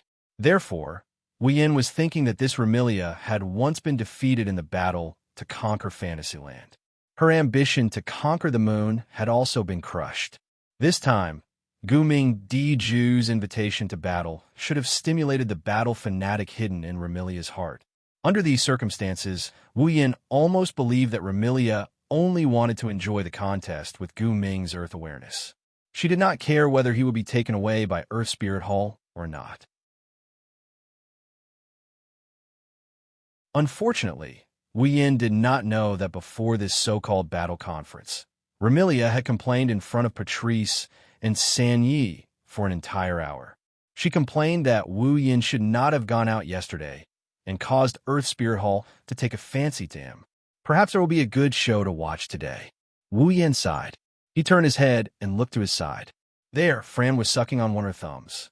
She was sleeping very soundly while her other hand was tightly hugging Wu Yin. Thinking about it, this little girl was probably really worried that Wu Yin would leave her and go to Earth Spirit Hall.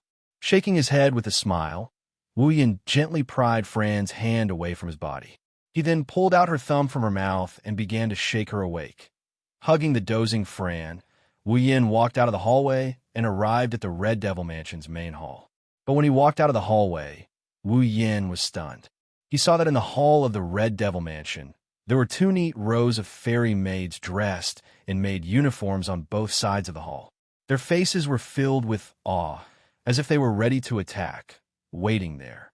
At the end of the staircase, Patrice and the little devil stood on the left and right as if they were guards. Remilia floated behind the two with a proud smile on her face. One had to admit that this display was very imposing. Forget about Wu Yin. Even the sleepy Fran was startled awake.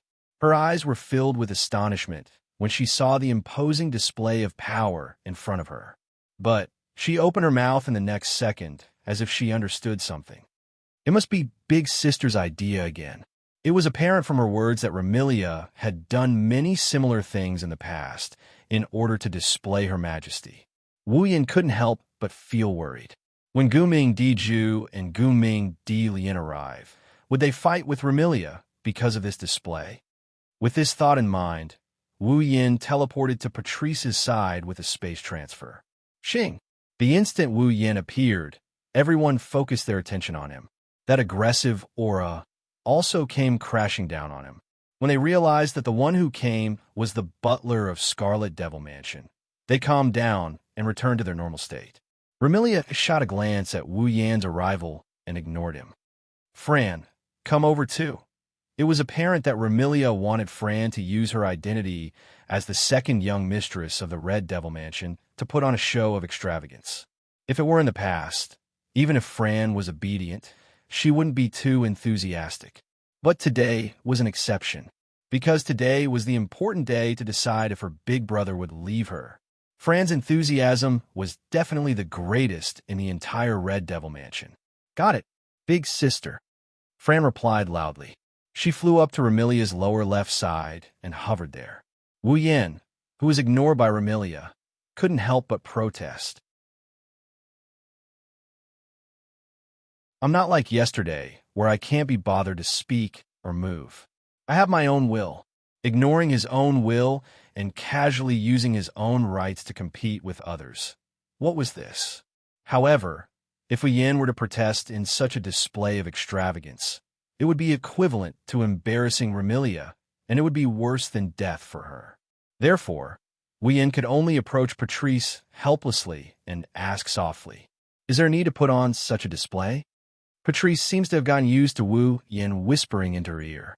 She held a book in her hand and replied with an emotionless expression. "This is Remy's idea. She said that it wasn't easy for him to come to the surface world, and we need to give him a grand welcome." This is a grand welcome? I think it's a show of strength. Wu Yin rubbed his forehead as if he had a headache. What about Laoi? Patrice opened her mouth and was about to say something. Suddenly, her eyes flickered and she lifted her head to look at the door at the end of the hall. "They're here." The instant her voice sounded, the door to the Red Devil Mansion opened. Laoi, who was dressed in maid attire, walked in with a carefree attitude with 4 young ladies behind her. Aside from Ji, the one walking at the front was Guming Diju, who had a gentle and steady temperament and a calm expression on her face. Following behind Guming Diju was Guming's love, who had a curious expression on her face. She kept looking around, up and down. At the back, 2 girls who had never seen each other before walked side by side. They followed behind Guming Diju and Guming Di Lian, as if they were escorting them. They walked with steady steps, step by step. Walking on the left was a cute girl with cat ears and 2 cat tails. She was dressed in a pitch-black Western dress and had her hair tied into 2 ponytails. This young girl was surrounded by some indigo flame-shaped spirits that were hard to see with the naked eye. A pair of witty eyes were wandering around, and one could tell at a glance that she was a restless person. The one on the right was also a cute young lady. It was a young girl with long, dark brown hair tied into a ponytail with a green ribbon. She had a pair of black, crow-like wings on her back and a cannon in one hand. Her chest was embedded with a crimson gem. Compared to the cat-like young lady, This young lady was more unrestrained as she observed her surroundings.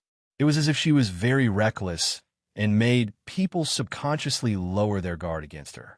However, those with keen senses would be able to sense that this young lady carried an aura that made people's heart palpitate.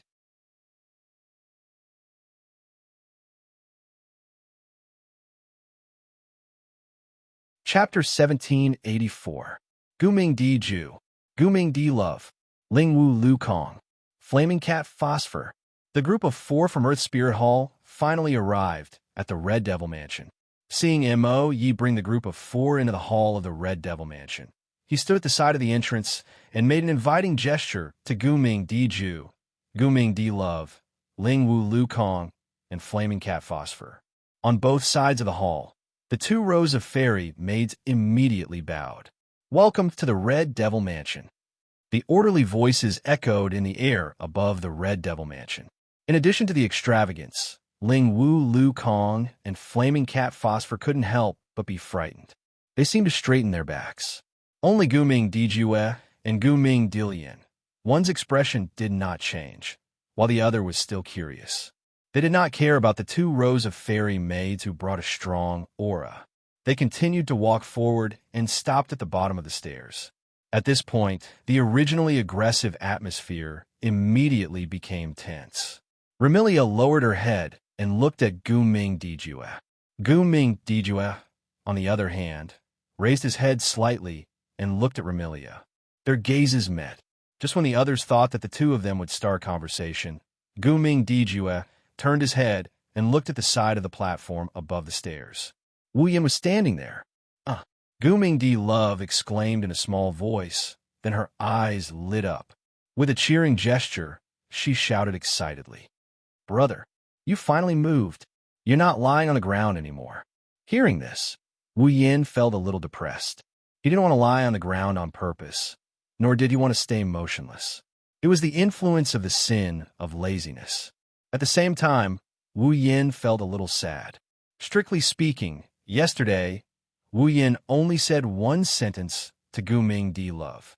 He clearly only said one sentence, but she was now calling him brother so intimately.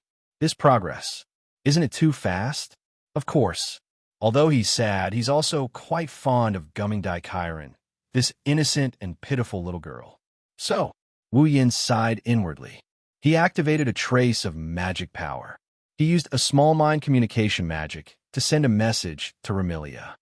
Next time, if you ignore my will and do something like this again, I'll kill you. I will spank you in front of the entire Red Devil Mansion. The arrogant smile on Remilia's face froze for a moment before she returned to normal. However, from the flickering glint in her eyes, she was probably afraid. It was only then that Wu Yin sorted out his emotions. He put on an impeccable smile and walked down the stairs. During the whole process, Guming Di Ju, Guming Di Love, Ling Wu La Kong, and Flaming Mao Lin's gazes followed Wu Yan's movements. The 4 of them had different expressions in their eyes. Guming was looking forward to it. Guming was very excited. Spirit Crow Lu Kong was very curious. Flaming Cat Phosphor was very cunning. Under the gazes of these 4 people, which contained different expressions, Wu Yin came to the front of Guming Di Ju, who was standing at the head of the table. He put one hand on his left chest and bowed, performing a standard aristocratic etiquette. "Welcome to the Red Devil Mansion, Miss Guming." Seeing Wu Yin bowing with a courteous look, Guming Di Ju, who was calm before, became a little uneasy.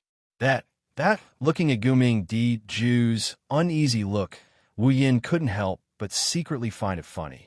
He spoke softly. "Just call me Bai." Hearing this, Guming Di Ju realized that his performance was a little abnormal. He took a deep breath, adjusted his state of mind, and smiled politely. "I know, Bai. Don't call me Miss Guming.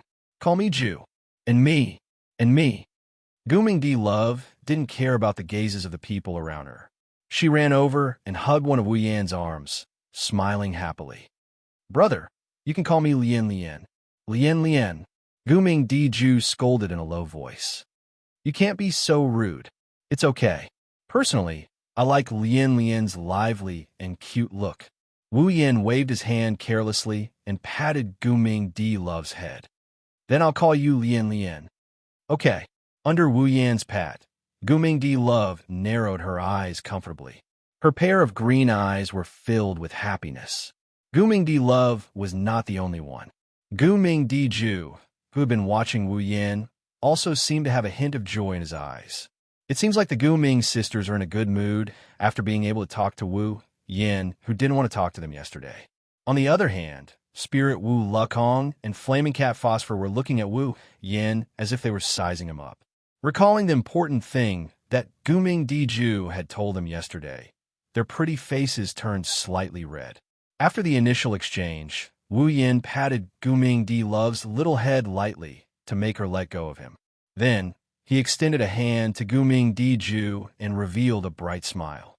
Young mistress has been waiting for everyone for a long time. Please follow me up. Looking at the hand that was extended in front of him, looking at the bright smile on Wu Yan's face, Guming Di Ju's heartbeat began to speed up without anyone noticing. His gaze also began to drift. After a while, he gathered his courage and stretched out his hand cautiously, stuffing his palm into Wu Yan's hand. Feeling Guming Di Ju's soft, jade-like hand in his hand, Wu Yan could not help but pinch it lightly. This made Guming Di Ju's face turn even redder. It also made Wu Yan smile slyly in his heart. Guming Di Ju seemed to be a little pure when it came to contact with the opposite sex. Wu Yan, who was thinking this, did not know that if it was not for the fact that he was immune to Guming Di Ju's mind-reading ability, causing Guming Di Ju to develop a strong interest in him and even a little bit of affection for him, Guming Di Ju would definitely not behave like this. Holding Guming Di Ju's hand, Wu Yan was like a gentleman who wanted to invite others to dance. He lowered his body slightly and led Guming Di Ju up the stairs. Guming Di Ju originally puffed up her cheeks because Wu Yan went to hold Guming Di Ju's hand but did not hold her hand. However, when she saw Wu Yan and Guming Di Ju walk up the stairs, Guming Di Ju brought Spirit Wu Lekong and Flaming Cat Phosphor and quickly followed.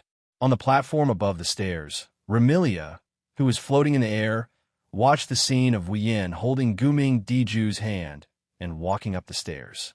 Her heart was so complicated that she did not know what to say. Just now, Wu Yan went down to welcome Guming Di Ju as the butler of the Red Devil Hall and acted politely. This made Remilia feel very proud, but now she was slightly unhappy. However, no matter how unhappy she was, Remilia still had to put on a posture. Otherwise, what would her dignity be? With Fran, Remilia slowly descended from the sky.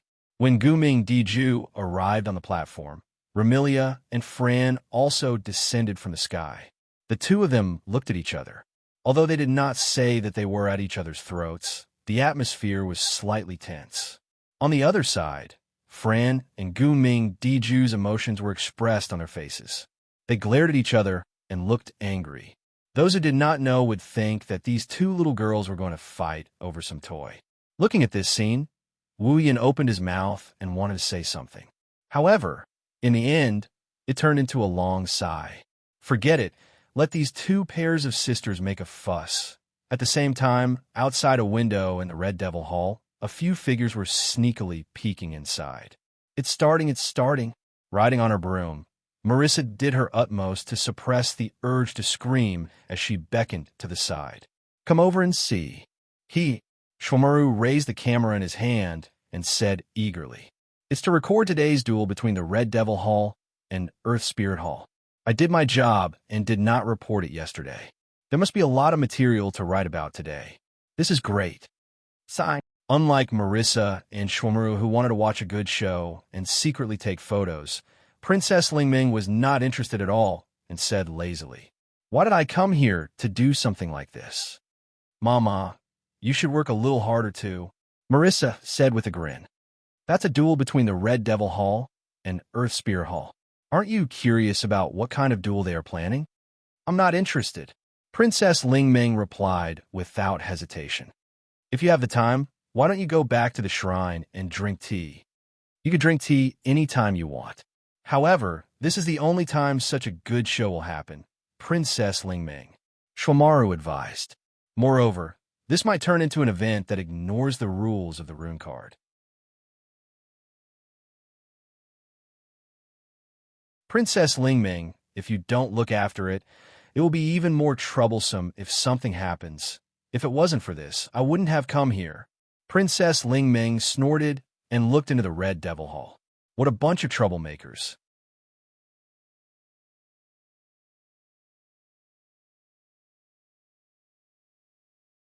Chapter 1785. No one knew when it started, but the fairy maids had all left, causing the Red Devil Mansion's main hall to become silent. Only the girls on the platform were still confronting each other.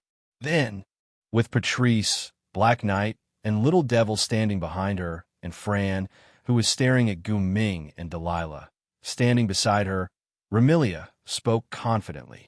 Since you're here to challenge me, then I'll let you decide how to fight for it. Remilia didn't say this to show how magnanimous she was. Instead, she wanted to show off her strong confidence in front of her opponent and suppress their momentum.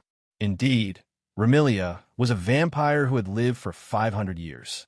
Even though she looked young and tender, the powerful aura she emitted was indeed impressive. If it were another opponent, perhaps they would be suppressed by Remilia to the point of being unable to raise their heads and lose their sense of propriety.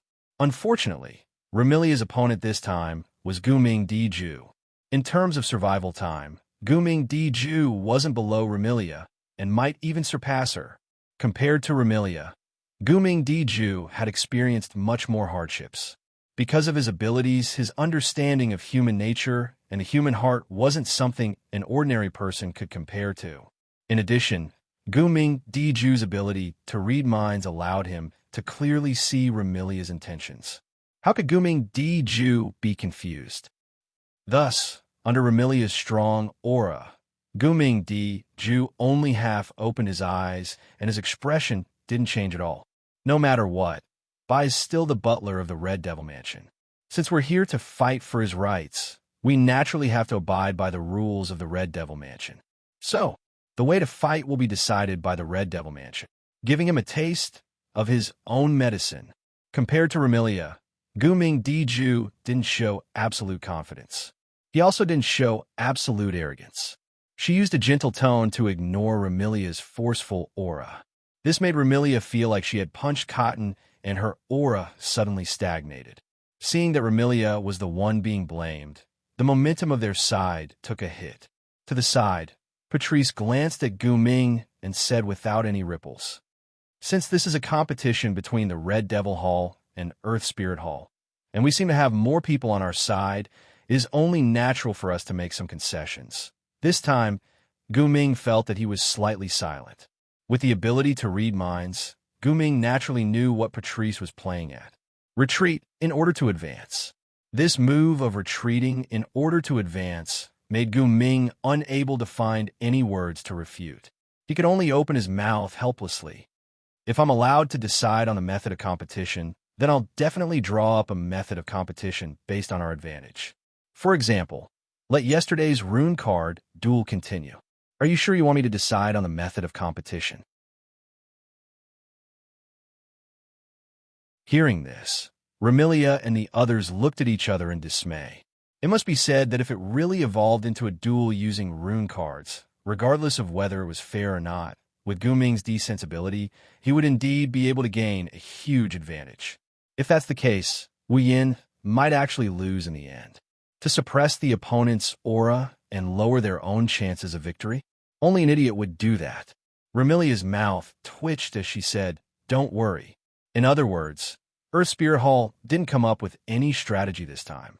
You're only planning to receive whatever moves we throw at you? If the Red Devil Hall truly came up with a strategy for this competition, then it would be even more advantageous for me with my ability to read minds. Gu Ming looked at Patrice with a meaningful gaze. The Red Devil Hall does indeed have an outstanding think tank. Naturally, they would have considered this point. Therefore, I'm guessing that you won't come up with any strategy. If there is a strategy, it would be to counter each move as they come, right? I see. Patrice understood. Due to your ability, we can't come up with a strategy and can only counter each move as they come. On your side, due to our lack of strategy, you can't display your advantage and can only counter each move as they come. In the end, neither side made any preparations for this competition. With such a conclusion, both the Red Devil Hall and Earth Spirit Hall members had a trace of helplessness on their faces.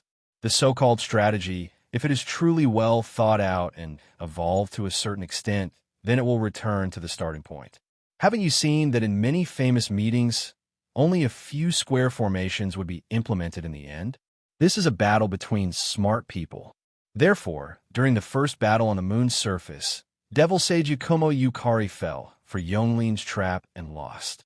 Therefore, during the second battle on the moon's surface, Yonglin the Moon Mind was defeated by Yukomo Yukari and lost a lot of face. In a battle between smart people, if the difference between the two sides wasn't too great, then both sides would suffer great losses. This is what it means to be evenly matched. It is unknown whether to rejoice or cry misfortune.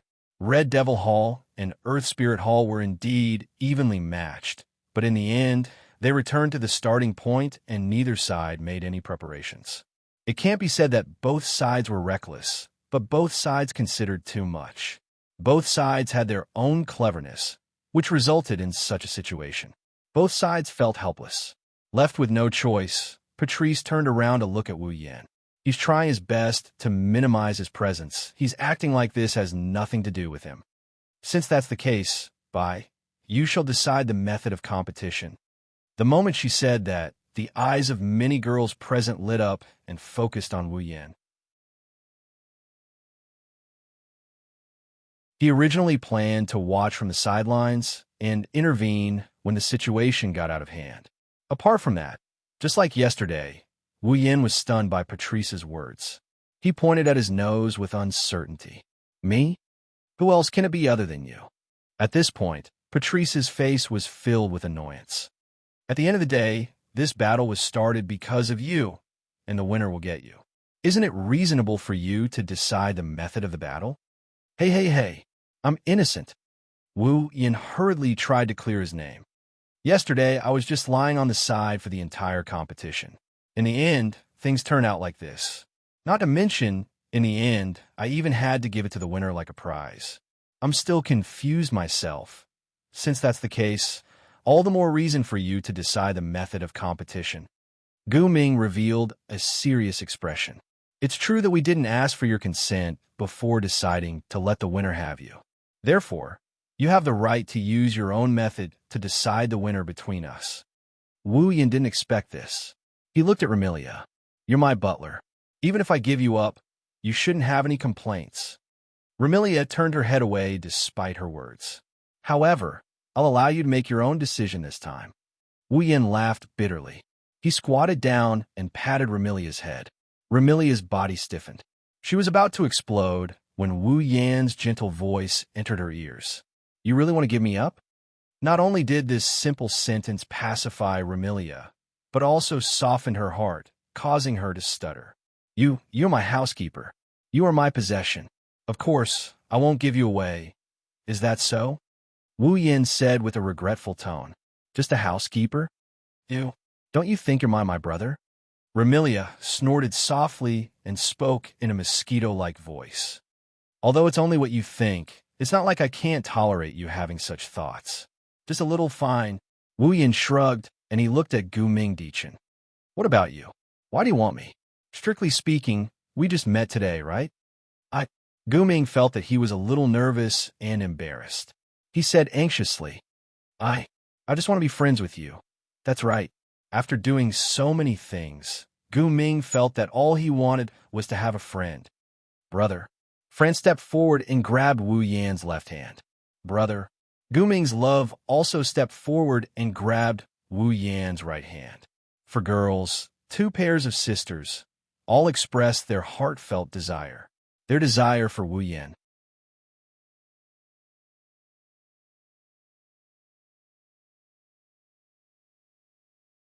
Chapter 1786. If Wu Yan could completely predict Remilia and Fran's desire for him, Then Guming Diju and Guming Di Lian's desire for him truly surprised Wu Yan.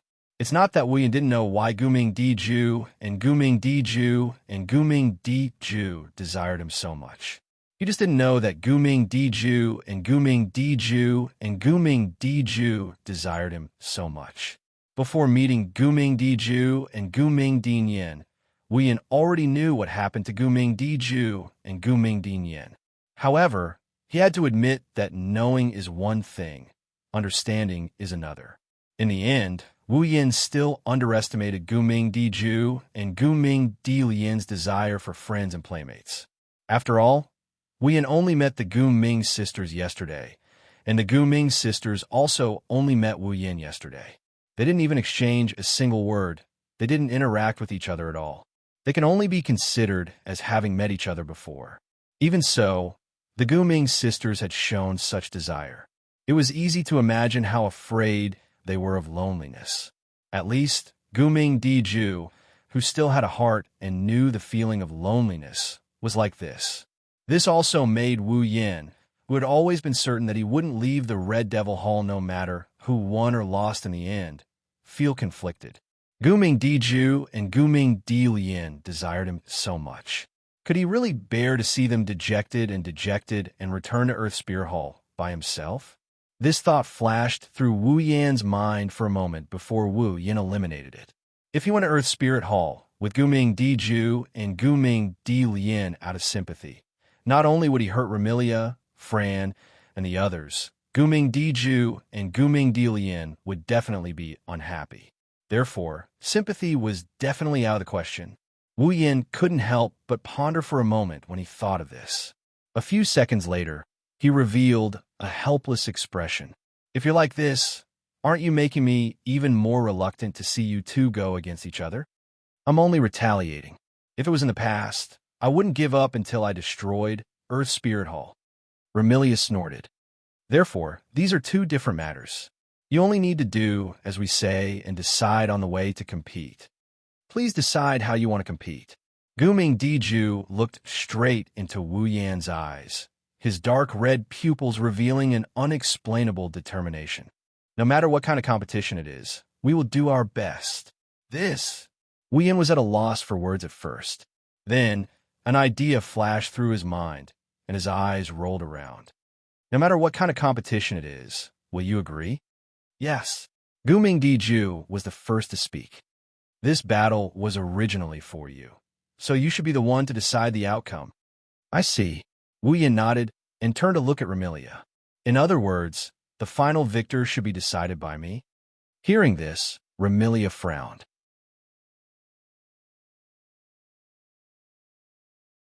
But thinking about it, compared to Earth Spirit Hall, Wu Yan was undoubtedly more attached to the Red Devil Hall. You should be more biased towards the Red Devil Hall if you were to decide the victor, right? Thinking of this, Remilia agreed. That's right, the final victor will be decided by you. Well then, let me summarize. Wu Yan grinned and he snapped his fingers. Since I'm the one to decide on the way to compete, the final victor will also be decided by me. The final goal of this battle is to see whoever can satisfy my requirements, satisfy me, attract me, and willingly follow me will be the victor, right? Hearing this, the girls from the Red Devil Hall and Earth Spirit Hall looked at each other.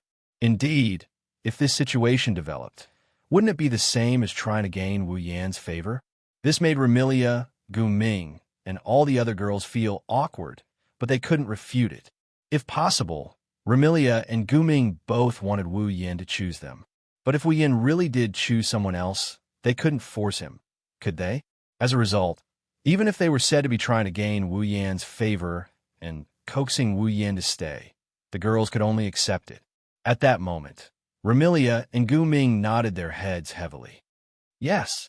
When Remilia and Guming said this, a satisfied smile appeared on Wu Yan's face. Seeing this smile, Remilia and Guming felt a chill run down their spines, giving them a bad premonition. In the next moment, Wu Yan's words caused Remilia, Guming, and all the girls from the Red Devil Hall and Earth Spirit Hall to be stunned. Then let's see if you can wear a maid uniform. For a moment, the entire place was deathly silent. Fran and Guming's faces were filled with confusion, as if they didn't know what a maid uniform was. Patrice and Xianxia's faces were stiff, as if they didn't know how to react. Spirit Crow Lu Kong and Flaming Cat Phosphor's eyes were wide open, caught off guard by this sentence.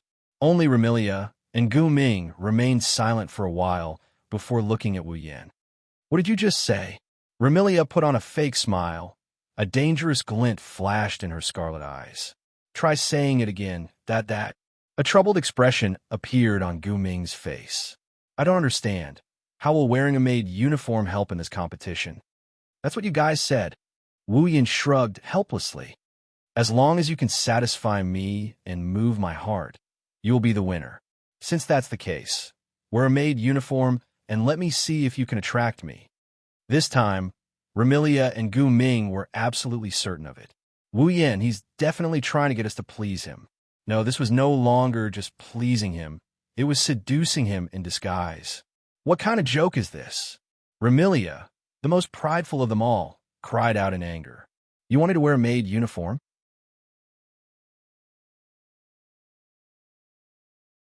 As the master of the Red Devil Hall, a vampire who had lived for 500 years, who had once ruled over a large number of demons in Fantasy Village and almost obtained the ruling rights of Fantasy Village, Remilia, to wear a maid uniform?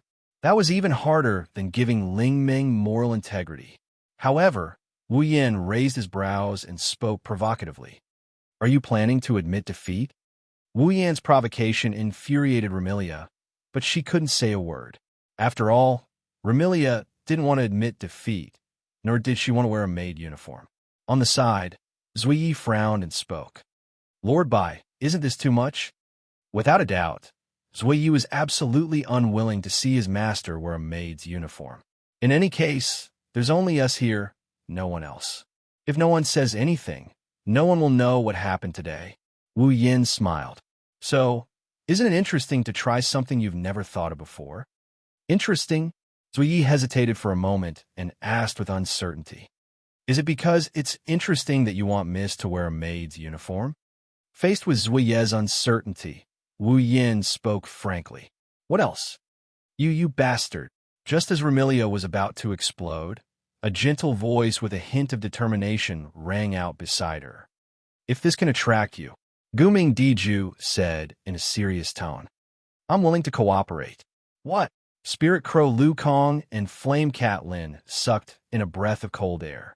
Even Remilia, Patrice, and Little Knight looked at Gu Ming in disbelief, let alone Spirit Crow Lukong and Flaming Cat Phosphor.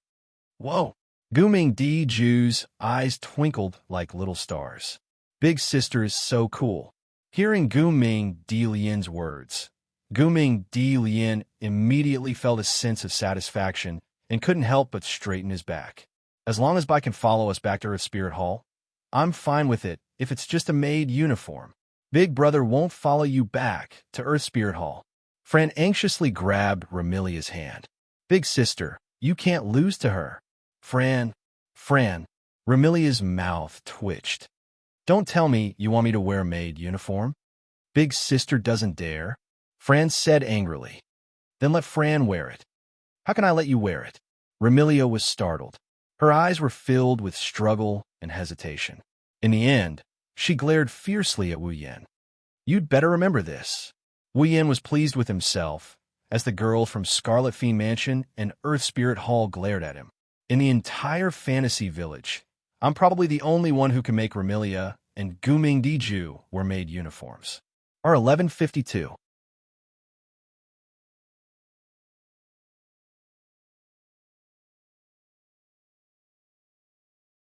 Chapter 1787. In that instant, the entire Red Devil Mansion fell into a strange silence. Wu Yan, Patrice, Zue Yi, Fran, Guming Dilian, Spirit Wu Lu Kong, and Flaming Catlin stood on the platform and looked at the scene in front of them in silence. Because, in front of the seven of them, two petite girls stood side by side. Remilia, Guming Diju. However, at this moment, the two masters of the Red Devil Mansion and Earth Spirit Hall had a faint blush on their delicate and cute faces. Of course, Although Remilia and Guming Diju had a blush on their faces, the reason for the blush on their faces was different. The redness on Remilia's face was completely due to shame and indignation.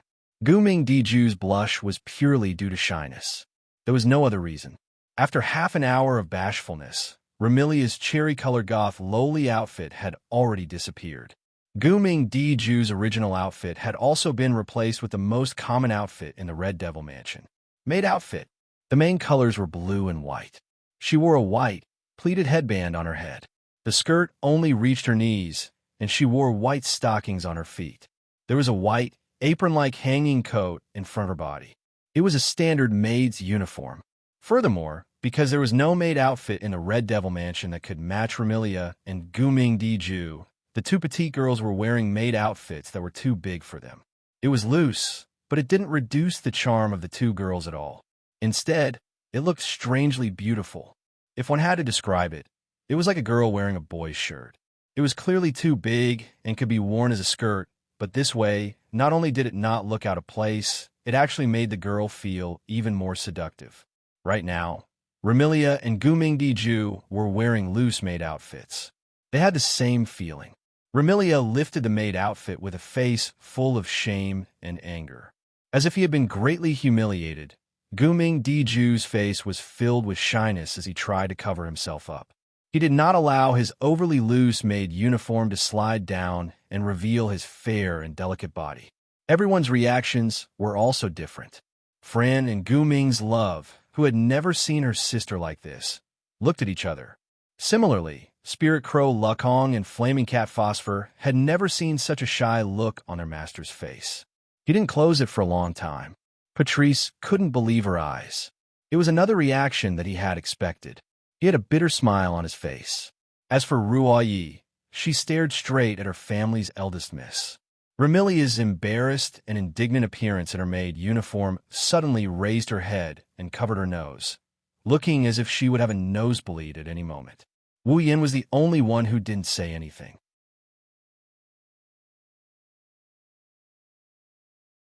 If the people of the fantasy village knew that the masters of the Red Devil Mansion and Spirit Hall were wearing maid outfits, their jaws would drop to the ground. Sensei Maruvan, who was hiding outside the window, was so excited that he was trembling all over. He almost shook off all the feathers on his crow-like wings. His hands did not stop moving as he madly slapped at Remilia and Gumming. Big news. This will definitely become a big news source. Did those two eat the medicine made by the moon people from Forever Pavilion? Did they eat something bad? Ling Meng tilted her head as though her worldview had been destroyed.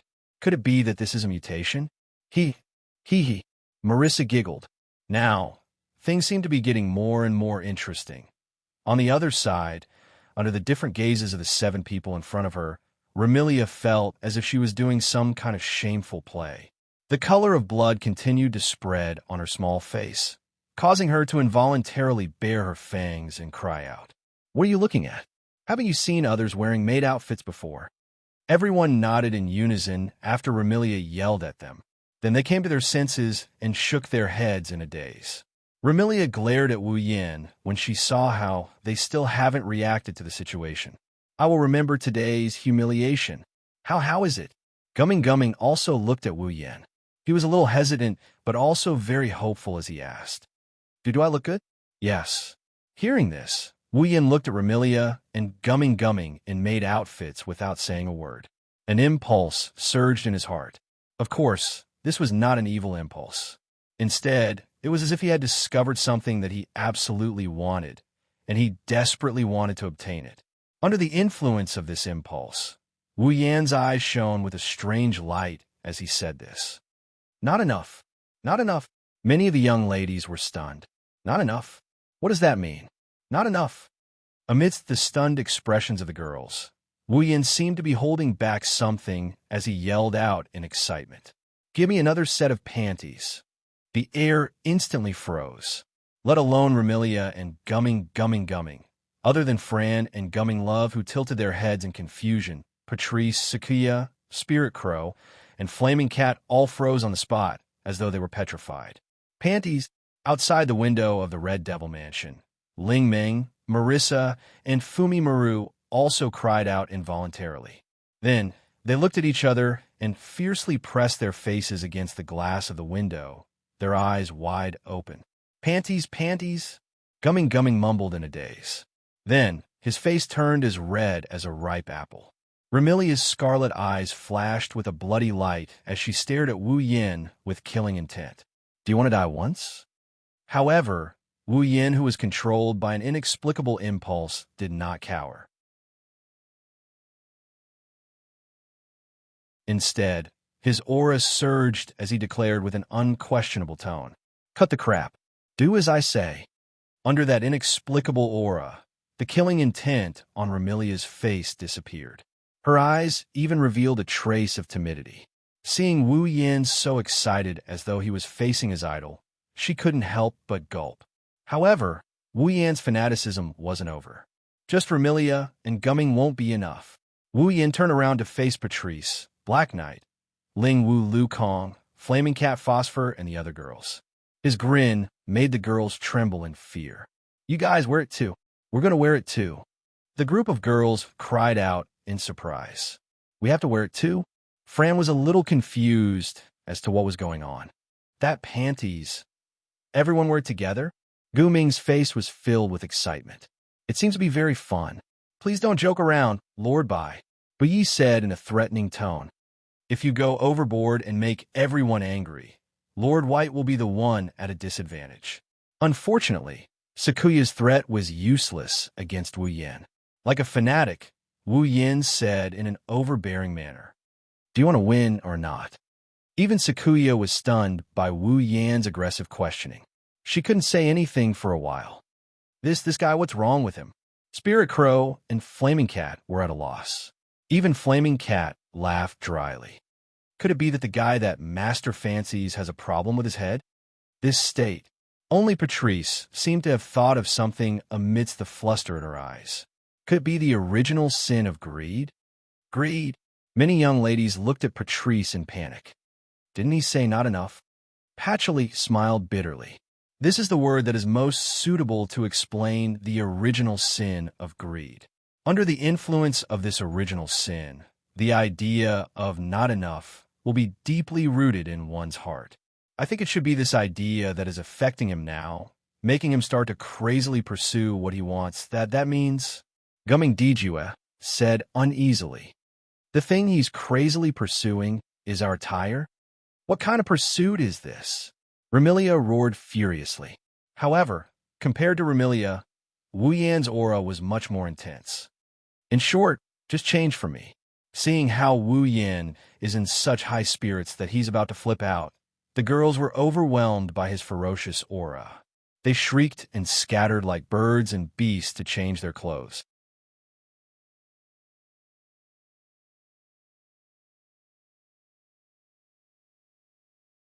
Chapter 1788. The curtain of night quietly descended. Tonight, there was no moon or stars in fantasy paradise. There wasn't even a trace of light in the dusky night sky, not even a wisp of dark clouds. If it was in the morning, this weather would definitely be very clear. But at night, it was slightly depressing. To most of the demons who were active at night, this weather wasn't good. Even the vampires who loved the night were the same. Normally, even Remilia would have been dispirited in this kind of weather. But now, it wasn't just Remilia. In the entire Red Devil Mansion, other than a group of fairy maids who were still working, all the other girls were dispirited. On the side of the round table in the Red Devil Mansion, Wu Yin was sitting in Remilia's usual seat, drinking a cup of black tea in satisfaction. Other than Wu Yin, the rest of them looked listless and fatigued. Remilia and Gumming Diju were also sitting in a seat, their bodies sprawled on the table as they fell into a deep sleep. Evidently, they were completely exhausted. Patrice was also sleeping in a seat. Apart from exhaustion, there was also a powerless expression on her face. Spirit Crow Lu Kong and Flaming Cat Phosphor were sprawled on the ground with their eyes tightly shut and panting. It was unknown if they had fallen asleep or fainted. Even Fran and Love of Gu Ming, who were usually the most energetic, directly lay on the table and fell asleep exhausted. It was not hard to imagine what kind of torment they had gone through before. That was to be expected. For the entire day, these girls were under the influence of the sin of greed and fell into a fanatical state of Wu Yan. From morning until now, they have been constantly changing clothes to satisfy Wu Yan's abnormal greed. Under this constant substitution, even if the girls present were not humans, their physical strength had not reached a state of exhaustion. Their mental fatigue was also much more serious than it looked on the surface. Therefore, they all appeared to be in a state of lying down. Looking closely, Ramilia and Gumming Diju had unknowingly returned to their loose-made attire. Patrice wore extremely sexy pajamas. Fran and Gumming Diju wore a half-covered shirt. Spirit Crow Lu Kong wore a nurse attire without a hat, and Flaming Cat Phosphor wore a revealing black fur attire that looked like a swimsuit. With a pair of cat ears and a cat tail, she looked like a cat girl. The only one who was still conscious was Zui, who stood at the side like a pillar. On her body, the maid uniform that she wore all the time, except for the apron, had completely disappeared. In other words, Buyi was currently in a vacuum state and was wearing a genuine half-naked apron. This was also the reason why Zui stood there without moving at all. His face was as calm as an ancient well, but his azure blue eyes were constantly flickering with shyness and the urge to flee. After all, if Buyi moved slightly, the apron that could barely cover the front of her body would be dislocated and expose some parts that shouldn't be exposed. In fact, even if Buyi didn't move at all, just her exposed white shoulders, smooth arms, and soft thighs were very alluring. At the very least, Wu Yin couldn't help but look at Sakuya's direction from the start. Sakuya couldn't help but tense up her delicate body. Her eyes uncomfortably drifted around, not daring to meet Wu Yan's gaze. She only spoke when she couldn't take Wu Yan's burning gaze. "Lord Bai, can you allow Bi to bring the eldest young miss, second young miss, and Miss Patrice back to their rooms to rest?" It had to be said that even in such a predicament, Buye's performance was reasonable and well-behaved. She was worthy of the title of the perfect and elegant head maid. If she didn't have the trace of panic in her eyes, it would be even more perfect. Wu Yin couldn't help but laugh inside. He felt even more satisfied with this. Without a doubt, Wu Yin possessed wealth that no one could compare to. He also possessed strength that allowed him to stand at the forefront of Fantasy Village. He also disdained authority. Thus, under the influence of the original sin of greed, Wu Yin wasn't greedy for money or authority. As a result, he vented his greed on things that were similar to play. It might sound laughable, but to Wu Yin, compared to money and authority, watching the members of Red Devil Hall and Earth Spirit Hall play in front of him was better than anything else. It was also very pleasing to the eyes. Bring Ramilia and Flan back to their rooms. Then go to the library and inform the imp to bring Puki back to rest. Wu Yin wanted to ask Sakuya to do something else, but he remembered something else. He grinned and ordered her to do something else. Also, prepare a few rooms for the fairy maids to bring Ju and Lian to rest. Yes, Zui suddenly felt as if he had been pardoned. His eyes turned, and his blue pupils turned red as he fully activated his time-stop ability. In the next instant, Ramilia, Fran, Guming Di Ju, Guming Di Lian, Patrice, Lingwu Lu Kong, Flaming Catlin, and the other girls all disappeared. Even Black Knight was nowhere to be seen. At this moment, Wu Yin shook his head and turned his gaze outside Red Devil Hall with an unfathomable smile. Oh! Outside the Red Devil Mansion, Takamaru Fumi stretched his back and patted the precious camera in his hand with the same satisfied expression. He shook his head and said this. Today is truly a good day. Hearing this, even Soul Dream couldn't help but feel annoyed. I advise you not to publish these pictures in the newspapers. Otherwise, starting tomorrow, the Red Devil Hall and Earth Spirit Hall will definitely blacklist Crow. I am Crow Tengu. It's not a crow. Sensei Maru retorted, then laughed. Don't worry, I won't publish my underwear on the newspapers.